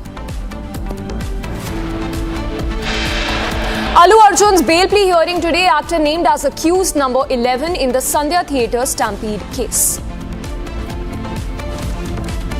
Himanta Biswa Sarma reaffirms UCC pledge, says there is no need to do it state-wise, it will be implemented in the entire country. Delhi police takes action against allegations and counter-allegation of additional fake voters, 4 persons arrested in the case. Showdown over BPSC examination, JDU claims Prashant Kishore orchestrated the stir.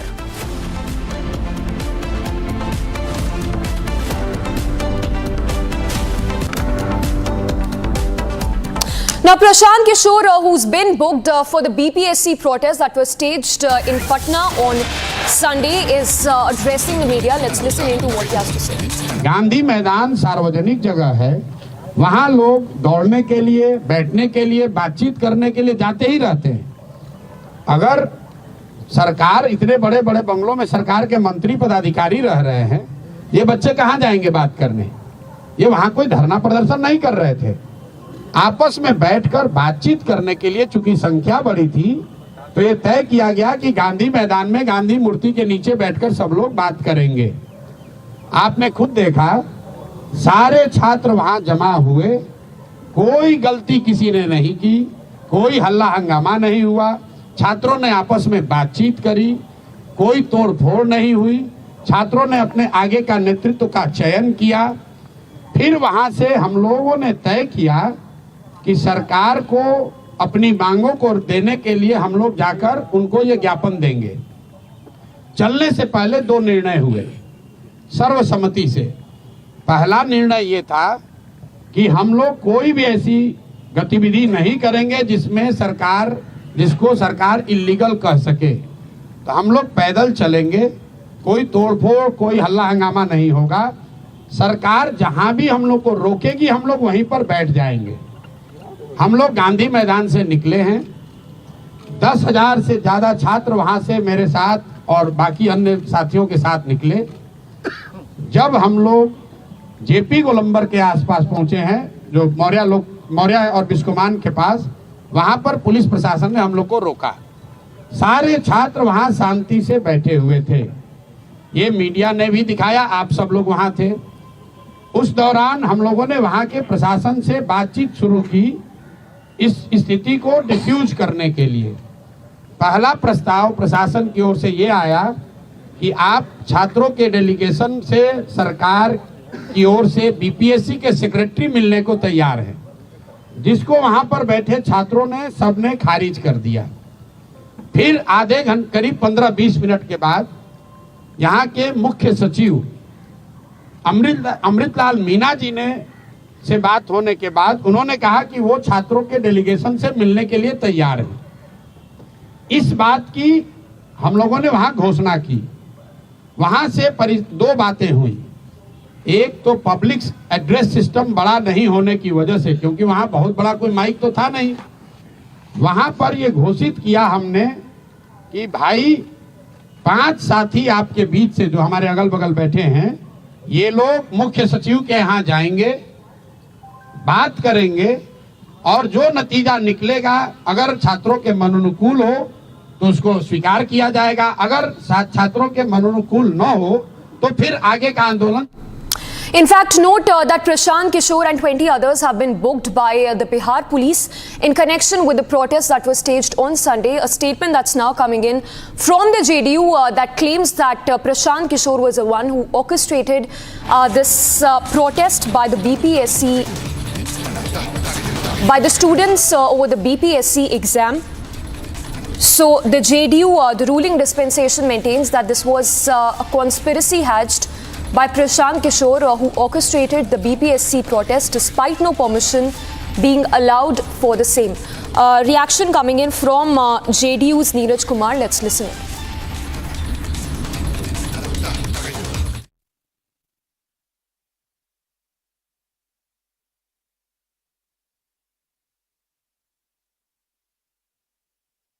हमारे इस आरोप की पुष्टि हुई, इस आंदोलन के पीछे राजनीतिक षड्यंत्र है। बगैर जमीन लिखे हुए नौकरी मिल रही है, आंगनवाड़ी सेविका का बेटा बीपीएससी का टॉपर बन रहा है, या राजनीतिक रूप से बहुत लोगों को अपच हो रहा है। माननीय प्रशांत किशोर जी राजनीति में अभी किशोर हैं, मासूम छात्र छात्राओं को गांधी मैदान बुलाकर खुद फरार हो गए। तो गुनाहगार तो प्रशांत किशोर जी आप हैं, उन बच्चों की भावनाओं के साथ आपने खिलवाड़ किया है।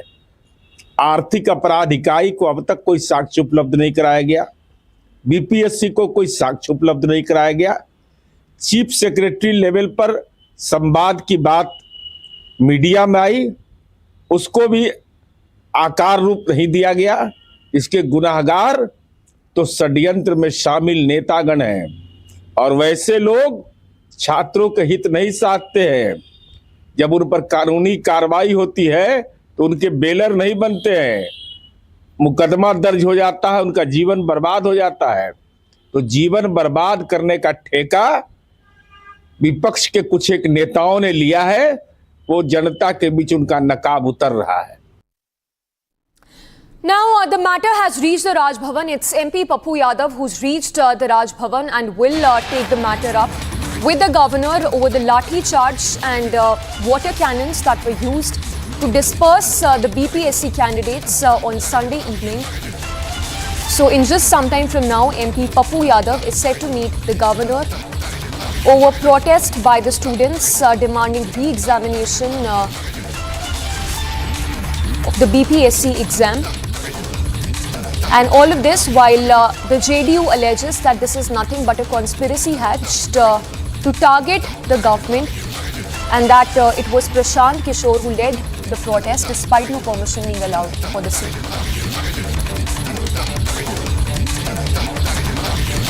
So the Janata Dal United, the JDU that has alleged a conspiracy behind the ongoing Bihar Public Service Commission protests. The JDU has accused political strategist Prashant Kishore of orchestrating the stir. In fact, note in the FIR that's been registered by the police, Prashant Kishore and 20 others have been booked for carrying out this protest despite permission not being allowed for the same.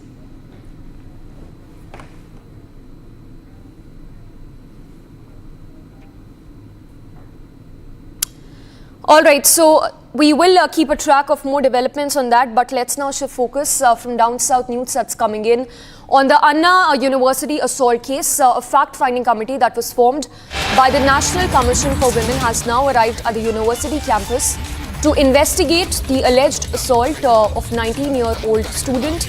In the campus, the committee will engage with university authorities, the victim, her family and relevant NGOs as well to gather more information.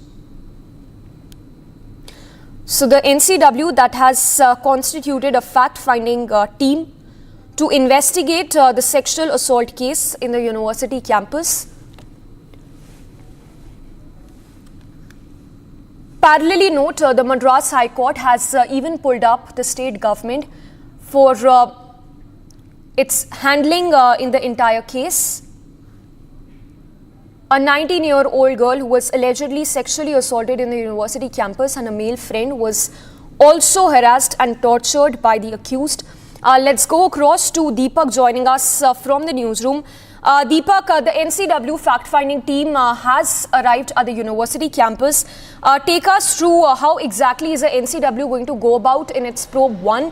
And also, if you can once again take us through how the Madras High Court has essentially reprimanded the DMK government over its entire handling of the case. Right, Kriti, now let me tell you about the fact-finding committee. It has 2 members and the details are like this.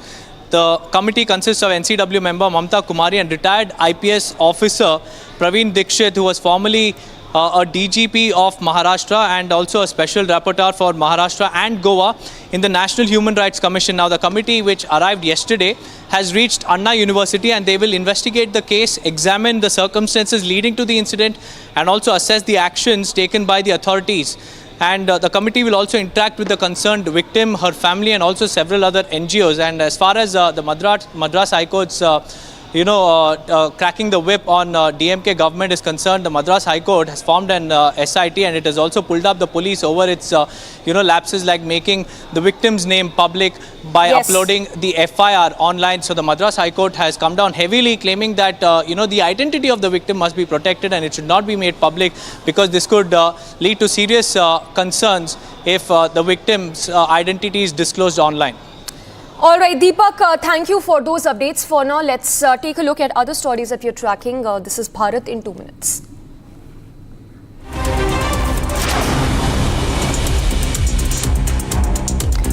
Hardeep Singh Puri has dismissed the Aam Aadmi Party's allegations of operating Operation Lotus in the national capital for voter manipulation. Hardeep Singh Puri came down heavily on the Aam Aadmi Party and claimed that they had helped settle individuals for votes, further questioning the credibility of the claims and asked whether the Rohingyas would ever support the BJP.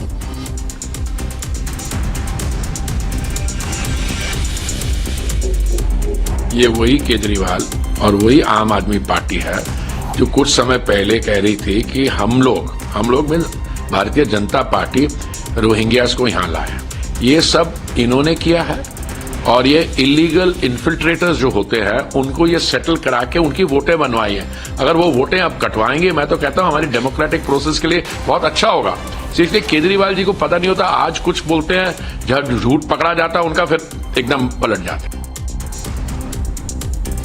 Advocating for the implementation of uniform civil code across the country, Assam Chief Minister praised the Uttarakhand government for implementing the bill in the state, however added that UCC must be implemented across the country and not specifically in different states.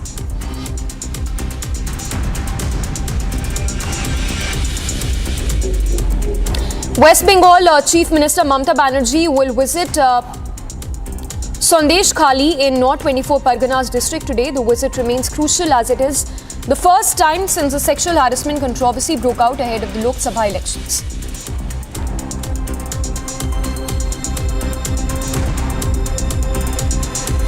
Farmer leader Sarwan Singh Pandher has called for a Punjab bandh today as farmers continue to press for their demands, including a law to guarantee the minimum support price. Meanwhile, politics continues over the farmers' protest as Punjab Chief Minister Bhagwant Mann lashed out at the centre for being stubborn and called for negotiations with the farmers.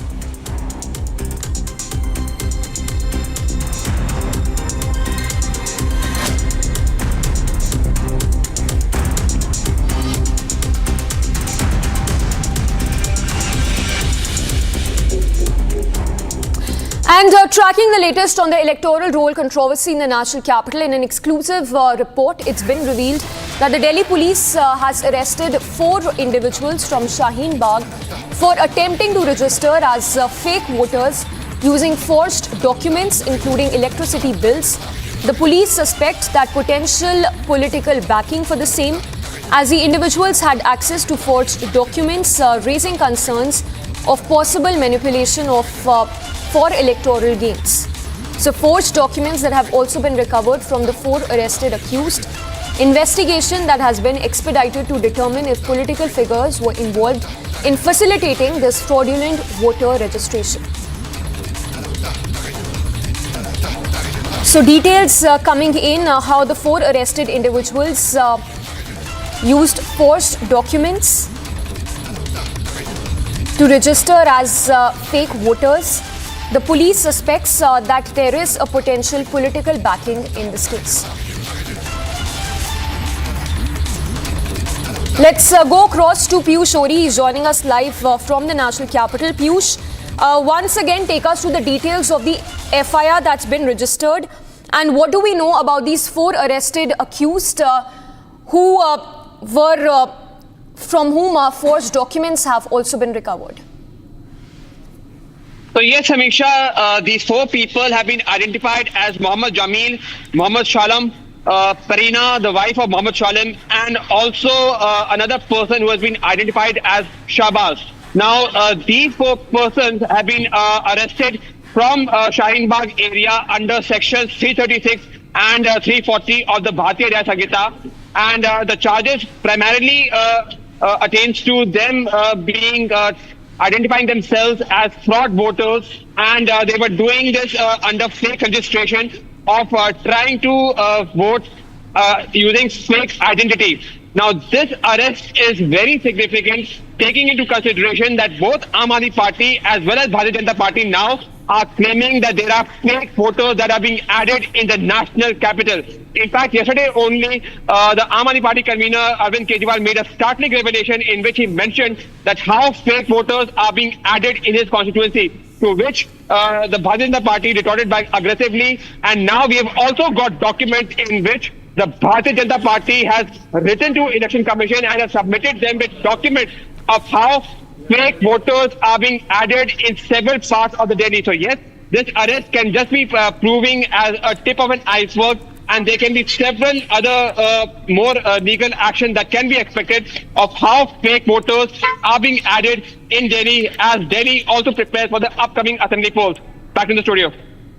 All right, Piyush, thank you for the moment. For now, we switch focus to other stories that we are tracking from the world of sports.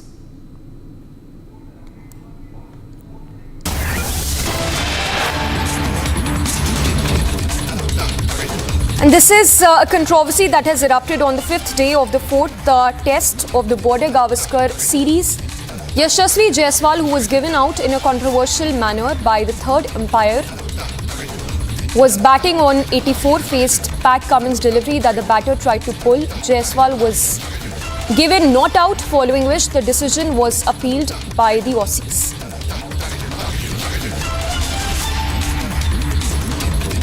So Yashasvi Jaiswal, who's mired in controversy, she was suspiciously adjudged caught behind in the 71st over despite the snicko picking nothing. The on-field umpire had initially given Jaiswal not out, but the decision was later reviewed where... Alright, we will, let's go across to Jishu joining us from the sports desk. Jishu, the question being, is there anything suspicious about Jaiswal's dismissal? Yeah, absolutely it is, because you see the decision was referred, and when the sneakometer was up, we found that the sneakometer did not catch any readings, and when you refer a decision, I mean, you should have some kind of conclusive evidence. There was no conclusive evidence whatsoever. Of course, there was a deflection if you see it with the naked eye, but as far as the sneakometer goes, and probably when the decision was reviewed, Jaiswal should have been adjudged not out, but he was given out. I don't know, on some basis the TV umpire decided to give him out, but there was no reading on the snicko whatsoever. Right, and just a quick follow-up question, Jishu, if you can tell us, why was the snickometer's reading not taken into consideration? See, they obviously tried to use the ball tracking method, but you know, when decisions like these are given, when you are trying to determine if the batsman has edged the ball or not. See, there was no hotspot available in Australia also this time around. So, as per the ICC rules, the snickometer's reading should have been taken into account. We do not see ball tracking that often when you are trying to judge if someone has edged the ball or not. So, of course, this is extremely suspicious. If you see with naked eye, of course, he might have been given out, but since the decision was reviewed and the manner in which he was given out is extremely suspicious. Yes. Jishu, we'll have to leave it at that. We will keep coming back to you for better understanding. For now, we head into a very short break. Amid ongoing protests by the locals in the Katra against the proposed Shri Mata Vaishno Devi Ji Shrine Board's rope project, the posters of the BJP MP Jugal Kishore missing has surfaced in the Katra and Riyasi. This has been put by the Congress workers in the Riyasi district, stating that the NP has failed to live up to the expectations of people and has not even turned once as the agitation grows against the proposed rope project, and they say that the MP should at least reach out to the people. For more, stay tuned to Republic TV right after this short break.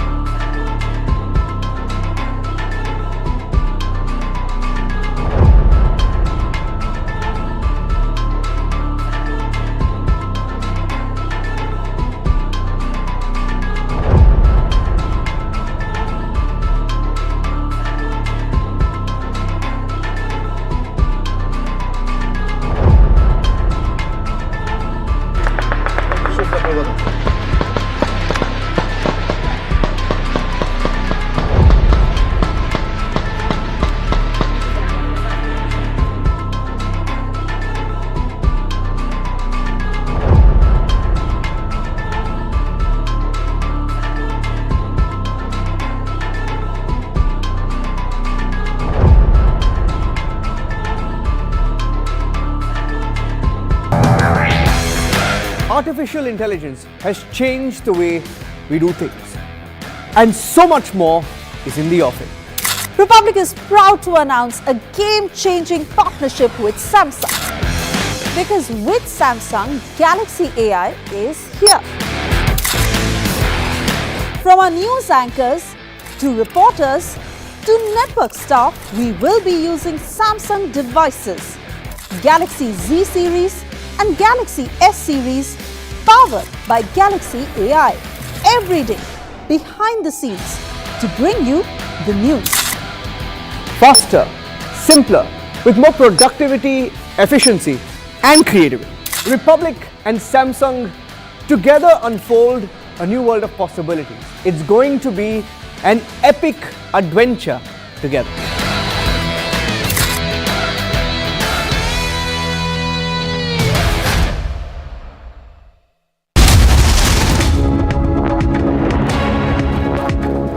And as we come to an end of this news beat, let's record and summarize with note assist using Galaxy AI on Samsung Galaxy Z Fold 6.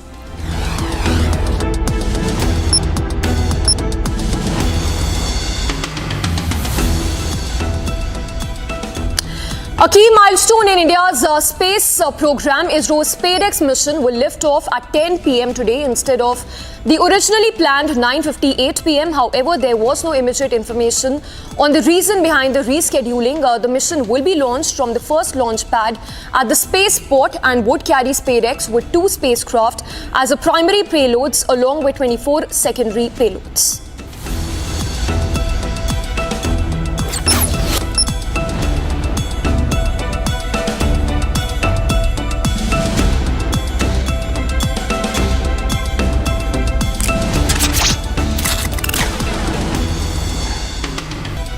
Well, there you have it, the precise reading of the news in a simpler format using Galaxy AI on Samsung Galaxy Z Fold 6. We will be back with the headlines in a few minutes.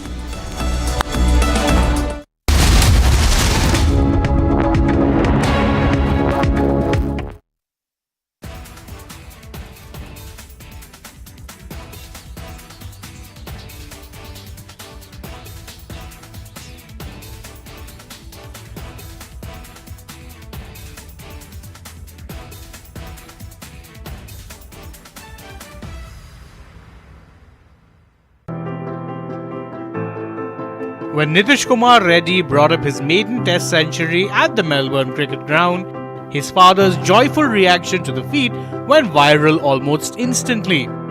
It was more than just a father's joy for his child accomplishing something many dream about, making the country proud at the highest level of the sport and at a time when the team was in a fix. For Muthiala Reddy, this was the moment when he knew that he made the right choice in taking an unconventional and extremely risky path to supporting the dreams of his son. Nitish's father had a comfortable government job, but when faced with the choice of relocation in the year 2012, chose to retire 25 years earlier than he was supposed to and support his son's fledgling cricket journey. It was a big risk, especially since his only source of earnings after that was the interest from the retirement funds that he received. The decision was questioned by many people, and Muthiala's main hope was to see his son make it to the state's Ranji Trophy team. Any talk of an India call-up seemed far-fetched at best. But Nitish not only made it to the domestic team, he also impressed in the IPL for the Sunrisers Hyderabad and was thus fast-tracked into the Test team. Aged 21, he was seen as one for the future, the answer to India's pace bowling all-rounder problem in the long term. But as Reddy proved at the MC, Samsung Galaxy Z Fold 6 and Samsung Galaxy S24 Ultra powered by Galaxy AI bring you the latest news in super efficient and a summarized format from across the country only on Republic TV.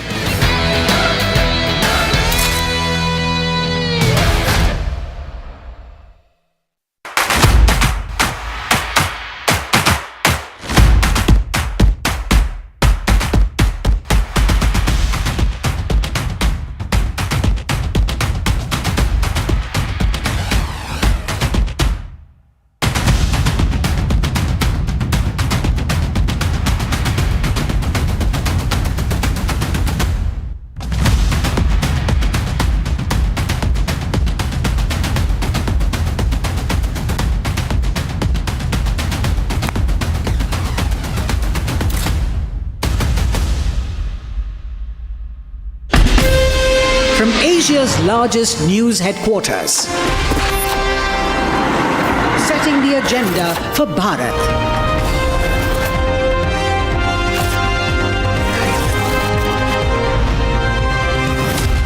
You're watching Republic.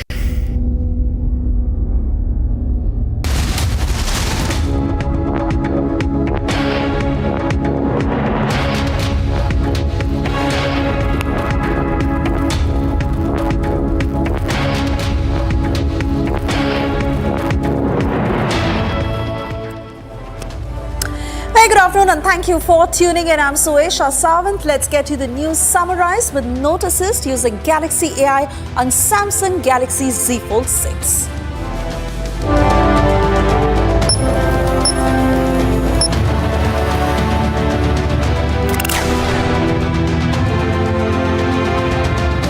Big declaration by Assam Chief Minister Himanta Biswa Sarma on UCC reaffirms UCC pledge to be implemented across the country.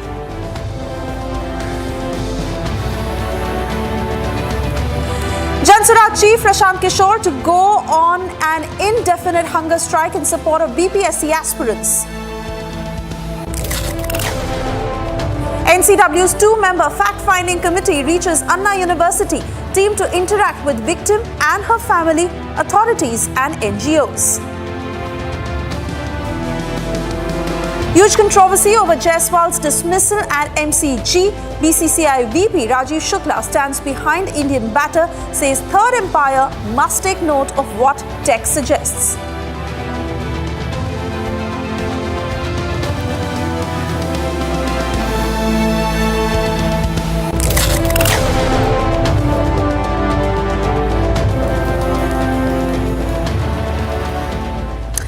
And that was the news summarized with Note Assist using Samsung Galaxy AI on Samsung Galaxy Z Fold 6.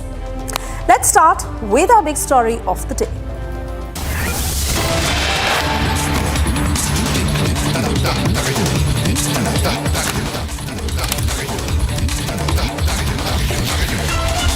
We're learning that as a part of Operation Pragat, launched by the Special Task Force in Assam, a major breakthrough has been achieved in the investigation.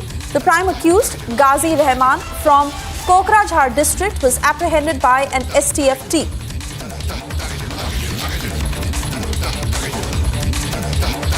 This is the latest that is just coming in, as Anirudh is set to join us shortly from Guwahati to take us through the further details of this operation that has been launched by the Special Task Force in Assam. But big news is that a major breakthrough that has been achieved as a part of this investigation, where prime accused Ghazi Rahman from Kokrajhar district has been apprehended by the STF. Anirudh, I believe you're able to hear me now. Take us through the details of this man, how he was apprehended and what next.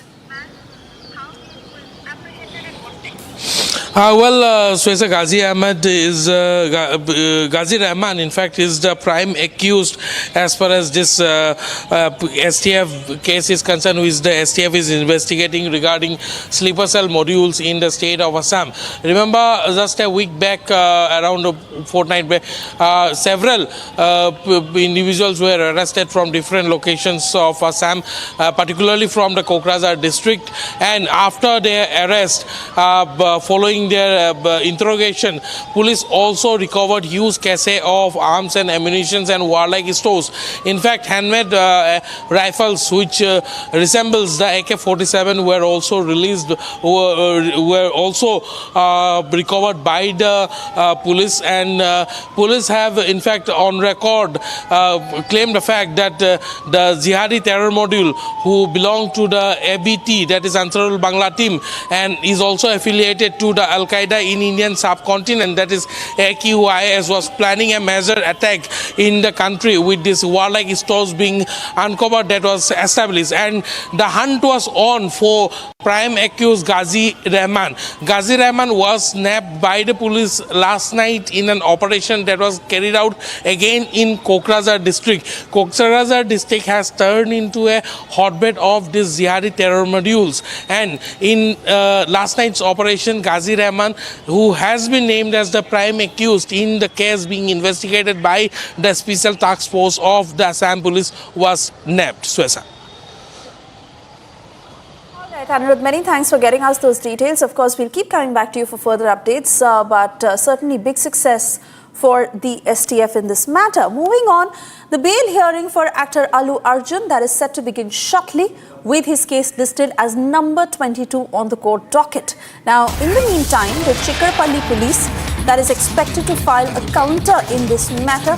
Allu Arjun's counsel, Ashok Reddy, along with his father-in-law, Chandrasekhar Reddy, have arrived at the court for further proceedings. Allu Arjun's counsel trying their level best that Allu Arjun does get bail in this matter. This is, we understand that the police had countered the previous attempt and also questioned him.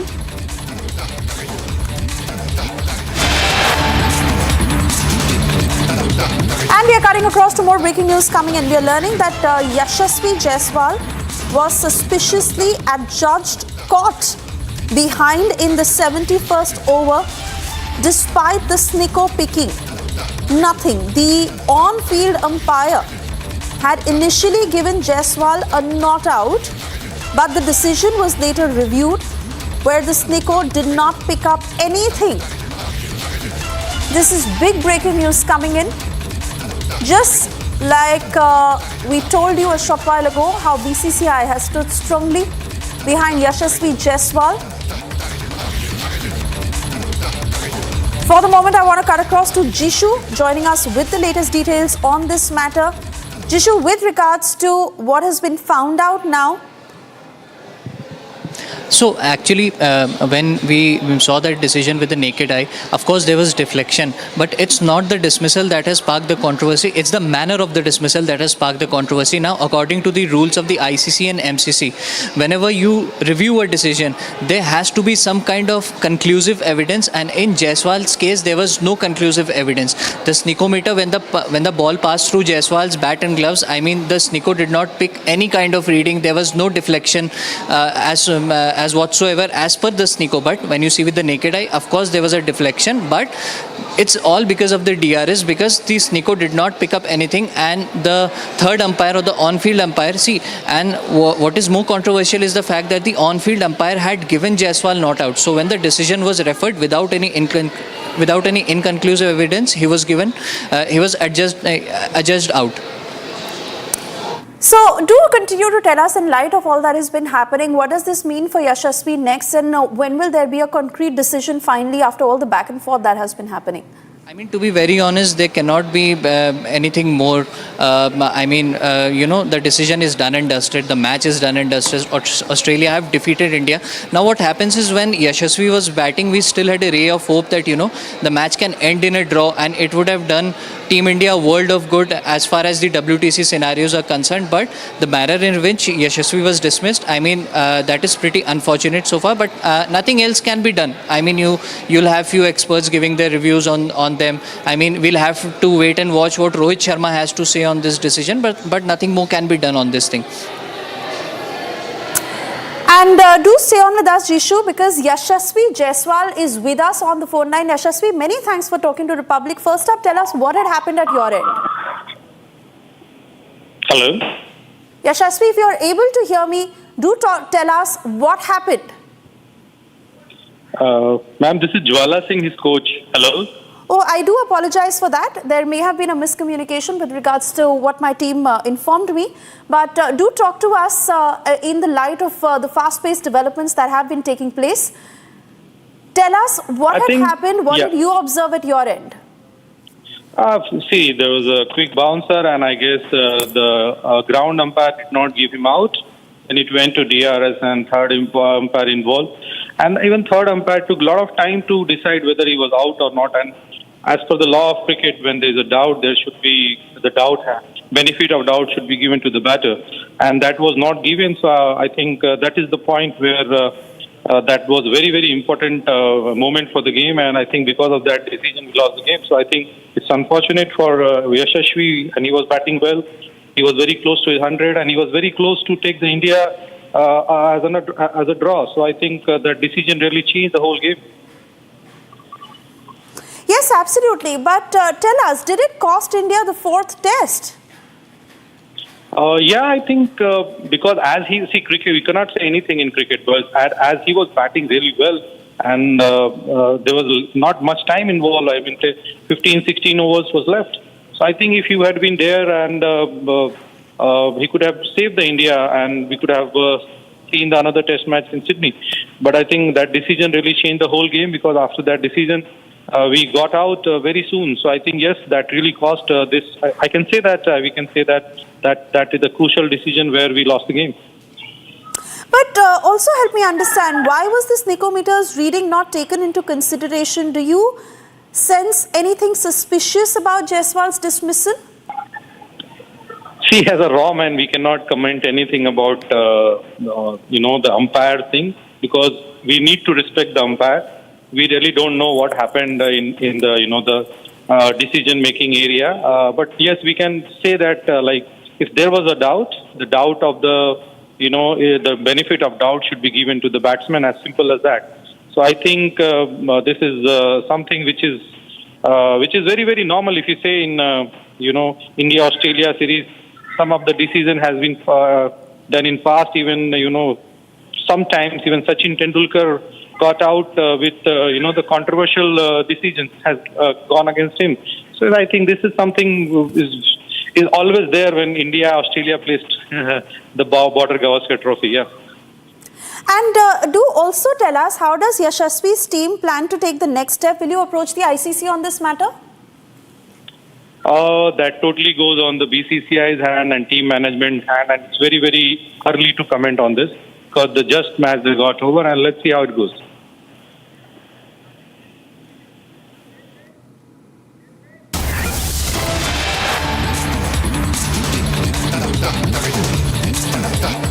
All right, we are cutting across to more breaking news coming in, and we are hoping that we continue talking to Jwala on the other side. But this is what we are learning. Rajiv Shukla has made a statement saying that the third umpire must take note of the sneakometer. The BCCI is standing by Yashasvi Jaiswal, where Rajiv Shukla has gone on to say that the third umpire must certainly take note of what Tech has suggested. He's also gone on to add that the sneakometer must be taken into account. The third umpire must take note of the sneakometer. Let me go back to Jishu, and hoping Jwala continues to stay with us. Jishu, before that, do take us through the details of what Rajiv Shukla has said. So, of course, Rajiv Shukla said that the third umpire should be, watching the sneakometer. He should take note of how the sneakometer behaves. Now, that is the whole point. The sneakometer did not indicate that Yashasvi Jaiswal was out. Of course, the on-field umpire felt that Yashasvi was not out despite the deflection, but the decision was reviewed. Despite reviewing the decision, despite Sneeko catching anything, Yashasvi was given out, and he was just short of his 100. He was batting really well. If he batted, India could have leveled the series, and we could have gone to Sydney with a scoreline of 1-1. But no one really knows what was going on the third umpire's behalf. So that is the whole controversy. That despite the Sneeko picking anything, why was he given out? Oh yes, certainly. But in such scenario, would be interesting to watch what happens next, because I also tried asking his coach if they are set to approach the ICC on this matter. I believe they're still taking note of what is coming in from various sides. Under such circumstances, what are the options? I mean, it's pretty early to comment. I mean, he listed it out pretty nicely. As of now, it is pretty early to comment what the Indian team will do or what they are planning to do. It all depends on what Rohit Sharma and the team management feels about it. But I mean, it's pretty much inconsequential as of now because the test match is done and dusted. The WTC hopes as of now look bleak and they are done and dusted too. I mean, even if they take an action against it, I mean, the result cannot be overturned, right? So, I mean, pretty early to comment what the BCCI plans to do with it. But of course, they are sticking with Yashasvi Jaiswal, and rightfully so, because it was a very suspicious manner in which he was given out. In fact, Jishu, I tried asking his coach the same, but of course, no concrete answers coming in on that front. I'd also like to understand from you, what are India's chances at the World Test Championship? See, because the test match, India lost the test match, and what they can best do is end the Border Gavaskar Trophy 2-2. Now, even if they are ending the Border Gavaskar Trophy on a draw, it does not better their chances. Their hopes are completely reliant on Sri Lanka, and Australia will play Sri Lanka in a 2-match test series. So, even if Australia lose one test match, India have to be completely reliant on Sri Lanka. Their WTC qualification is no more in their hands right now. The best they can do is win the Sydney test match and leave the rest to Sri Lanka, and what happens to their test matches against Australia, which they are to play in their home country. And that is exactly my next point to you. Do you think India would be able to make a comeback in the 5th test? It completely depends. I mean, see, the bad news for Sydney over here is that it's a New Year's test match. So the last 2 days of the test match, there are rain forecast, 55% on the 4th day and 80% on the last day. So it will be pretty much difficult for India to, go for a result in a 3-day test match. So let's hope for the best. Let's hope for the best. The best thing that India can do as of now is defeat Australia in Sydney. But as far as the forecast goes, it looks pretty much hard right now. Jishu, also for the benefit of our viewers, can you quote any past instances where a similar scenario may have emerged, and what was the corresponding decision in those cases? A similar kind of incident transpired in South Africa in 2022 when Dean Elgar was batting. Ravichandran Ashwin had dismissed him LBW.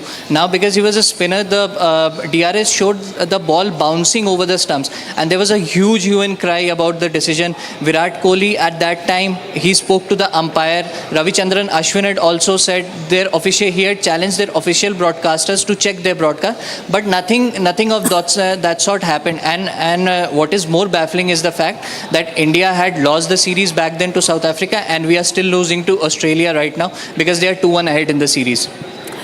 All right, Jishu, many thanks for getting us the latest details. Of course, we keep coming back to you for further updates and what eventually happens as far as the decision on Yashasvi is concerned.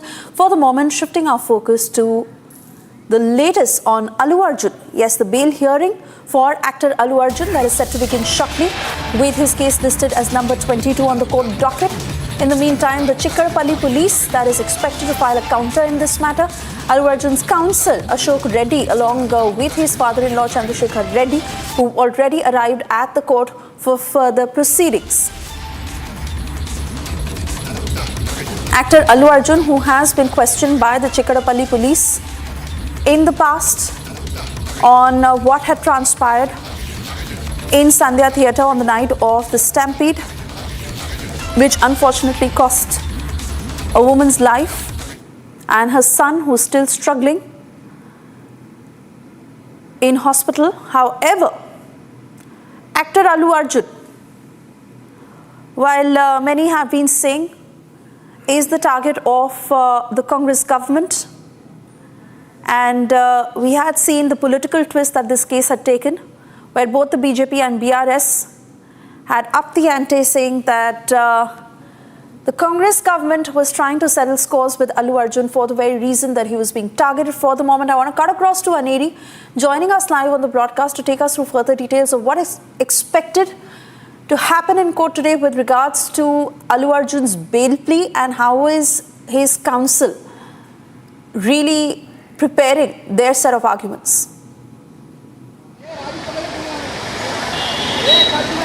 Well, Suesha, what we have been seeing is that now the Nampally court, there is Sessions Court, is hearing the matter of Allu Arjun regular bail plea, which was filed by his counsel on Friday, and also now remember there is argument which is going on in the Sessions Court, and also remember now Chikadpalli police has also filed its counter in connection with the 4th December Sandhya theatre incident that had taken place, and now what we are being told is that there are arguments which are going on between the counsel of Allu Arjun and the Chikadpalli police. So basically now we'll have to see how it turns out to be, but also at the same time, well, now what we are getting to know is that there were arguments which went on from both the ends, and now this is in regard with the regular bail petition. Remember, the Sandhya theatre trial matter has been postponed to 10th January, but this is in regard with the regular bail petition which was filed by Allu Arjun's counsel, and that has now been heard in the Sessions Court, and now the matter has been postponed to 3rd January. So now the matter will be heard on 3rd of January is what we are getting to know. The Allu Arjun's bail petition, after there were arguments which went on between the council and the Chikadpalli police, we see that now the court has postponed the matter to 3rd January. All right, Aneri, let's also flash those details on our screens as the matter has been postponed to the 3rd of January, which means that in 2025, now on the 3rd of January, the court will take up this matter. We understand that the Chikadpalli police is set to counter it, but with regards to, again, like I said, Allu Arjun's counsel preparing to fight this in every way.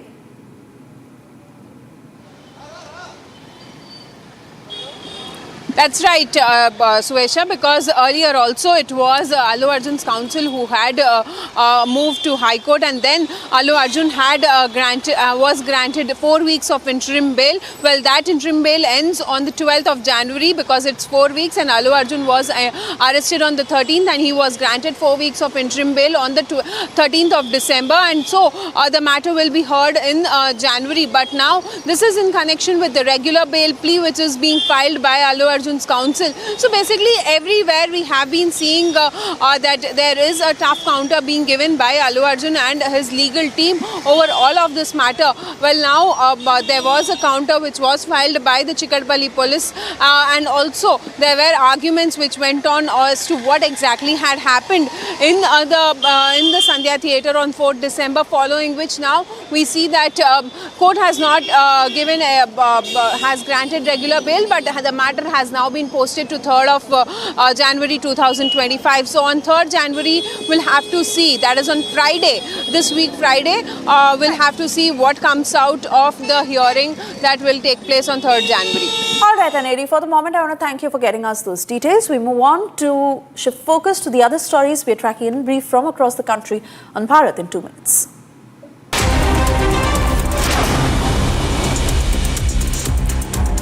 Union Minister Hardeep Singh Puri on Sunday dismissed the Aam Aadmi Party's allegations of operating Operation Lotus in Delhi for voter manipulation. He came down heavily on the Aam Aadmi Party and claimed that they had helped settle individuals for votes. Puri questioned the credibility of the claims and asked whether Rohingyas would ever support the BJP.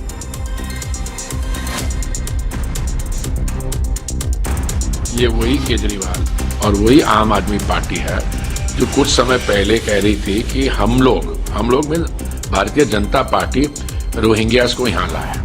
ये सब इन्होंने किया है, और ये illegal infiltrators जो होते हैं उनको ये सेटल करा के उनकी वोटें बनवाई हैं। अगर वो वोटें अब कटवाएंगे, मैं तो कहता हूँ हमारी डेमोक्रेटिक प्रोसेस के लिए बहुत अच्छा होगा।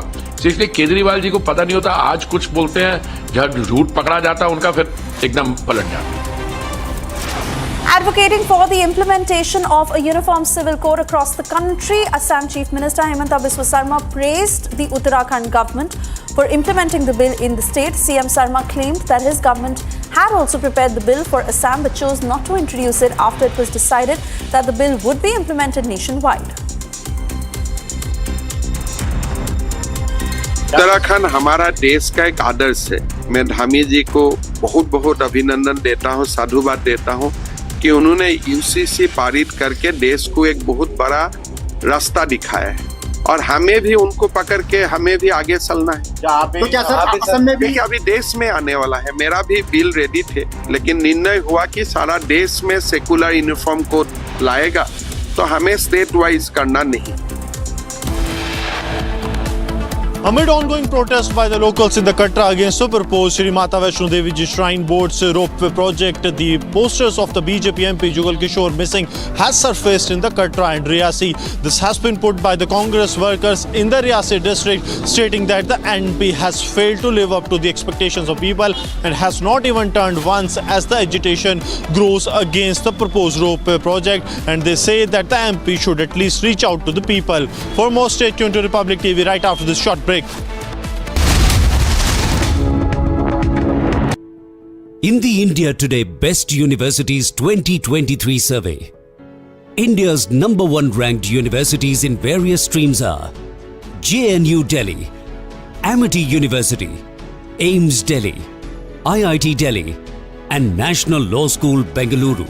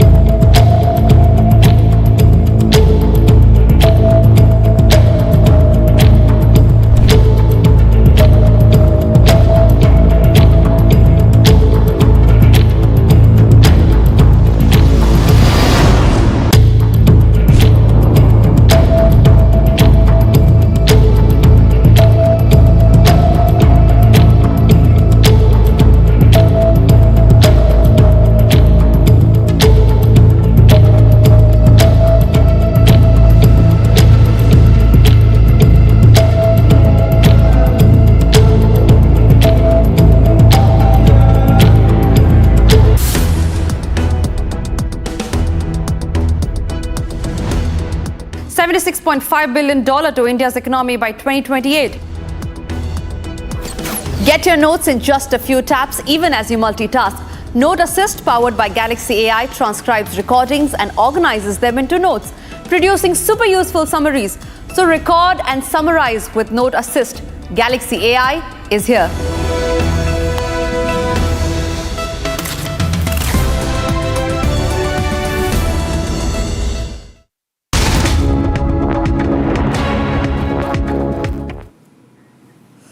And if you're wondering what the weather in your city is today, here is the weather update brought to you by Samsung Galaxy S24 Ultra, powered by Galaxy AI.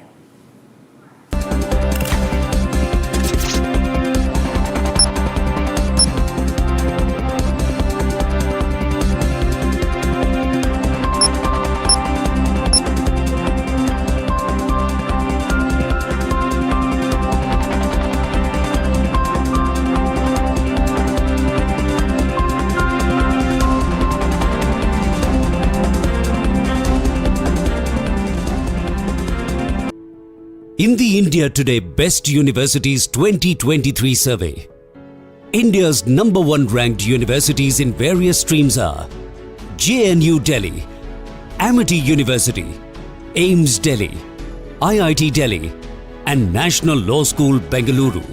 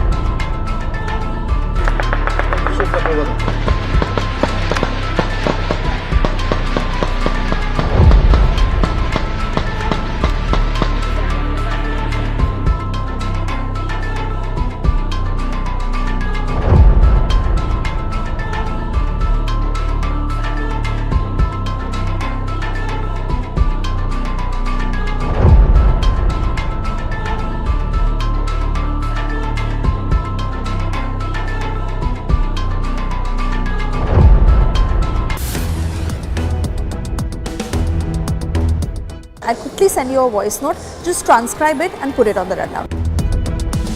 The GDP is projected to grow at 7%.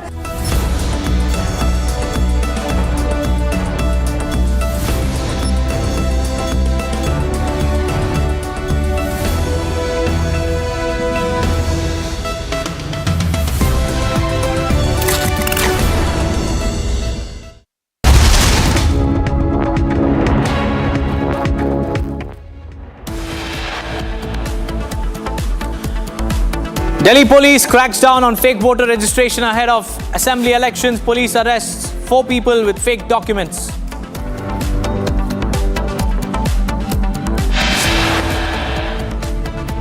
BPSC stir reaches Raj Bhavan day after ruckus between political strategist Prashant Kishore and protesting aspirants.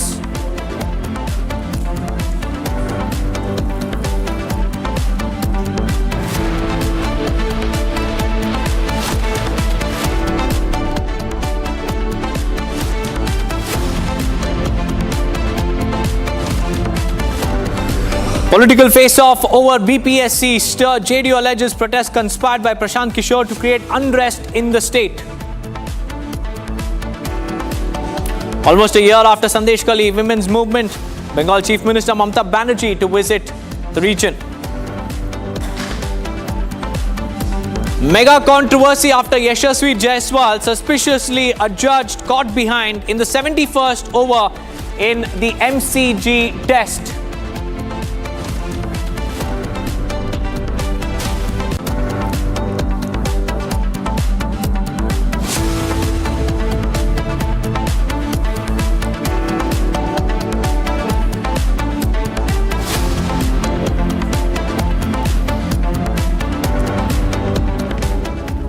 Viewers, it's 12:30 and you're watching Republic TV. I'm Deepak Suresh Kumar and our top focus remains on Patna because BPSC aspirants have hit the streets in protest against the examination process that was being held, and now politics has also erupted with the JDU saying that there is a clear-cut conspiracy by Prashant Kishore to create unrest in the state, even as Prashant Kishore rallies behind these aspirants and students saying that he will go on an indefinite hunger strike.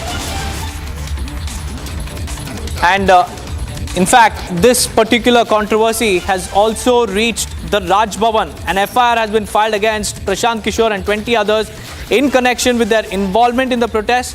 Prashant Kishore has also backed the protesting students and said that he will sit on a hunger strike until the matter is resolved.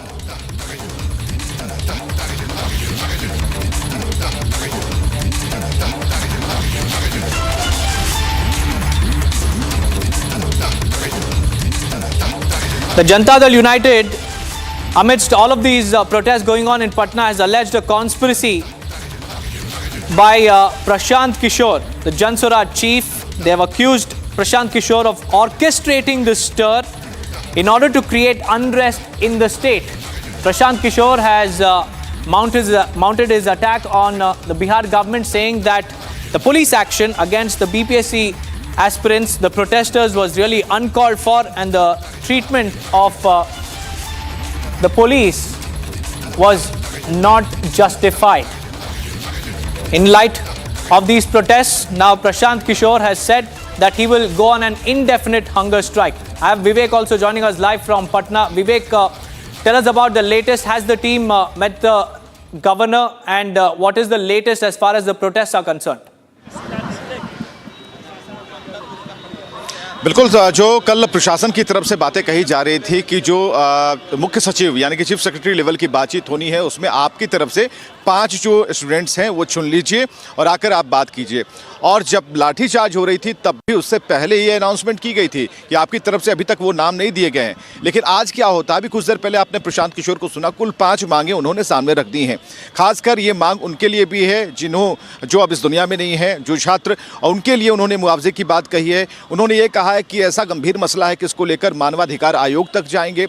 उन्होंने ये कहा कि जिन छात्रों के ऊपर जो allegations लगाए गए हैं, जो निर्दोष हैं, उनके ऊपर से वो धाराएं हटाई जाएं। तो कई मांगे प्रशांत किशोर ने रखी हैं। है। लेकिन अभी अभी जो सूचना हम आपको एक नया अपडेट देने जा रहे हैं वो ये है कि जो छात्रों का जो एक प्रतिनिधि मंडल है वो अभी चीफ सेक्रेटरी के पास जाने वाला है, कभी भी जा सकता है। हमारे पीछे जो ये देख रहे हैं यहीं पर अभी प्रेस कॉन्फ्रेंस चल रही थी। प्रशांत किशोर का ये आवास है जहां पर गहमा गहमी बढ़ गई है। ये प्रशांत किशोर का आवास है तो उनके समर्थक यहाँ पर मौजूद है, लेकिन भीतर वो डेलीगेशन जो कि अभी जाकर मिलने वाला, क्योंकि 3 बजे फिर एक बार प्रशांत किशोर जब ये डेलीगेशन मिलकर आएगा तो एक बार वो बात कर सकते हैं। तो यहाँ पर जो डेलीगेशन है वो सामने आगे बढ़ने को तैयार है, पूरा मजमून तैयार है। राजभवन के पास हमने आपको दिखाया, वहाँ पर एक डेलीगेशन है, सीएमओ के पास एक डेलीगेशन पहुँचा हुआ है। और पप्पू यादव की चिट्ठी के बाद पप्पू यादव ने राजभवन में जो चिट्ठी सौंपी है, पत्र सौंपा है, जो 4 मांगे उन्होंने रखी हैं, उसके अलावा भी छात्रों ने हाथ से लिखा हुआ जो लेटर है उसे वहाँ पर जमा किया, उसकी रिसीविंग लेने के लिए गए हुए थे जब हम राजभवन पर वहाँ पर उपस्थित थे।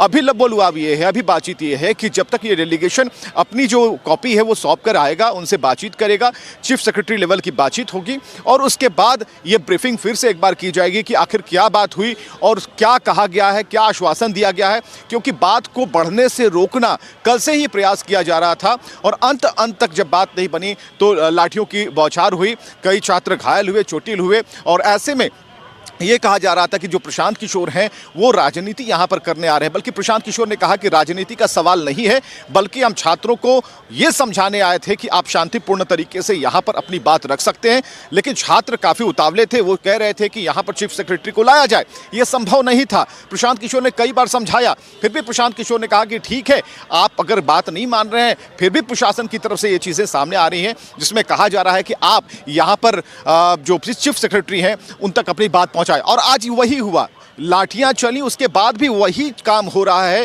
कि चीफ सेक्रेटरी के पास ये डेलीगेशन जा रहा है और उन तक अपनी बात रखी जाएगी और ये बताया जाएगा कि जो अभी जो डेलीगेशन है जो कहना चाह रहा है, जो छात्र बराबर कह रहे हैं कि हमारी सुनने वाला कोई नहीं है, जी कोई विवेक, सुनने को तैयार नहीं है, आयोग मतलब बने रही, let's take a listen in fact to what exactly Prashant Kishore had to say viewers. इन बच्चों के साथ सिंपैथी रखते हैं वो, और जो भी सरकार के इस लाठी तंत्र के खिलाफ हैं वो सारे लोग पूरे राज्य में एक दिन भी हम लोग चैन से बैठने वाले नहीं हैं। और 2 जनवरी से अगर ये मामला नहीं निपटा तो मैं स्वयं प्रशांत किशोर मैं इनडिफिनिट यहाँ पर धरने पर खुद बैठूंगा इन बच्चों के समर्थन में, इन 5 मांगों के समर्थन में। कहीं एक कदम भी पीछे हटने का सवाल नहीं है।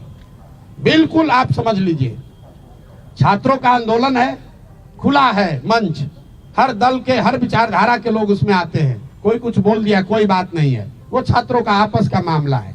ये जो लड़के हैं अगर हमारे खिलाफ बोल रहे हैं, पक्ष में बोल रहे हैं, कोई शिकायत नहीं है, मेरी इनसे कोई शिकायत नहीं है।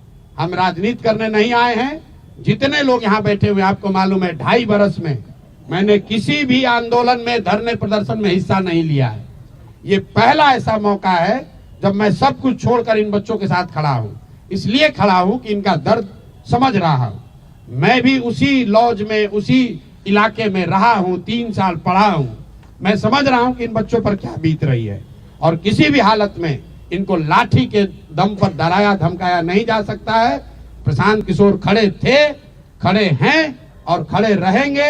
मेरी जितनी भी ताकत है, ना बच्चों को कानूनी डर दिखाकर कोई पीछे हटा सकता है, ना FIR करके, ना लाठी चलाकर। All right, we have some more breaking news coming in. Viewers, the political controversy is erupting now as the protests are turning violent in Bihar, and now the incident has drawn sharp criticism from the opposition, particularly the RJD, which is now accused the ruling JDU of heavy-handedness, high-handedness. And RJD leader and MP Manoj Jha has likened the police action to times worse than the emergency. In fact, take a listen to what exactly Manoj Jha has said.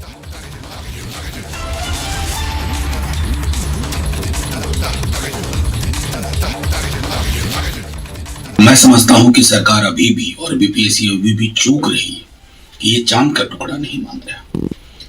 और तेजस्वी जी के मन में कुछ blueprints हैं कि अगर हम सत्ता में आए तो BPSC में किस प्रकार की चीजें होंगी या इन छात्रों को कौन सी रियायत दी जा सकती है, लेकिन मौजूदा सरकार की कुछ जिम्मेवारियां। दूसरा दुर्भाग्यपूर्ण पहलू इस बर्बर लाठीचार्ज के अलावा ये भी रहा कि अगर लोग फर्क देखें कि तेजस्वी जी ने, मैं किशनगंज में था उनके साथ, वहां से वीडियो पे बात की, फिर जैसे ही पटना पहुंचे मिले, नैतिक समर्थन के बाद बिल्कुल अलग हो गए और दूर से सारी चीजों को मॉनिटर करते रहे। कुछ लोग ऐसे हैं जो छात्र युवा आंदोलनों की इस संदर्भ को, उसके चरित्र को नहीं समझते हैं। मैं उनमें से एक आंदोलन से निकला हूं और मुझे पता है कि हमें समर्थन चाहिए होता था विपक्षी नेताओं और दलों का, लेकिन उनका झंडा बैनर और प्लेटफॉर्म तब्दील कर दें, ये नहीं होता था। In fact, Vivek is back with us. Vivek, हम जैसे कि देख रहे हैं कि एक पॉलिटिकल फेस ऑफ जो है बयानबाजी वो भी लगातार जारी है और अब आरजेडी कह रही है कि ये जो मंजर देखने को मिल रहा है वो इमरजेंसी से भी बदतर है। देखिए, पूरी तरह से राजनीति, खालिस राजनीति इसको कहते हैं। इसलिए क्योंकि मनोज झा को जब आप सुन पा रही होंगी तो आपको ये समझ में आएगा कि कल रात को, इससे पहले हम आपको ले चलते हैं, कल रात को जब ये सारी घटना हुई तो 10:30 बजे के करीबन सोशल मीडिया पर तेजस्वी यादव आते हैं और पूरी बात वो कहते हैं और बराबर कहते हैं कि हमने तो छात्रों को कहा था कि शांतिपूर्ण तरीके से आप अपना ये अनशन जारी रखिए और ये बहुत बड़ा एक प्रेशर क्रिएट करेगा सरकार पर, आपकी बात मान ली जाएगी।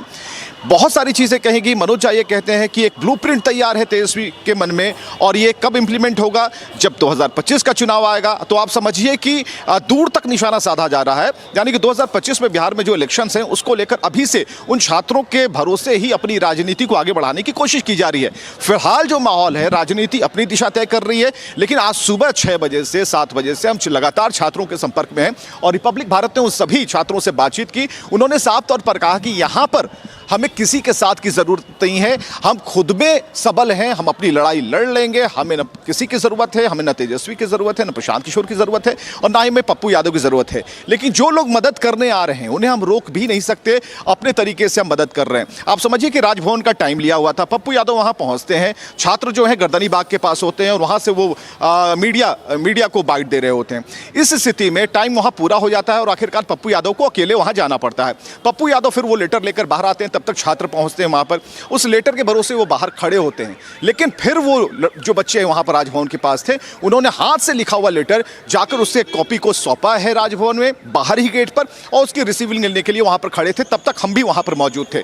अभी जो यहां पर आप देख पा रहे हैं, ये डेलीगेशन जो है कभी भी यहां पर बाहर निकलेगा और ये डेलीगेशन जो है ये जाने वाला है चीफ सेक्रेटरी से मिलने के लिए और ये तय आज होगा कि आखिर सरकार जो कहना चाहती है कि भाई हम बात करना चाहते हैं, हमने आपके लिए दरवाजे खोल रखे, लेकिन छात्र कह रहे हैं कि आपने दरवाजे खोले हैं, मन नहीं खोला।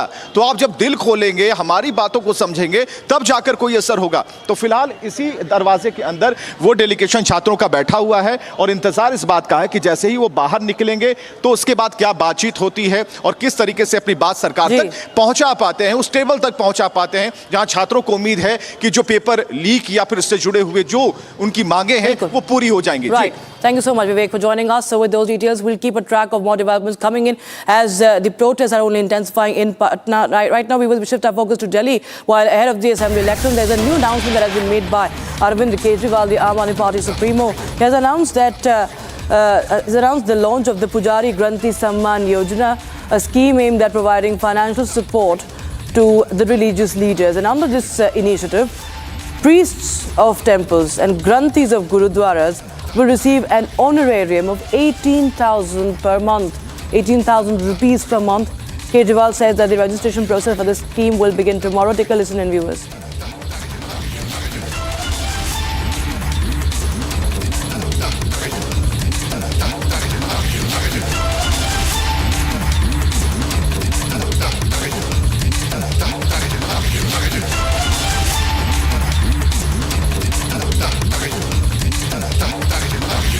का प्रावधान है। हम जानते हैं कि किस तरह से एक पुजारी हमारे सुख दुख सब में काम आता है। हमारे घर में शादी हो, बच्चे का बर्थडे हो, कोई भी खुशी का मौका हो या कोई मौत हो जाए या कोई गम का मौका हो, हर वक्त पुजारी हमारे साथ होता है, हमारे को उसमें अपना कंट्रीब्यूशन करता है, भगवान की पूजा कराता है हमें।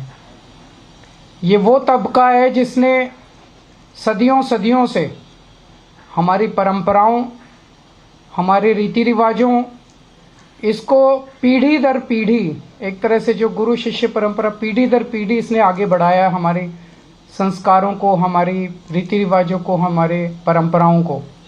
लेकिन इसने कभी भी अपने परिवार की तरफ ध्यान नहीं दिया और कभी भी हम लोगों ने इनकी तरफ ध्यान नहीं दिया। हम मंदिर जाते हैं, पूजा करते हैं, लेकिन कभी भी इनकी तरफ हमने ध्यान नहीं दिया। आज इस योजना के जरिए हम इसे, मैं वेतन या तनख्वाह नहीं कहूँगा, एक तरह से इनका सम्मान करने के लिए इसकी घोषणा कर रहे हैं कि लगभग 18,000 रुपये महीना इनको सम्मान राशि दी जाएगी हमारी सरकार बनने पर।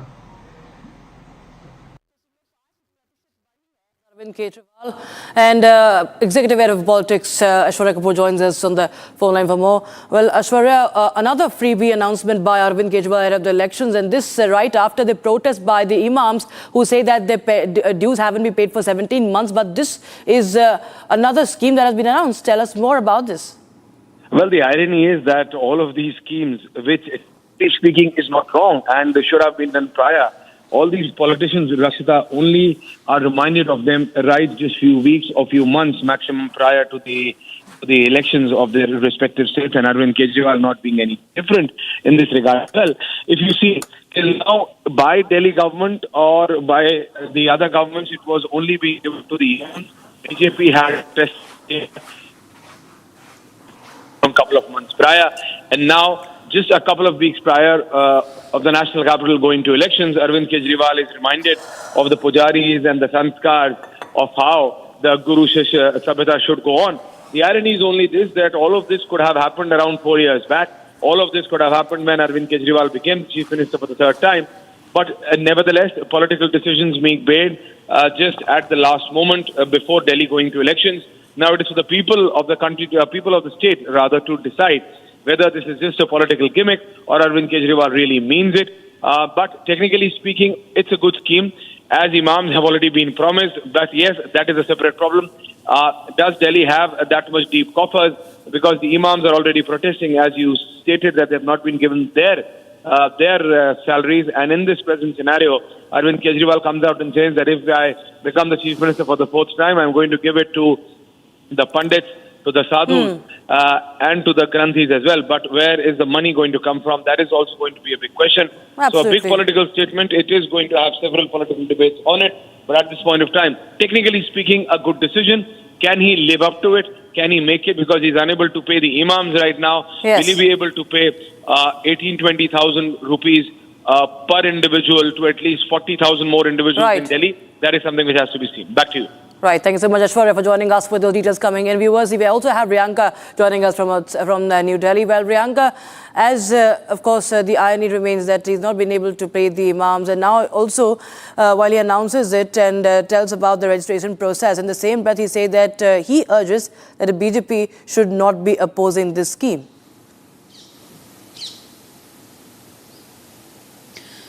Well, look, ahead of the elections in the national capital slated to happen early next year, there are several welfare schemes that are being launched by Arvind Kejriwal. As he says, if he comes back into power for the fourth time, then there will be several schemes, be it for women or for the sadhus and the granthis that he has in fact gone ahead and announced. Now the question is, his Aam Aadmi Party's coffers are running dry, and as rightly mentioned earlier as well, that there have been 7 months delay for the payment of the imams who were in fact raising their voices outside Kejriwal's residence a few hours ago. But yes, he has announced schemes for the pujaris, for the granthis as well ahead of the elections. But again, the questions, as clearly mentioned by our senior colleague, that whether or not Aam Aadmi Party will be able to live up to this, where the money will be coming, is a big question. And yes, several questions and debates are going to be coming on regarding the same as we come closer to the elections. There are more welfare schemes that are likely to be launched by the Aam Aadmi Party. The question remains, when the Aam Aadmi Party is finding itself in a dock, how is they going to pay the money back? Absolutely right. So thank you so much, Riyanka, for joining us with those details coming in on that story. Viewers, now we'll in fact listen to what Aam Aadmi Party's Saurabh Bharadwaj has to say on this announcement by Arvind Kejriwal.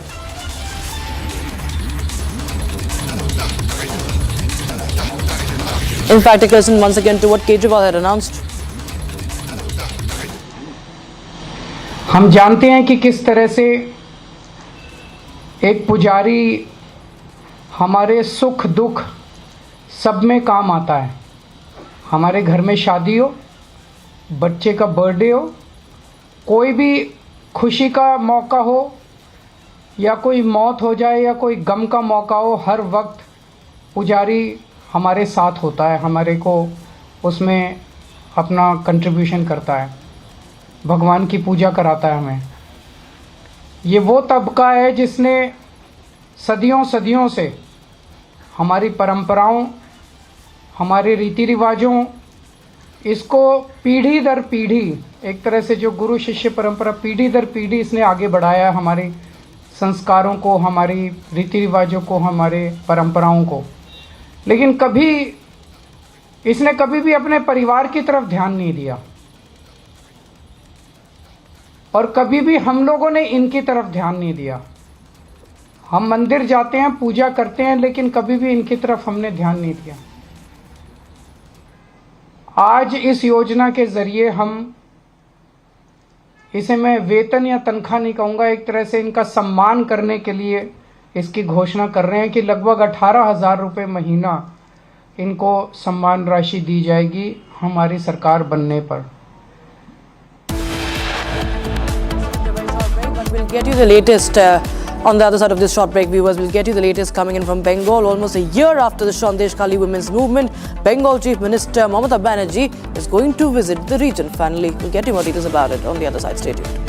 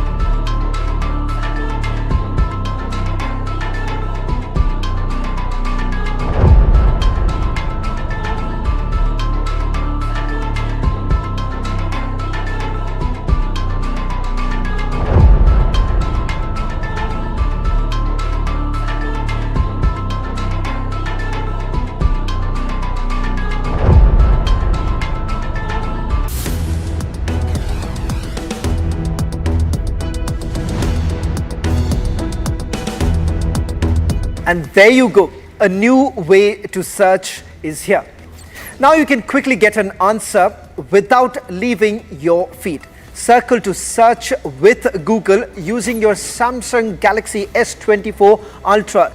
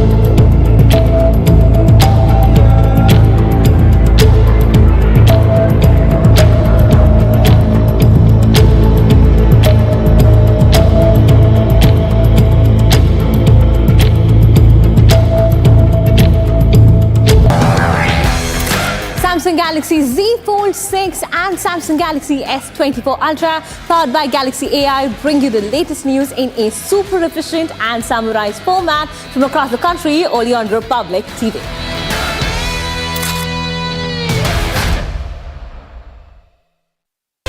From Asia's largest news headquarters, setting the agenda for Bharat.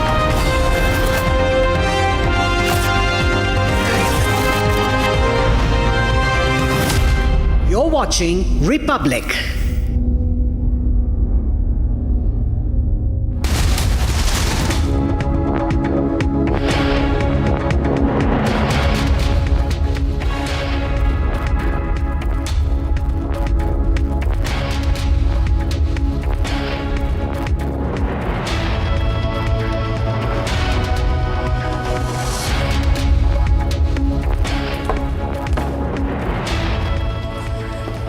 Good afternoon and thank you for tuning in. You're watching Live and Breaking. I'm Suesha Samant, and even as the BPSC aspirants are determined to meet with Nitish Kumar to discuss the ongoing stir, Prashant Kishore, who has made a full-fledged entry and is pledging to sit on a hunger strike unless and until justice is served to the BPSC aspirants. We'll get you all the latest details in this edition. First, a quick check of the headlines we're tracking.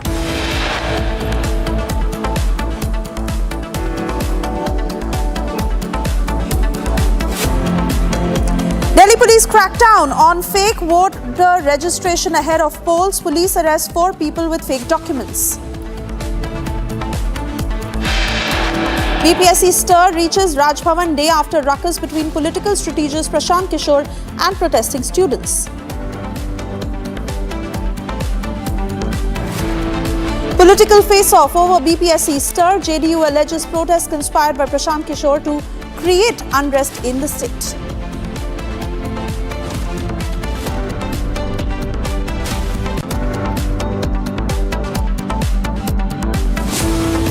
Almost a year after Sandesh Khali Women's Movement, Bengal Chief Minister Mamata Banerjee to visit the region. Mega controversy after Yashasvi Jaiswal, suspiciously adjudged, caught behind in the 71st over in Melbourne.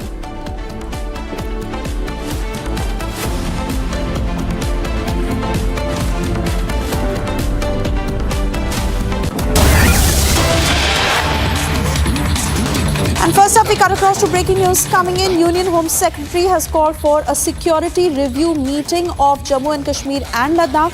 The meeting has been called today afternoon in Srinagar. Union Home Secretary Govind Mohan is all set to chair the key security meet. The meet that will be attended by Director General Jammu and Kashmir Police, Nalin Prabhat, Additional Director General of Police, Jammu, IG Kashmir and DG Ladakh will all be present in this meeting.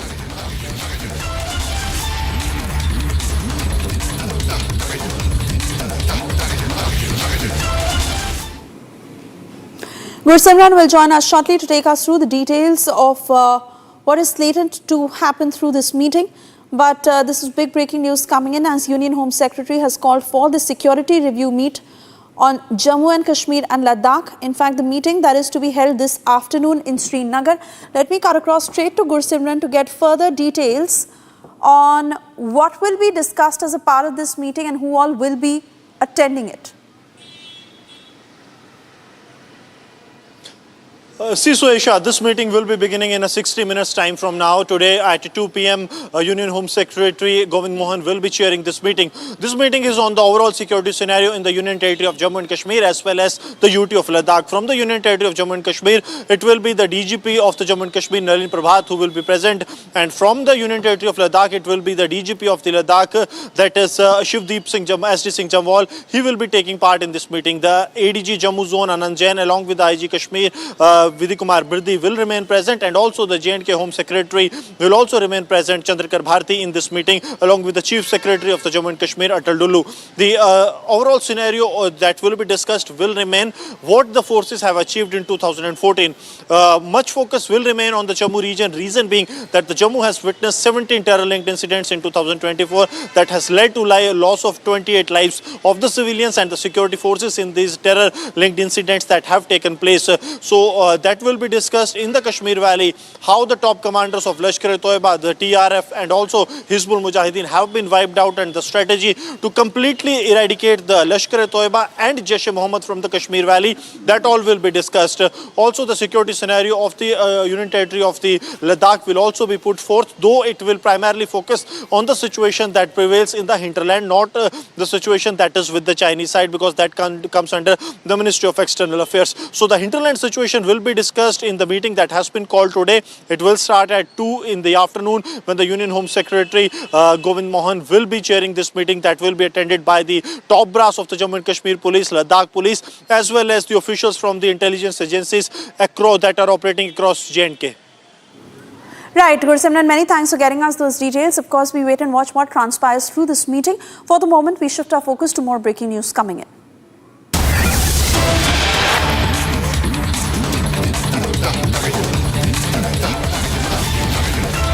Yes, while the country mourns the loss of former Prime Minister Dr. Manmohan Singh and 7-day national mourning that continues, Rahul Gandhi has flown off to Vietnam to ring in New Year's. Rahul Gandhi politicized and exploited Dr. Singh's death for his expedient politics, but his contempt for him is unmissable, as the Gandhis and the Congress made that very controversial statement on Sikhs. Now, Rahul Gandhi, who has flown into Vietnam to bring in New Year's, at a time when the Congress took on the centre, saying that justice was not done to former Prime Minister Dr. Manmohan Singh, and this politics that erupted just a day after his cremation.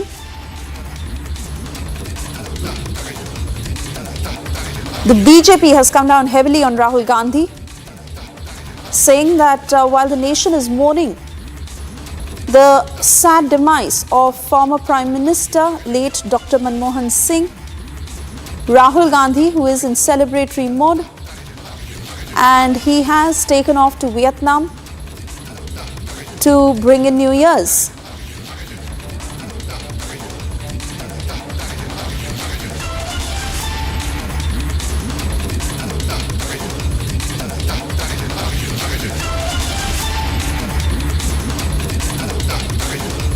In fact, we'll get you entire details of how this fight is escalating further. It is BJP versus the Congress, politics that erupted just a day after the sad demise of former Prime Minister late Dr. Manmohan Singh. And now we have Niranjan joining us on the phone line. Niranjan, as the BJP taking on Rahul Gandhi, saying that while the nation is mourning the loss of the former Prime Minister, Congress, who has been taking on the centre over Dr. Manmohan Singh, Rahul Gandhi himself has flown into Vietnam to bring in New Year. Well, this is a controversy, of course, and the reason why this is a bigger controversy, it's okay. I mean, people travel abroad. People have the right to celebrate their New Year's in India or Vietnam or Cambodia or Myanmar or Uzbekistan. Is completely fine. But when the nation is in national mourning, 7 days of national mourning have been discussed, have been declared rather, and just when that has been declared, and the Congress party has been busy tweeting, demanding a memorial. Last 2 to 3 days, there has been an intense debate asking for a memorial to be built for Dr. Manmohan Singh. And despite the demands for a memorial and the fight which the Congress party has continued over the weekend, with different news conferences being held, tweets being put out, etc., the fact that Rahul Gandhi has decided to leave India and go to Vietnam, and he's a leader of the opposition, and for all practical purposes, the man who calls the shots in the Congress party. And despite, his party going all out to question the government on the issue of the memorial, you had different leaders like K.C. Venugopal, Manish Tiwari, and all these leaders, many of whom have served as ministers under Dr. Manmohan Singh, question the BJP. And Priyanka Vatra also tweeted, Rahul Gandhi also tweeted, they reduced Dr. Manmohan Singh's identity to being that of a Sikh, then call him a world leader. The whole world recognized Dr. Manmohan Singh as someone who bridged relationship between India and different countries, and for his fantastic, background as an economist. And, on Saturday, the Congress party had reduced his identity to being that of a Sikh and had, made it about the India's first Sikh Prime Minister not getting his memorial, etc. Now, the question is, on one hand, you claim to be fighting for Dr. Manmohan Singh's legacy, for what is due to him, but at the same time, you take off for Vietnam, right? So that's the question that the BJP is asking. So it's a fight between both parties. BJP has tweeted saying, while the country is in mourning, Prime Minister Dr. Manmohan Singh's demise, Rahul Gandhi has flown to Vietnam to ring in the new year, saying that Rahul Gandhi politicized, exploited Dr. Manmohan Singh's death for his expedient politics, for his contempt for him is unmissable. Gandhis in the Congress hate the Sikhs. Never forget that Indira Gandhi desecrated the Darbar Sahib. This is a tweet put out by the BJP. I'm handing it back to you for now. It's a controversy that we felt we should, let our viewers know that this is happening. Back to you for now. All right, many thanks for getting us those details as we also now shift our focus to the ongoing fight between the BJP and the Aam Aadmi Party ahead of the Delhi polls, this time on the issue of crackdown on infiltrators, where Aam Aadmi Party has escalated its attack. Arvind Kejriwal has said that Union Minister Hardeep Singh Puri must be arrested because according to him, he has all the information on Rohingyas, all the data.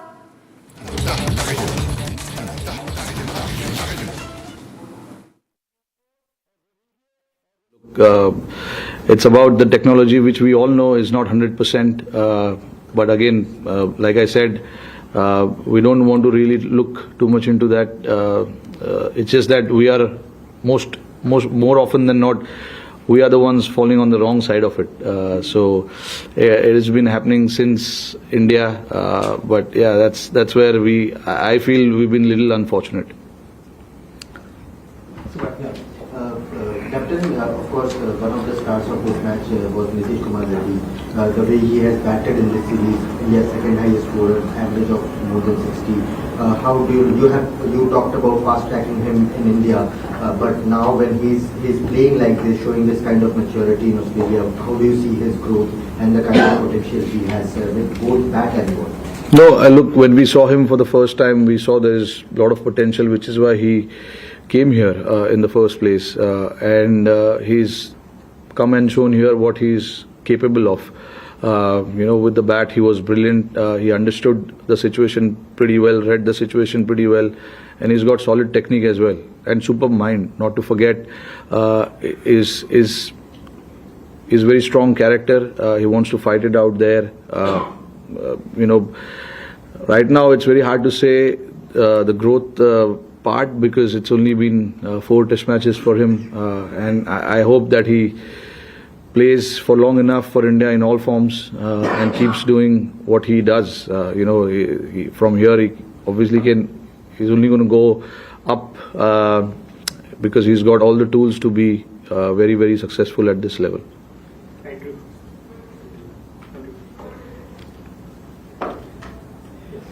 Rohit, you talked about Bumrah's workload. Do you ever during this mismatch feel the need of another frontline wicket-taking bowler or an option? Or are you happy playing 3 frontline pacers and then backing the side as all-rounder? Look, Akash and Siraj are the frontline seamers. It's just that they've been very unfortunate not to be seen on the wicket column. Siraj especially is bowling his heart out. I don't think there's anything else that he can do. Obviously, there are technical aspect of his game that he's looking into. But other than that, in terms of his effort, his attitude, Bowling those long spells, he's always up there. It's just that the wicket column doesn't show how well he is bowled, but so is Akash. In Brisbane and here, in both the games, he's bowled really well. Just unfortunate that couldn't get the wickets under his name. But these are the three frontline seamers that we are playing, and just everyone's job to make sure that whoever plays needs to get job done for the team. It is not about one or two individuals. It's about everyone making sure that they come out here and get the job done. We're taking last few questions. Right, just for context around the Rishabh part dismissal, what was your message to them at the team? Did you think you could still win the game at that point? During tea, what was the situation? You needed around 6 and over, you had 7. Rishabh's a good player. He's a good player, there's no doubt. I mean, it's obviously when you come here chasing 340 in mind, we did that last time around, so there's no way that we were not thinking of the target. But to get that target, you need to lay the foundation. You need to lay that foundation for the other batters to come and play the way they want to play. We've got guys in our team who can take the game till the end, like we did in few occasions in the past. Unfortunately, when Rishabh got out, obviously we lost a couple of wickets right after that, and then we knew that it was always going to be tough. Just to be realistic, sometimes I know you want to do the target, you want to chase the target, you want to be positive and stuff like that, but you've got to be realistic as well sometimes. And getting 6 and over on that pitch, it seems a little tough. Wicket was slowing down a fair bit, day 5 pitch. And then, look, when we had 7 wickets in hand, we were all positive. We were not thinking too far ahead also, and not going in our shell as well. We wanted to be positive and see where the game goes. The message was to all the batters was to just play the situation and play the game and see where it ends up. And then if the situation arises where there is a time where you can enter into that contest of putting the pressure right back on the opposition, we will do that. But we never felt that we had the opportunity to put the pressure there back on the opposition. They bowled a very good spell up front, and then obviously losing wickets at regular intervals also held us back a little bit. On Shubman Gill, Sandhya told a story about how T20 World Cup final, after that, just before the toss, when he was dropped, not picked, you went and spoke to him why somebody they wanted to drop him. And he talks how gratefully. So what was your chat with Shubman Gill before this, and how is he taken it? And Sydney, considering it's sort of a similar spin pitch, or not similar, but spin track, would you be going with the same team as? Look, I don't know what team I'll go with. We'll go there and see the pitch. Look, I had a chat with him. There is no way when you're leaving someone out for whatever reason it is, you will have a chat, and the chat was with him was clearly he was not dropped. We just wanted to have that extra bit of cushion in the bowling, and hence we opted for an all-rounder, which shouldn't weaken our batting lineup. Compromising a batter for a bowler was not something that I wanted to do. We wanted to, bat as deep as possible, and along with that have the same combination. Along with that, to have a bowling attack which can take 20 wickets. So we considered everything, and we ended up compromising him, unfortunately. But again, look, with him, there was never a doubt that he was not batting well or he was not scoring runs or anything like that. It was just to get that combination where we can cover both bases, batting and bowling. We opted for that option. Of course, I mean everyone has to understand that, because eventually we don't make personal decisions. It is in the best interest of the team. We want to put the team ahead and think about what is the right combo for this particular venue. and this opposition. So that's how I plan, picking up the team.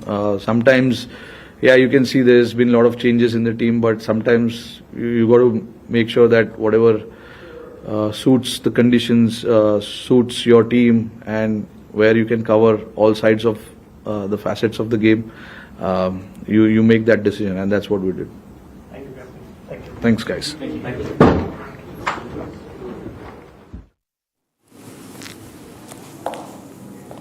And that's the news conference that has just been concluded by Rohit Sharma, where he also mentioned the controversy over Jaiswal's decision, several questions that have erupted. This is, we understand, that the BCCI completely standing by Jaiswal. We'll continue to get you excerpts of this news conference, but for the moment, we also shift our focus to other stories. We're tracking for you stories in brief in Bharat in 2 minutes.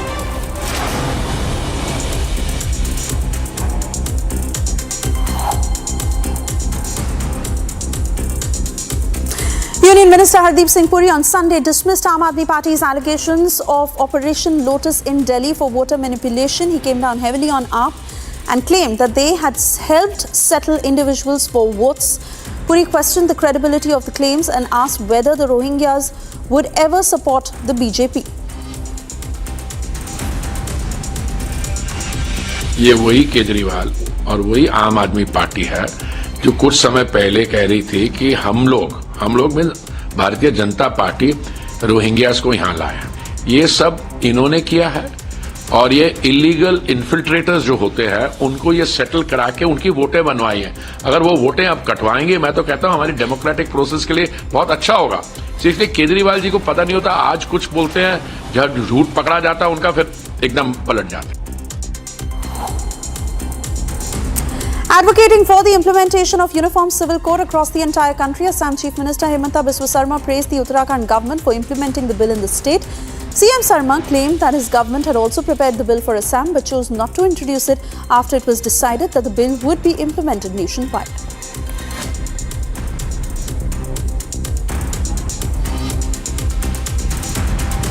Uttarakhand हमारा देश का एक आदर्श है। मैं धामी जी को बहुत बहुत अभिनंदन देता हूं, साधुवाद देता हूं कि उन्होंने यूसीसी पारित करके देश को एक बहुत बड़ा रास्ता दिखाया है और हमें भी उनको पकड़ के हमें भी आगे चलना है।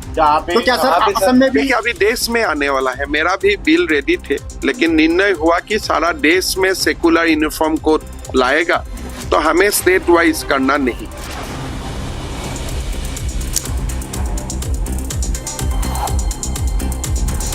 West Bengal Chief Minister Mamata Banerjee will visit the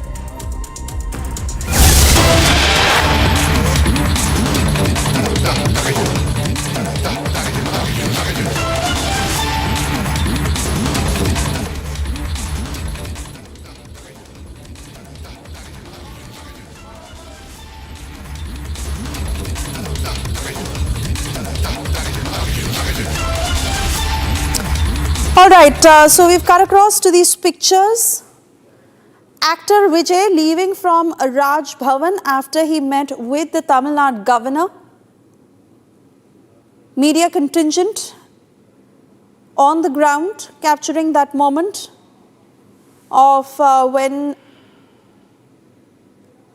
actor Vijay, after concluding that meeting with the Tamil Nadu governor, has left from Raj Bhavan. This is primarily over what happened in Anna University, which has become the biggest political face-off across Tamil Nadu. Actor Vijay, who met with the governor in connection with the sexual assault case, fingers pointing at DMK, where a picture had also emerged of how the prime accused had a DMK link, which the DMK completely denied. And this, even as we understand that the NCW is now looking into this case, in fact, a two-member fact-finding panel that is to meet the victim, her family, NGOs, authorities, and everyone concerned with this case. This is the latest development as actor Vijay met with the governor in this regard.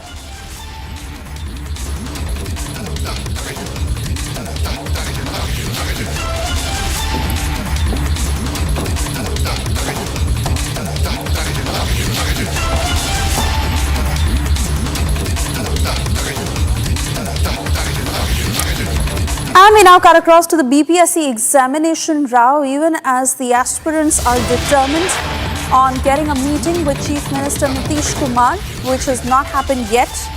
It is Prashant Kishore who has upped the ante. He has said that he will sit on an indefinite hunger strike unless and until the students are served justice. Prashant Kishore is all set to protest across Bihar.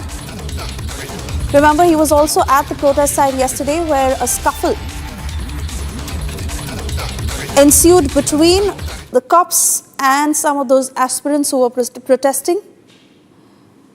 Prashant Kishore has said that if the government will not accept the demands of the BPSC aspirants, he will protest across the state. He's further added that he himself will sit on an indefinite hunger strike if the issue does not get resolved. Listen into that statement. इन बच्चों के साथ sympathy रखते हैं वो, और जो भी सरकार के इस लाठी तंत्र के खिलाफ हैं, वो सारे लोग पूरे राज्य में एक दिन भी हम लोग चैन से बैठने वाले नहीं हैं। और 2 जनवरी से अगर ये मामला नहीं निपटा तो मैं स्वयं प्रशांत किशोर मैं इनडिफिनिट यहाँ पर धरने पर खुद बैठूंगा इन बच्चों के समर्थन में, इन 5 मांगों के समर्थन में। कहीं एक कदम भी पीछे हटने का सवाल नहीं है। बिल्कुल आप समझ लीजिए, छात्रों का आंदोलन है, खुला है मंच, हर दल के हर विचारधारा के लोग उसमें आते हैं। कोई कुछ बोल दिया कोई बात नहीं है, वो छात्रों का आपस का मामला है। ये जो लड़के हैं अगर हमारे खिलाफ बोल रहे हैं, पक्ष में बोल रहे हैं, कोई शिकायत नहीं है, मेरी इनसे कोई शिकायत नहीं है।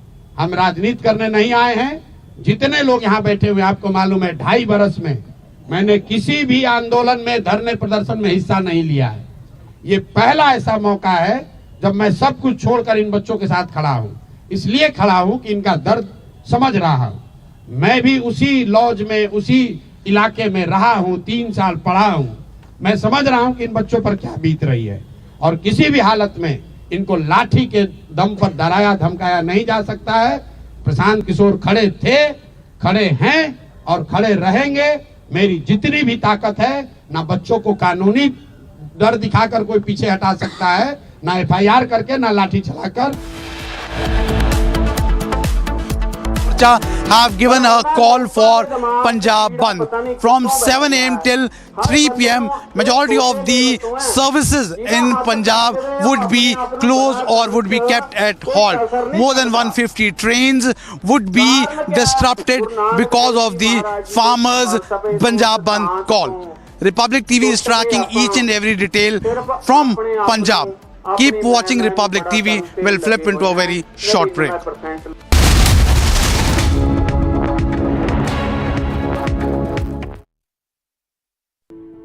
In the India Today Best Universities 2023 survey, India's #1 ranked universities in various streams are JNU Delhi, Amity University, AIMS Delhi, IIT Delhi and National Law School Bengaluru.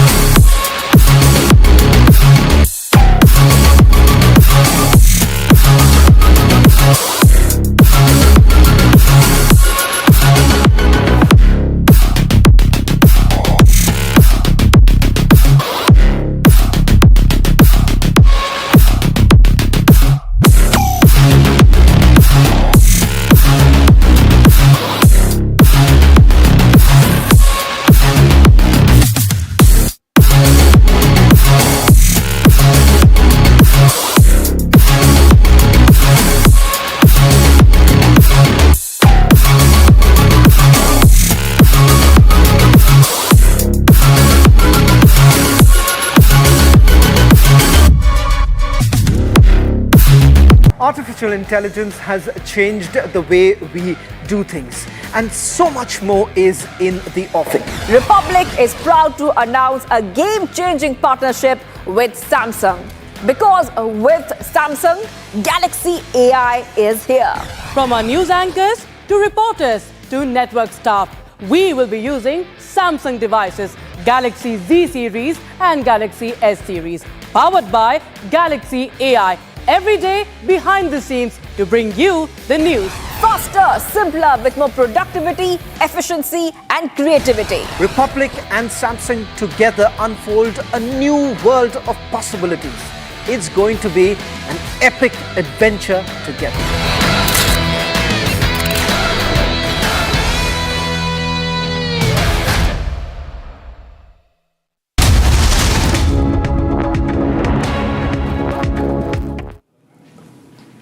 Thank you for joining us on Republic TV. Let's get you the news summarized with Note Assist using Galaxy AI on Samsung Galaxy Z Fold 6.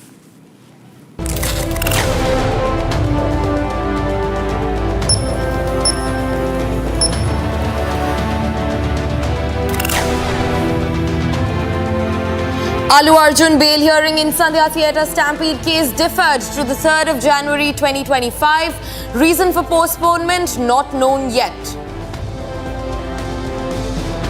Jansuraj Chief Prashant Kishore to go on an indefinite hunger strike in support of BPSC aspirants. NCW's 2-member fact-finding committee reaches Anna University. Team to interact with victim and her family, authorities and even NGOs. On-field umpire gave not out. Decision later reviewed where Sniko did not pick anything. Questions over Jaiswal's dismissal.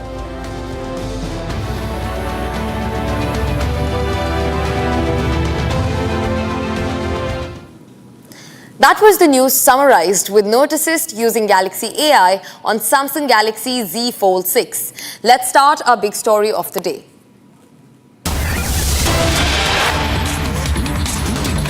The face-off between the Aam Aadmi Party and Centre is just escalating in the national capital over the issue of crackdown on infiltrators. In the latest, AAP Supremo Arvind Kejriwal has launched a fresh salvo saying that Union Minister Hardeep Singh Puri should be arrested. Sharpening his attack, Kejriwal said Puri has all the data regarding Rohingyas and he knows where the centre has settled the Rohingyas. Viewers, this comes after Hardeep Singh Puri reverted to Aam Aadmi Party's allegations claiming that the BJP is the one allowing space for infiltrators in Delhi. Listen in to Aam Aadmi Party convener Arvind Kejriwal. मेरी इनसे request है कि हरदीप पुरी जी को गिरफ्तार कर लीजिए। उनके पास सारा डेटा है, कहां कहां उन्होंने रोहिंग्यों को बसाया, उन्होंने ट्वीट करके बताया है। ये इतनी मेहनत कर रहे हैं, जरूरत क्या है, नौटंकी क्यों कर रहे हैं? हरदीप पुरी जी के पास और अमित शाह जी के पास सारा डेटा है, कहां किस रोहिंग्या को बसाया, वहां उसको कर लो गिरफ्तार। ऐसी नौटंकी मचा रखी है, मतलब इन्होंने कोई देश चलाना थोड़ी है, सुबह से शाम तक नाटक करते रहते हैं ये लोग। Viewers, we're also being joined by my colleague Riyanka from New Delhi to get us more updates on the story. Riyanka, the big question, escalating attacks from the side of Aam Aadmi Party once again, where Arvind Kejriwal has said that Union Minister Hardeep Singh Puri should be arrested. Tell us more. See, the war of words is already in play regarding the settlement of Rohingyas in the national capital, and several actions are taking regarding the same. Also, when it comes to the blame game from the side of the Aam Aadmi Party as well as the BJP, that has also gained a lot of highlight. Now, as per the latest in a recent press briefing, Arvind Kejriwal, the former Chief Minister of the national capital, has lambasted at Hardeep Singh Puri, who happens to be the housing minister during the second term of the Narendra Modi government. And as per Arvind Kejriwal, he says that Hardeep Singh Puri and Amit Shah have all the information about the settlement of Rohingyas in the national capital. Kejriwal alleges that Hardeep Singh Puri had in fact gone on social media platform X and had given all the information of where the centre had settled the Rohingyas in Delhi, which is why it should not be the blame of the Aam Aadmi Party, but rather he asked that Hardeep Singh Puri should be the one who needs to be arrested at this point of time. We know that this war of words firework is already underway regarding the settlement of Rohingyas and how each other, both the parties are blaming each other regarding vote bank politics as to registrations of Rohingyas, and several other developments are happening around this very important point. But blame game continues. Kejriwal calling in for arrest of Hardeep Singh Puri is something that is seen as a big question and might be gaining more attention from the side of the BJP regarding responses on Kejriwal's allegation. Right, Priyanka, thanks for joining us on the broadcast. Moving on to some other news.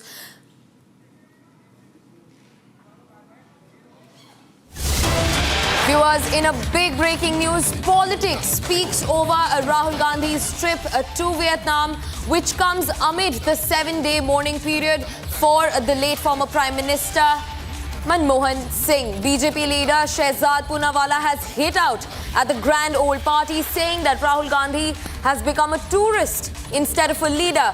He further said that the whole country is mourning the death of Manmohan Singh and Rahul Gandhi has gone abroad. This comes over Gandhi's trip to Vietnam.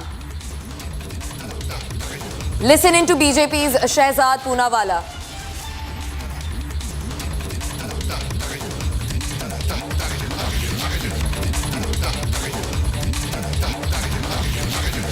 Rahul Gandhi के समय पर LOP का मतलब leader of opposition नहीं, बल्कि leader of पर्यटन और leader of party बन चुका है। एक संवैधानिक पद को इन्होंने नेता प्रतिपक्ष से बदलकर लीडर ऑफ पार्टी और लीडर ऑफ पर्यटन बना रखा है। आज जब देश पूर्व प्रधानमंत्री मनमोहन सिंह जी के दुखद निधन पर राष्ट्रीय शोक आज भी मना रहा है, देश की ओर से, देश की सरकार की ओर से ये घोषणा की गई कि 7 दिन का राष्ट्रीय शोक मनाया जाएगा, तब देश में रहते हुए प्रधानमंत्री मनमोहन सिंह जी की इस दुखद निधन पर अपना शोक प्रकट करने के बदले, जैसे कि राहुल गांधी से अपेक्षित है, मीडिया के माध्यम से खबर ये आ रही है कि राहुल गांधी पर्यटन और पार्टी के लिए निकल चुके हैं। वैसे राहुल गांधी और पार्टी, राहुल गांधी और विदेशी पर्यटन, ये अब बहुत ही सामान्य बात बन चुकी है। याद होगा आपको कि जब 26/11 जैसा हमला मुंबई पर हुआ था, तब भी अखबारों में छपा था कि कैसे राहुल गांधी रात भर नाच गाना पार्टी कर रहे हैं। और आज भी उनको डॉक्टर मनमोहन सिंह जी से या उनके सम्मान को लेकर कोई ज़्यादा चिंता नहीं है, केवल सम्मान और श्रद्धांजलि पर सियासत करनी है। BJP's Shehzad Poonawalla's sharp attack on Rahul Gandhi, who has left for Vietnam amid the 7-day mourning period for late former Prime Minister Manmohan Singh. In another breaking news, viewers, the Congress has responded to the BJP's tweet on Rahul being en route to Vietnam. Congress has said that Rahul is travelling privately and there should be no problem. Congress confirms that Rahul's visit is private. Congress has responded to BJP's charges, saying that they should get well soon in the next year. This comes after Shehzad Poonawalla's sharp attack on Rahul Gandhi amid the 7-day ongoing mourning period for Manmohan Singh. Now remember, viewers, this comes after the BJP alleged that the Congress party did not even come to collect the mortal remains of late former Prime Minister Manmohan Singh after his cremation was over. Listening to Manjinder. We're being joined by Manjinder Singh Sirsa to get us more updates. In a short while, viewers, I think there is a problem with some network. We will be joined by Manjinder Singh Sirsa to get us more details on the story. But to get you a quick roundup, the Congress has also hit back swiftly at the BJP over Rahul Gandhi's recent trip to Vietnam. The Congress has said that Rahul Gandhi is traveling quote-unquote privately and there should be no problem over that.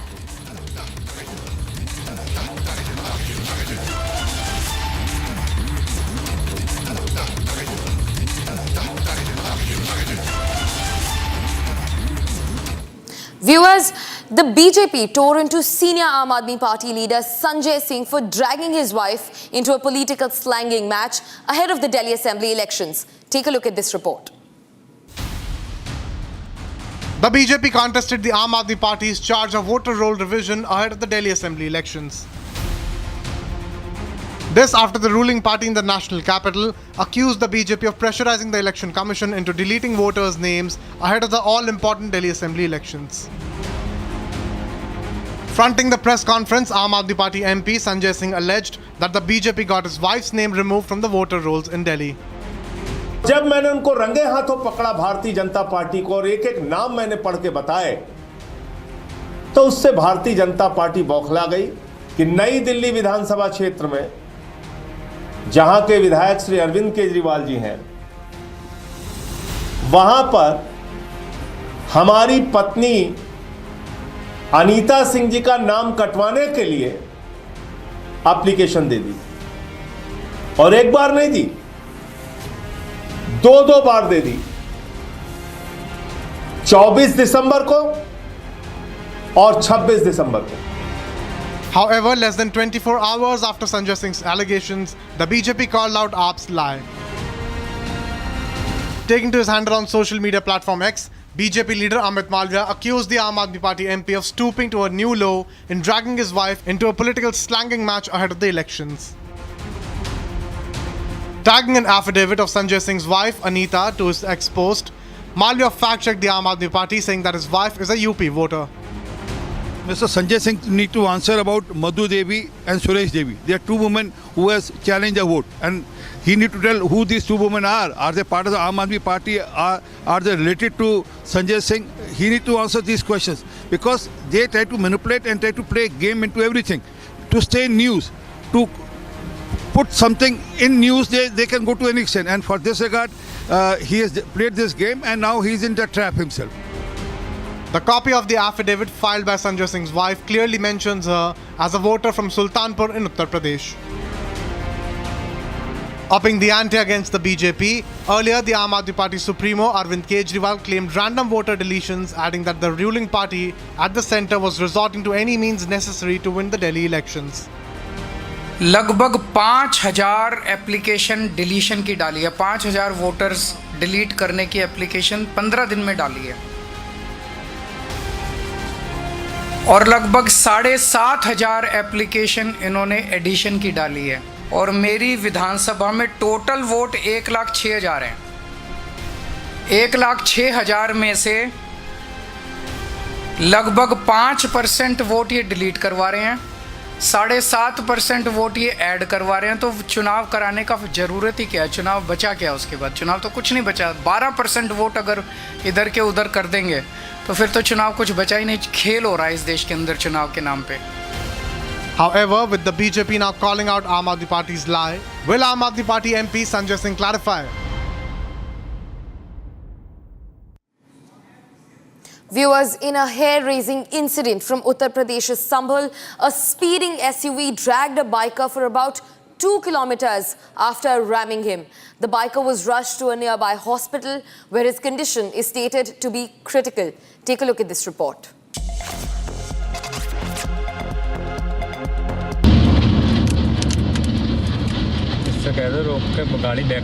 A horrific incident came to light from Uttar Pradesh after a speeding SUV hit a biker and dragged him for about 2 kilometers in Sambhal. Sensing trouble after ramming the biker, the motorist continued to drive on even as the injured biker clung on the bonnet for dear life. In a chilling video clip, the SUV was seen speeding on the Sambhal motorway with the biker on two-wheeler clinging on the bonnet. The clip showed the screeching rear wheels of the vehicle throwing up flares or sparks as it sped down the highway. The victim was rushed to the hospital where his condition is stated to be critical. While the biker fell off his two-wheeler after being dragged, the motorist sped away with the bike.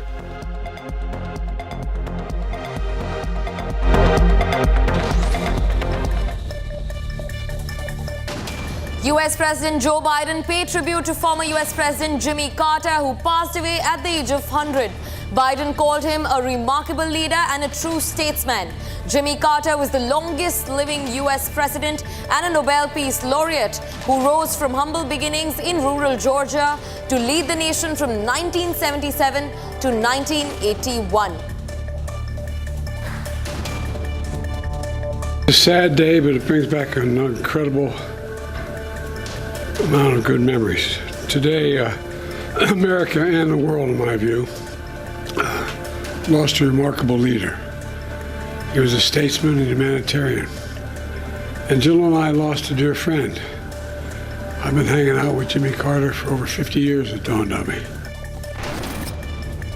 Amid the ongoing Russia-Ukraine war, Russian military has seized another settlement in Ukraine's Donetsk region. The city serves as a critical logistics hub for Ukraine's military in the region, which shares a border with Russia. Recent months have seen frequent claims by Russia of territorial gains, particularly in the Donetsk region.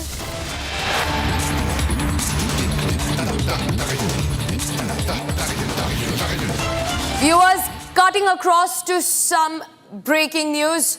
There are visuals coming in from Tamil Nadu's national capital, Bhavan, where students of the ABVP are staging protest over the Anna University's sexual assault case. These are the live visuals exclusively brought to you on your screens by Republic TV. First, we're being joined by my colleague Komal from Ground Zero to get us more on the story. Komal, what are the demands of the students of the ABVP who are staging a protest outside the Bhavan? Komal.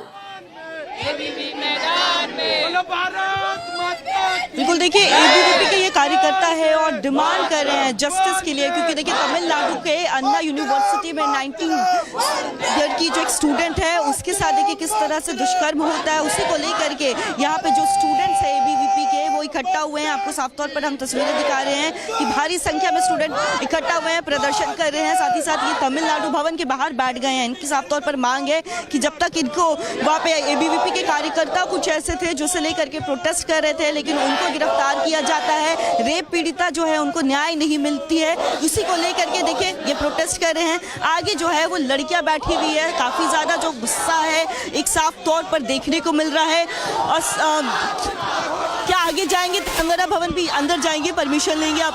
हाँ जी, आपके leader से पूछिए, ये हमें lead कर रहे हैं। Actually Tamil Nadu के अन्ना विश्वविद्यालय में एक छात्रा के साथ दुष्कर्म होता है। मांगे ये है कि उस छात्रा के साथ जब दुष्कर्म होता है तो उसकी सारी जानकारी लीक कर दी जाती है, और जब उस जानकारी को लीक कर दी जाती है तो उसके खिलाफ अखिल भारतीय विद्यार्थी परिषद के कार्यकर्ता आंदोलन करते हैं तो उन्हें जेल में डाल दिया जाता है। तो हमारी मांग है कि उस छात्रा को भी न्याय मिले और जो अखिल भारतीय विद्यार्थी परिषद के कार्यकर्ताओं को बंदी बना रखा है उनको भी छोड़े। बिल्कुल देखिए, आगे यहाँ पे लड़की आपको जो नजर आ रही है वो बैठ गई है, लेकिन थोड़ा और भी पीछे लिए चलेंगे तो देखिए इस तरह के जो प्ले कार्ड्स है वो पोस्टर्स लेकर के बकायदा यहाँ पे जो लड़कियां हैं, स्टूडेंट्स एबीवीपी के जितने भी कार्यकर्ता है थोड़ा भी जैसे कहेंगे कि पीछे की भी दिखाइए कि अगर हम पीछे तक चले तो भारी संख्या में जो स्टूडेंट्स हैं आपको वो नजर आ रहे होंगे।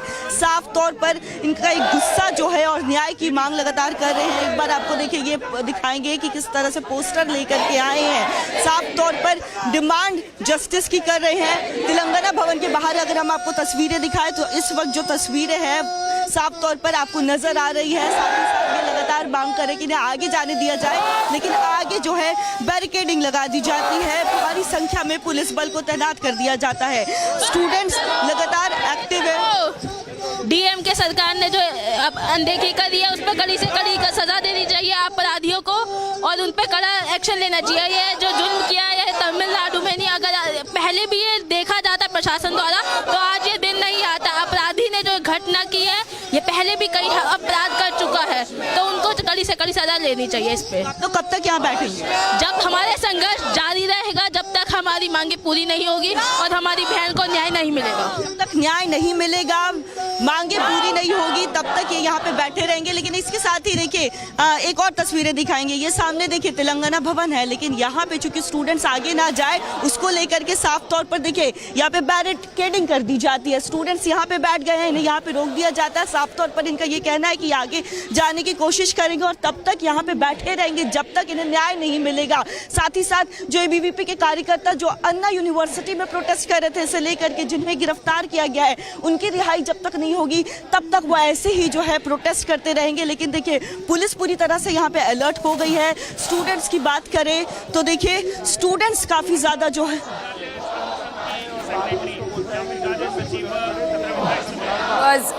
First on Republic, these are the live visuals from outside the Tamil Nadu Bhavan in the national capital where students of the ABVP are staging protest over the Anna University sexual assault case. We will keep tracking the ABVP's protest outside the Tamil Nadu Bhavan in the national capital right after this short break. Stay tuned to Republic TV.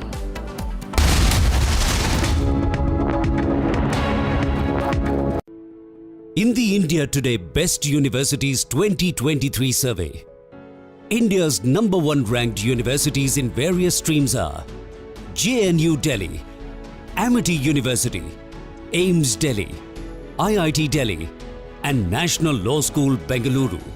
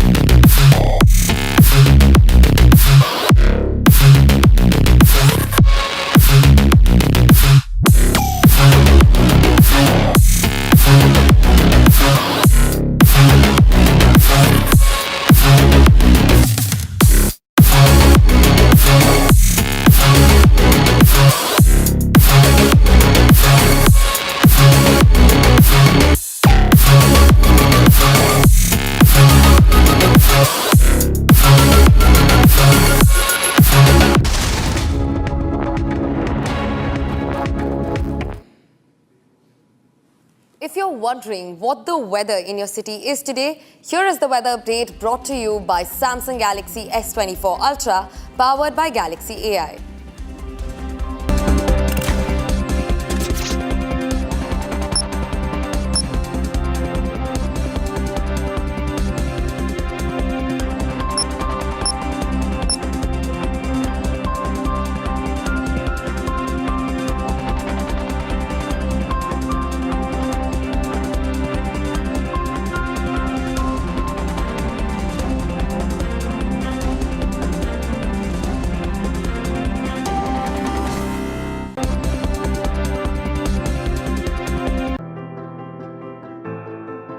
When Nitish Kumar Reddy brought up his maiden Test century at the Melbourne cricket ground, his father's joyful reaction to the feat went viral almost instantly.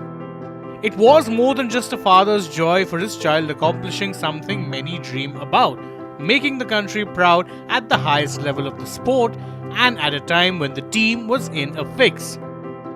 For Muthiala Reddy, this was the moment when he knew that he made the right choice in taking an unconventional and extremely risky path to supporting the dreams of his son.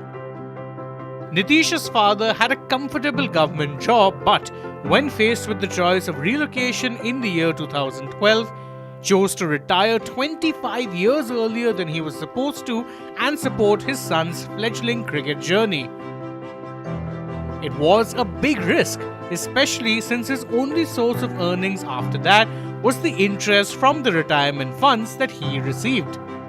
The decision was questioned by many people, and Muthiala's main hope was to see his son make it to the state's Ranji Trophy team. Any talk of an India call-up seemed far-fetched at best. But Nitish not only made it to the domestic team, he also impressed in the IPL for the Sunrisers Hyderabad and was thus fast-tracked into the Test team. Aged 21, he was seen as one for the future, the answer to India's pace bowling all-rounder problem in the long term. But as Reddy proved at the MCG, the future is now.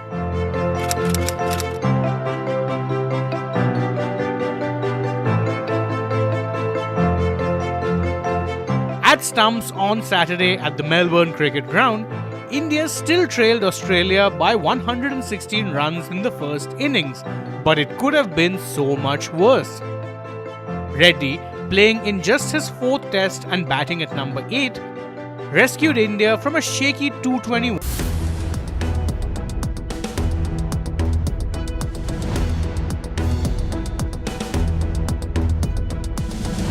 Well, I love that avatar of mine.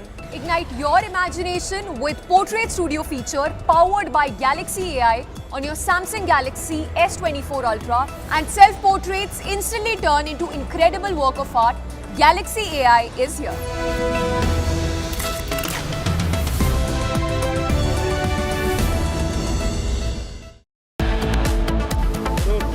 Ahead of the Delhi elections slated to happen next year, there is politics going on, voter manipulation between the Aam Aadmi Party and the BJP. In fact, the Delhi police has also taken a stringent action against the illegal Bangladeshis and Rohingyas who are trying to put their names in the voter list. Viewers, stay tuned as we continue to bring you all the details from the ground. Our rolling coverage will continue on the same.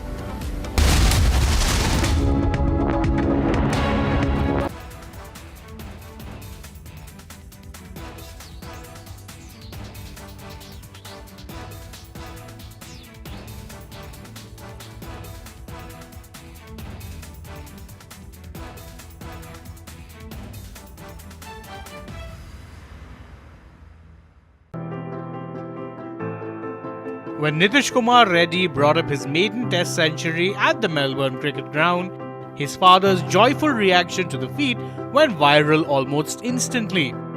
It was more than just a father's joy for his child accomplishing something many dream about, making the country proud at the highest level of the sport and at a time when the team was in a fix. For Muthiala Reddy, this was the moment when he knew that he made the right choice in taking an unconventional and extremely risky path to supporting the dreams of his son. Nitish's father had a comfortable government job, but when faced with the choice of relocation in the year 2012, chose to retire 25 years earlier than he was supposed to and support his son's fledgling cricket journey. It was a big risk, especially since his only source of earnings after that was the interest from the retirement funds that he received. The decision was questioned by many people, and Muthiala's main hope was to see his son make it to the state's Ranji Trophy team. Any talk of an India call-up seemed far-fetched at best. But Nitish not only made it to the domestic team, he also impressed in the IPL for the Sunrisers Hyderabad and was thus fast-tracked into the Test team. Aged 21, he was seen as one for the future, the answer to India's pace-bowling all-rounder problem in the long term. But as Reddy proved at the MCG, the future is now.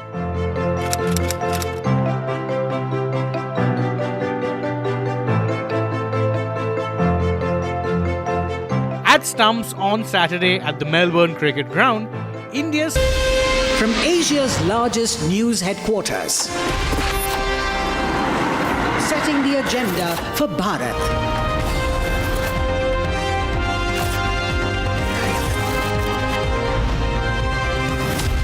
You're watching Republic.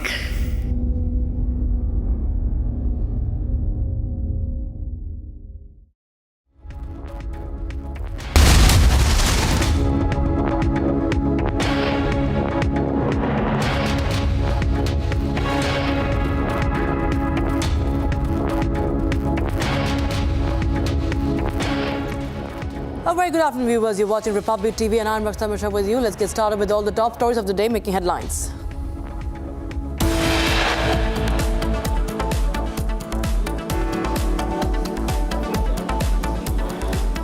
BJP says Rahul Gandhi jets to Vietnam to ring in the new year amid a 7-day national mourning for Manmohan Singh. Congress asks, why does it bother you? आज इस योजना के जरिए हम इसे मैं वेतन या तनख्वाह नहीं कहूँगा, एक तरह से इनका सम्मान करने के लिए इसकी घोषणा कर रहे हैं कि लगभग 18,000 रुपये महीना इनको सम्मान राशि दी जाएगी हमारी सरकार बनने पर। Ahead of elections, Arvind Kejriwal's new poll promise assures 18,000 rupees salary for priests if Aam Aadmi Party wins. Actor Allu Arjun's bail hearing in theatre stampede case postponed to the 3rd of January. Actor and politician Vijay meets Tamil Nadu governor over Anna University assault case, seeks measures to ensure safety for women.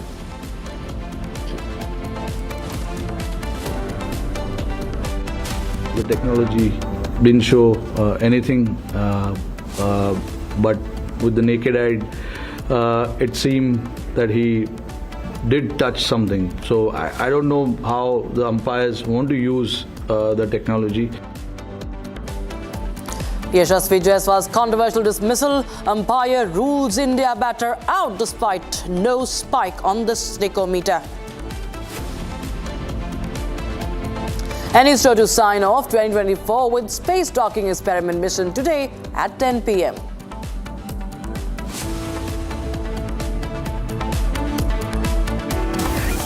All right, we will start with breaking news coming in right now. The political tensions are flaring up following the passing of former Prime Minister Dr. Manmohan Singh. Now, BJP's Amit Malviya has launched a scathing attack on Rahul Gandhi. Malviya has criticized Gandhi for flying off to Vietnam to celebrate the new year instead of mourning Manmohan Singh's death, accusing him of politicizing the former Prime Minister's passing for personal gain. That's the big update we have right now. Viewers, the politics surrounding Manmohan Singh's death is not ending any soon, it seems. First, the politics around the memorial, and now we have the trip, another foreign trip by Rahul Gandhi, and Amit Malviya now taking aim at Rahul Gandhi and saying that he has only played politics around former Prime Minister's death, and now he is going off to Vietnam to ring in the new year. Remember, there's a 7-day national mourning that has been announced by the centre after former Prime Minister Dr. Manmohan Singh's death. And war of words has ensued right after the last rites of Dr. Manmohan Singh, the politics surrounding the memorial, the politics surrounding the location of the funeral. Congress has attacked the BJP, questioned the BJP why Nigam Bodh Ghat was chosen as the place for the last rites of Dr. Manmohan Singh.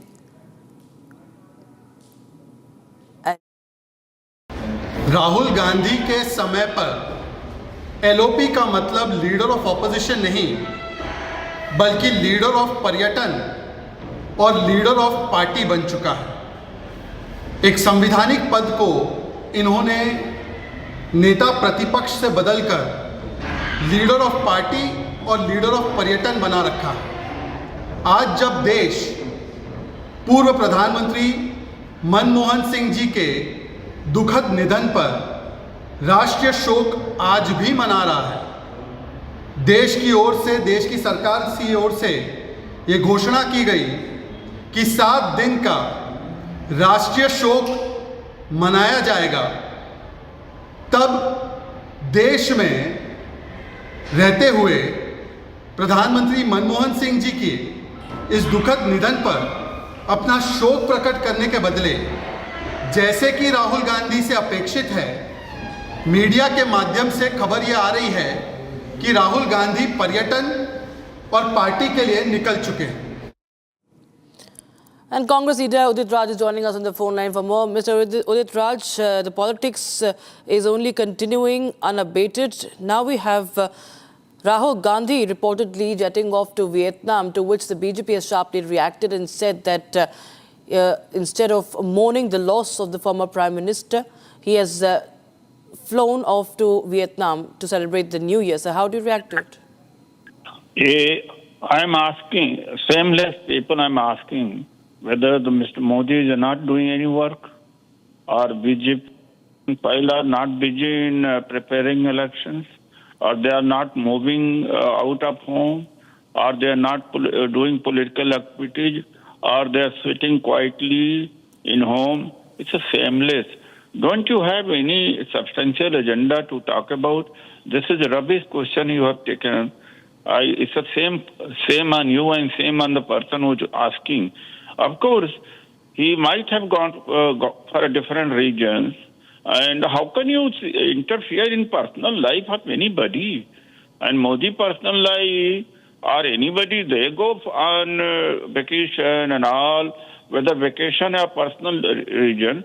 And of course, how in privacy of some person, how can you interfere to privacy of person? You are a media person, you are an educated person. Before taking up this question, you should have applied your mind that, of course, it's again. That's what the BJP has asked. I'm asking on what the BJP is asking, and I'm asking for reaction. In fact, BJP leader RP Singh, Sardar RP Singh is also joining us on the phone line. Sardar RP Singh, Mr. Udit Raj of the Congress say that it's a personal matter of Rahul Gandhi, and nobody should be interfering in that. How does it matter? Everybody is doing their work, and it could be for any reason that Rahul Gandhi would have gone to Vietnam. Sir, how do you respond to it? Well, then he need to disclose what reason he has to go to Vietnam. I mean, if he has any other reason than partying, then he need to tell the nation that what is the reason he's going to Vietnam for. One. Secondly, had Mr. Manmohan Singh be from the very personal family, had he gone there, had he taken leave like this, had he taken holiday like this, had it been part of the personal family member of the dynasty, had he member of the dynasty? No. It's because Mr. Manmohan Singh was the Prime Minister of the country, and this nation is still mourning for 7 days. But they are not bothered about that. Have you heard that any of the BJP leaders have gone for some party to Vietnam or some other country? No. I mean, it's not the first time. When 26/11 happened, even then he left for a party, some party program after 26/11 also, because he has nothing to the country. He has his personal life good, but your personal life as a leader of opposition is led by your public engagements also. What is happening in India, that also leads to your personal life. Mr. Udit Raj, we're listening to it, listening to what... all right, I'm told that Udit Raj is disconnected. Thank you so much, Mr. Sardar RP Singh, for joining us. Manjinder Singh Sirsa, BJP General Secretary, is also joining us on the phone line. Mr. Sirsa, how do you react to this? Rahul Gandhi flying off to Vietnam, and BJP is now attacking Rahul Gandhi, while we had Mr. Udit Raj saying that it is his personal choice. He can be going to Vietnam for any reason. Definitely he has a personal choice, but this shows that there is a lack of sensitivity towards Dr. Manmohan Singh ji, because this country is mourning for Dr. Manmohan Singh, and that point of time when from last 2 days entire Gandhi family and the Congress has been shouting कि ये नहीं किया doctor साहब के लिए, ऐसा नहीं किया, वैसा नहीं किया, और now suddenly appears that they have no bond or love for Dr. Manmohan Singh. It was all a political stunt. Yesterday we have seen कि जब उनकी अस्थियां बहाई जा रही थी, nobody was from the family there, neither from a Congress, और छोटे से छोटा भी कोई नेता नहीं था. और आज हम देख रहे हैं कि the person who used to say कि मेरे mentor हैं, even yesterday Sonia Gandhi ji day before yesterday said he was my friend, he was my mentor, he was my guide, और हमारा family है, और आप एक लीडर ऑफ अपोजिशन है, आप बहुत बड़ी अथॉरिटी पे हैं, और देश के अंदर जो भी हो रहा है उसमें आपका योगदान है और होना भी चाहिए, क्योंकि आप लीडर ऑफ अपोजिशन. और ऐसे में आप दोनों कारणों से, being a leader of opposition और the constitutional authority and at the same time being a close to the family of doctor Manmohan Singh, in both the occasions you have no right to go in Vietnam and celebrate the new year and enjoying your life and the time when the entire country is mourning for Dr. Manmohan Singh. All right, sir. Thank you so much for joining us. Manjinder Singh Sirs of the BJP speaking on this controversy now that is erupting after Manmohan Singh's last rites. We was first the memorial controversy, and now Rahul Gandhi jetting off to Vietnam despite a 7-day mourning being declared by the centre on the death of passing away of the former Prime Minister of India, Dr. Manmohan Singh.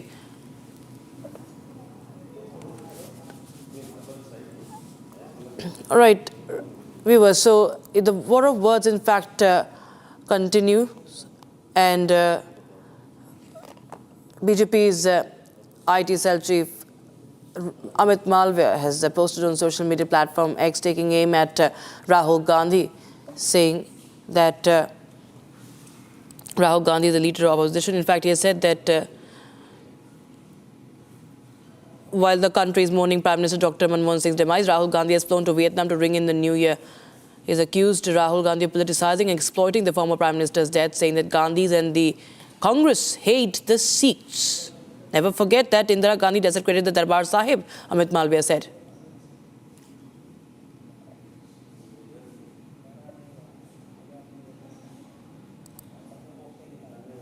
All right, viewers, we shift our focus to the other stories of the day that we are tracking. We'll in fact cut across to the live images that are coming in from Tamil Nadu, viewers, where protests are breaking out. And that is the breaking news we have.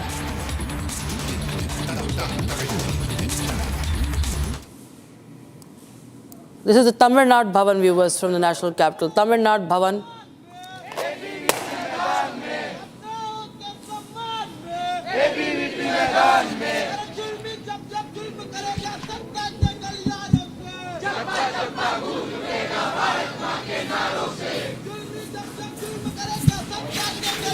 Komal, my colleague, is joining us live on the broadcast. Komal, please tell us what's happening around you. क्या कुछ मांगे हैं उनको लेकर हम देख रहे हैं कि काफ़ी आक्रोश है तमाम अभ्यर्थियों में. तमिलनाडु भवन में ज़ोरों शोरों से हम देख रहे हैं ये प्रदर्शन जो है वो चल रहा है. कोमल, हमें बताइए क्या कुछ आपके आसपास हो रहा है. बिल्कुल, देखिए तमिलनाडु भवन के बाहर की आपको तस्वीरें दिखा रहे हैं. सबसे पहले यहाँ पे देखिए, अपने वीडियो से कहेंगे थोड़ा कैमरा पैन करके दिखाइए, ये तस्वीर दिखाइए, इन स्टूडेंट्स को दिखाइए. भारी संख्या में ये जो स्टूडेंट्स हैं ये यहाँ पे पहुंचे हुए हैं और लगातार ये प्रदर्शन कर रहे हैं, मांग कर रहे हैं कि वहाँ पे जो 19 वर्षीय छात्रा के साथ जिस तरह से जो दुष्कर्म हुआ है उसे लेकर के वो न्याय मांग रहे हैं. लेकिन एक बार आपको आगे चल के दिखाए तो तस्वीरों में देखिए लड़कियाँ जो हैं वो आगे बैठी हुई है. लगातार पिछले 1 घंटे से ये प्रदर्शन यहाँ पे जारी है. और ABVP की बात करें तो ABVP के स्टूडेंट्स जो है वो दूसरे कॉलेज से यहाँ पे पहुंचे हुए. मांगे क्या है और क्या आप लोग आगे भी जाने की कोशिश कर रहे थे लेकिन पुलिस ने तो बैरिकेडिंग लगा दी? देखिए, मांगे हमारी सिर्फ इतनी सी है कि जो छात्रा है उसकी आइडेंटिटी को ऐसे रिवील मत किया जाए, उसकी सेफ्टी एंड सिक्योरिटी इंश्योर किया जाए, उसके साथ साथ उसको जस्टिस दिया जाए. इसके अलावा जो भी प्रोटेस्ट कर रहे हैं, अखिल भारतीय विद्यार्थी परिषद के काफ़ी कार्यकर्ताओं को डिटेन किया गया, स्टेट सेक्रेटरी को डिटेन किया गया, तो उन लोग को छोड़ा जाए और जो छात्रा उसको प्रॉपर न्याय दिया जाए और ऐसा इंश्योर किया जाए कि कॉलेज कैंपसेस में ऐसी चीज़ें ना हो, गवर्नमेंट ऐसे लोगों को पोषण न करें, भविष्य में ऐसी चीजें ना हो. इसे लेकर के भी यहाँ पे स्टूडेंट्स जो है एकत्रित हुए हैं. क्या मांगे, आगे जाएंगे क्या? आगे तो जाने नहीं दिया जा रहा है, पुलिस तो परमिशन नहीं दे रही है. उस बैरिकेडिंग को तोड़ेंगे. हम ABVP के छात्र हमेशा यहाँ आए हैं, हमेशा जो भी ऐसी घटना घटी हम हमेशा एक अपनी बहन की आवाज़ बन के खड़े हुए हैं. हमेशा आज भी खड़े हैं, कल भी खड़े और हमेशा खड़े रहेंगे.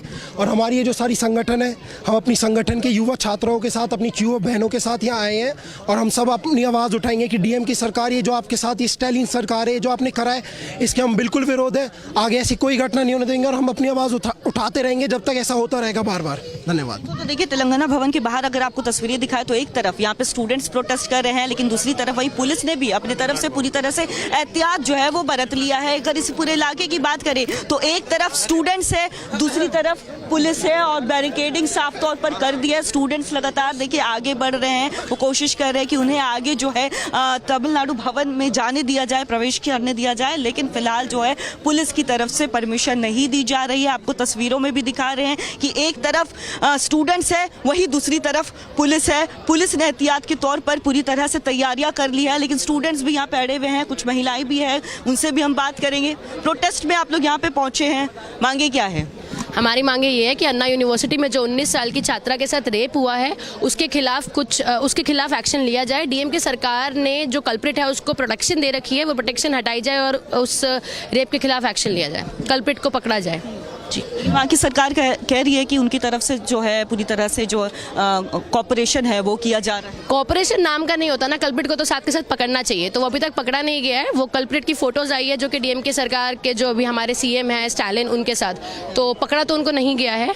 तो हमारी मांग यही रहेगी कि उनको जल्द से जल्द पकड़ा जाए और हमारी छात्रा को न्याय दिलाया जाए। पर फिर से आपको आगे तस्वीरें लिए चलते हैं, दिखाएंगे। देखिए ये जो स्टूडेंट्स है, काफ़ी संख्या में जो है, करीब सैकड़ों की संख्या में यहाँ पे स्टूडेंट्स, अलग अलग यूनिवर्सिटी के ये स्टूडेंट है, कोई जेएनयू से पहुंचा है, दिल्ली यूनिवर्सिटी के अलग अलग कॉलेजेस से जो स्टूडेंट्स हैं वो यहाँ पे पहुंचे हैं। महिलाओं में साफ तौर पर जो आक्रोश है वो भी देखने को मिल रहा है। जी, आपको पता है जैसा कि मद्रास के अन्ना यूनिवर्सिटी में कैसे एक 19 साल की छात्रा के साथ में दुष्कर्म किया गया, और इस दुष्कर्म के बाद में जब उसने कंप्लेंट की, उस कंप्लेंट की डिटेल्स वायरल की गई, डीएमके सरकार की पुलिस द्वारा अक्यूज्ड को बचाने की कोशिश की गई, और उसी के साथ में जो स्टूडेंट्स न्याय मांग रहे थे उनके न्याय मांगने को भी कुचला गया। तो इसके खिलाफ जब अखिल भारतीय विद्यार्थी परिषद ने तमिलनाडु में प्रोटेस्ट किया तो वहाँ के स्टेट सेक्रेटरी और उसी के साथ में कार्यकर्ताओं को अरेस्ट कर लिया गया। क्या यही छात्र विरोधी, महिला विरोधी डीएमके का पर्दाफाश किया है इस घटना ने? जो जानकारी थी उसे भी सार्वजनिक किया गया, महिला की जानकारी को भी कहीं ना कहीं सार्वजनिक किया गया, इसे लेकर के भी काफी ज्यादा आक्रोश है। जी बिल्कुल आक्रोश है, और ये सिर्फ आक्रोश नहीं है, इट्स अ क्राइम। कोई एफआईआर जो कि एक सेंसिटिव डॉक्यूमेंट होता है, वहाँ की जानकारी किस प्रकार से पब्लिक कर दी जाती है, मीडिया हाउसेज तक पहुँचाई जाती है, उस छात्रा के बारे में एक बार भी नहीं सोचा जाता। जो ऐसे अधिकारी संलिप्त हैं, ये पूरा सिंडिकेट है जिसमें मोलेस्टर्स, मर्डरर्स, रेपिस्ट और ऐसे एजॉल्टर्स, और उसमें सरकार भी है, रक्षक के वेश में भक्षक बनी हुई पुलिस भी है। ये पूरी स्टालिन का एक सिंडिकेट है, और इस सिंडिकेट से तमिलनाडु की जो छात्राएं हैं, महिलाएं हैं, वो प्रताड़ित हो रही हैं, और न केवल प्रताड़ित हो रही हैं बल्कि सेक्सुअल असॉल्ट जैसे काम हो रहे हैं। जब उस पर आवाज़ उठाते हैं तो आधी रात को, रात के अंधेरे में कायरतापूर्ण हरकत करके हमारे कार्यकर्ताओं को उठा लिया जाता है। पर देश भर के कार्यकर्ता, एबीवीपी कब तक यहाँ पे प्रोटेस्ट में बैठा रहेगा, और क्या ये जो प्रोटेस्ट है अलग अलग राज्यों में भी देखने को मिलेगा? क्या कॉल दिया आप लोगों ने इसे लेके? ये प्रोटेस्ट अलग अलग महाविद्यालयों में, विश्वविद्यालयों में देश भर में हो रहा है। 2 दिन पहले दिल्ली विश्वविद्यालय में, दिल्ली में ही ये प्रोटेस्ट हुआ। वहाँ हमने फैसला किया कि हम तमिलनाडु भवन पे जाकर एक बार इनको चेताएंगे, इनको ये बताएंगे कि आपका जो समय है, जो आपका जो एक क्राइम का जो बार है वो इतना हाई हो गया है कि अब वो सर के ऊपर से जा रहा है। तो आज हम इनको चेताने आए हैं, हम इनको ये बताने आए हैं कि ना केवल तमिलनाडु विद्यार्थी परिषद पर देश में विद्यार्थी परिषद के All right, viewers, we are cutting across to what the inputs we are getting in from. All right, the BJP is holding a press conference right now. Virendra Sachdeva speaking. Let's take a listen, and viewers.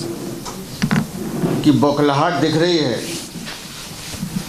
वो सीधा सीधा दिखाता है कि चोरी पकड़ी जा रही है।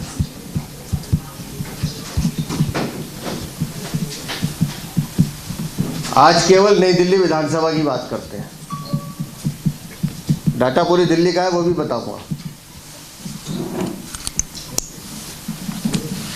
नई दिल्ली विधानसभा में अपनी जमीन खिसकती देख पिछले 10 सालों में जनता के लिए कुछ किया नहीं,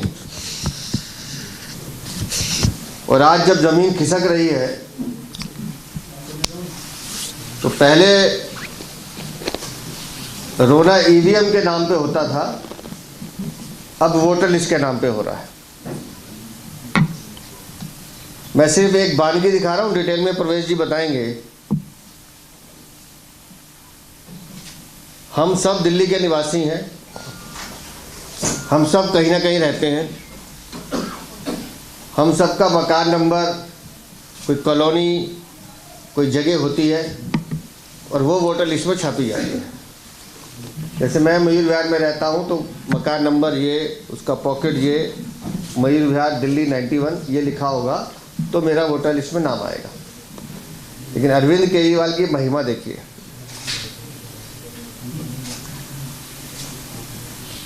ये ऐसा धोखेबाज है कि इसको धोखा करने में भी शर्म नहीं आती। ये मेरे हाथ में वोटर लिस्ट है नई दिल्ली की, नाम लिखा है, पिता का नाम लिखा है, आयु 56 साल, मकान संख्या 0, मकान नंबर 0, और इस 0 मकान नंबर पे 1 नहीं 2 नहीं, कितने भाई साहब? 144 वोट बने हुए हैं। मुझे नई दिल्ली विधानसभा जीतनी है, उसके लिए कुछ भी करूंगा, मैं 0 मकान नंबर भी लाऊंगा। ये है अरविंद केजरीवाल। मुझे तो विधानसभा जीतनी है। और फिर मैं, जिसका मैंने कल भी जिक्र किया था, जितने भी मतदाता मिलेंगे 36, 40, 50, 56 इस आयु के, मुझे सिर्फ विधानसभा का चुनाव जीतना है। दिल्ली का बेड़ा गर्क होता है हो जाए, दिल्ली की सुरक्षा तार तार होती है हो जाए, दिल्ली के मतदाताओं का मैं मैंडेट छीन लूँ, वो होता है तो हो जाए। भारतीय जनता पार्टी हर बार 3 विषयों पे बात कर रही है कि जो एएसडी वोटर है वो हटना चाहिए। एएसडी मतलब एब्सेंट वोटर, शिफ्टेड वोटर और डेड वोटर, ये 3 तरह के वोटर लिस्ट में से हटने चाहिए। दिल्ली के मतदाता भरपूर मतदान करें, मैं तो कहता हूँ 80% करें, जिसके पक्ष में करना करें। लेकिन वो वोटर, ये वोटर कौन है? मकान संख्या 0, ऐसे और भी मकान बताएंगे प्रवेश भाई। ये वोटर नहीं है, ये भूत है, भूत, जो इलेक्शन वाले दिन आएंगे, वोट डालेंगे और गायब हो जाएंगे। जमीन पे नहीं है ये। और ये महाराज भूतों के दम पर चुनाव जीतना चाहते हैं। तो हम भी मंत्र संत्र सिद्धि करके बैठे हैं इस बार। भूत भगाने का तंत्र हमसे ज़्यादा किसको आता है? तो अरविंद केजरीवाल, तुम्हारी चोरी और धोखाधड़ी तुम जितनी बार चिल्लाओगे उतनी बार तुम्हारे सामने लाएंगे। ये है तुम्हारा पाप, ये है तुम्हारा अरविंद केजरीवाल का पाप है। ये पाप, खुद तो भ्रष्टाचार के पाप है, लेकिन ये पाप है। और इस पाप का जवाब तो अरविंद केजरीवाल को देना होगा। मैं चाहूँगा एक बार नई दिल्ली की वोटर लिस्ट पे प्रवेश जी बात रखें, उसके बाद एक डाटा हो रहा है जो मैं दिखाऊंगा आप लोगों को। प्रवेश जी।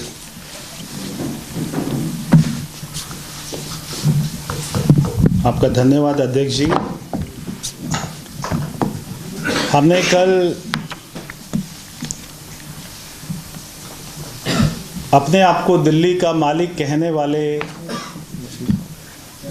अरविंद केजरीवाल की बौखलाहट भी देखी, और जो हारने का डर है उससे जो वो झूठ बोलने लग गए हैं और वो जो गलत तथ्य सबके सामने लेकर आ रहे हैं वो भी देखा। मैं आपको नई दिल्ली विधानसभा, जहां से अरविंद केजरीवाल जी 3 बार जीते हैं, वहां पर वोटर संख्या कैसे है वो मैं आपके ध्यान में लाना चाहता हूं। 2020 में नई दिल्ली विधानसभा में 1,46,000 वोटर थे,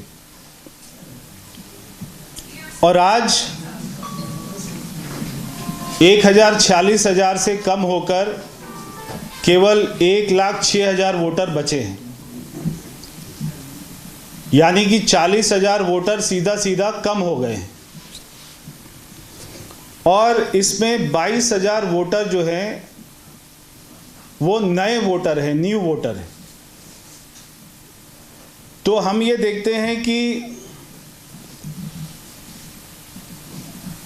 नए वोटर को अलग रखे तो लगभग 61,000 वोट यहां से नई दिल्ली विधानसभा में पिछले 5 साल में कट गया है। यानी कि हर महीने 1,000 वोट यहां पर कटता है। तो ये 61,000 वोट पिछले 5 साल में कटा। इसके ऊपर में अरविंद केजरीवाल ने एक बार भी प्रेस कॉन्फ्रेंस नहीं की कि इतना बड़ा आंकड़ा कैसे कट गया है। मैं जब यहां पर लोगों से मिला हूं और जो ज़्यादातर भारतीय जनता पार्टी के समर्थक हैं, वोटर हैं, वो लोगों ने मुझे बताया कि हमारा वोट पिछले विधानसभा में भी कट गया था और 2024 के लोकसभा चुनाव में भी हमारा वोट कैसे कट गया हमको नहीं पता, हम तो यहीं रहते हैं। यानी कि अरविंद केजरीवाल की टीम, जो भारतीय जनता पार्टी के समर्थक हैं, वोटर हैं, उनको पहचान कर करके उनकी वोट काटने का काम कर रही थी।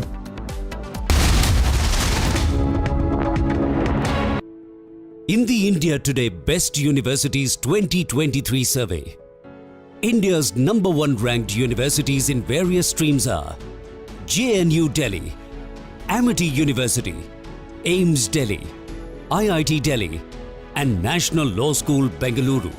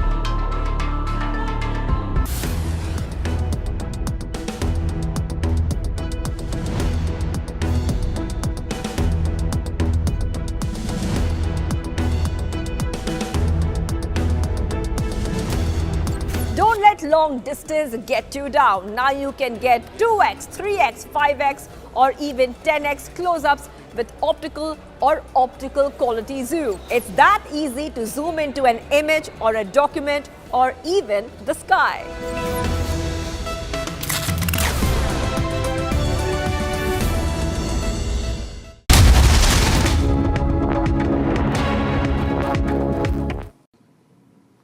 And if you're wondering what the weather in your city is like today, here is the weather update brought to you by Samsung Galaxy S24 Ultra, powered by Galaxy AI.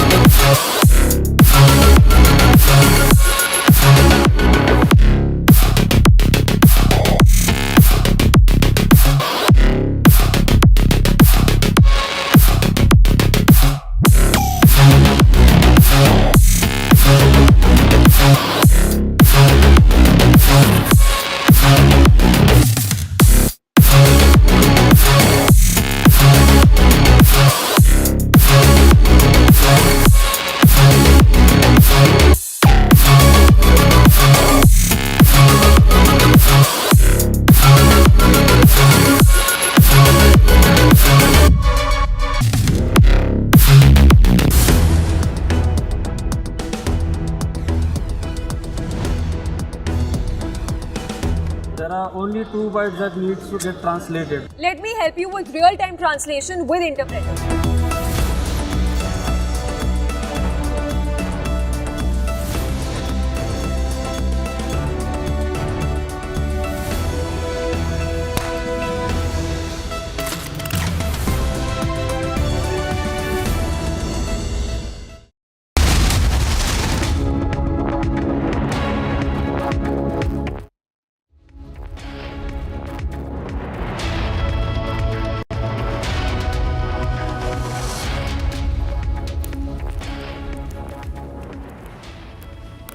Well, thank you for joining us on Republic TV. Let's now get you the news summarized with Note Assist using Galaxy AI on Samsung Galaxy Z Fold 6.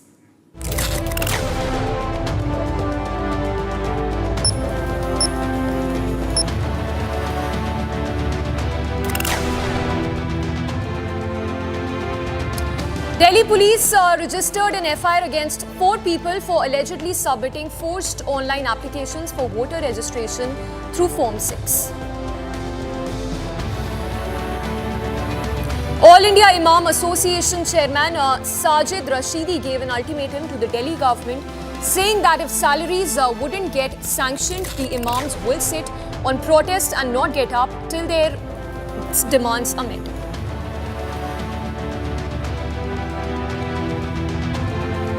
Karnataka Home Minister G. Parmeshwara said that the Karnataka government has handed over the contractor suicide case to the Criminal Investigation Department.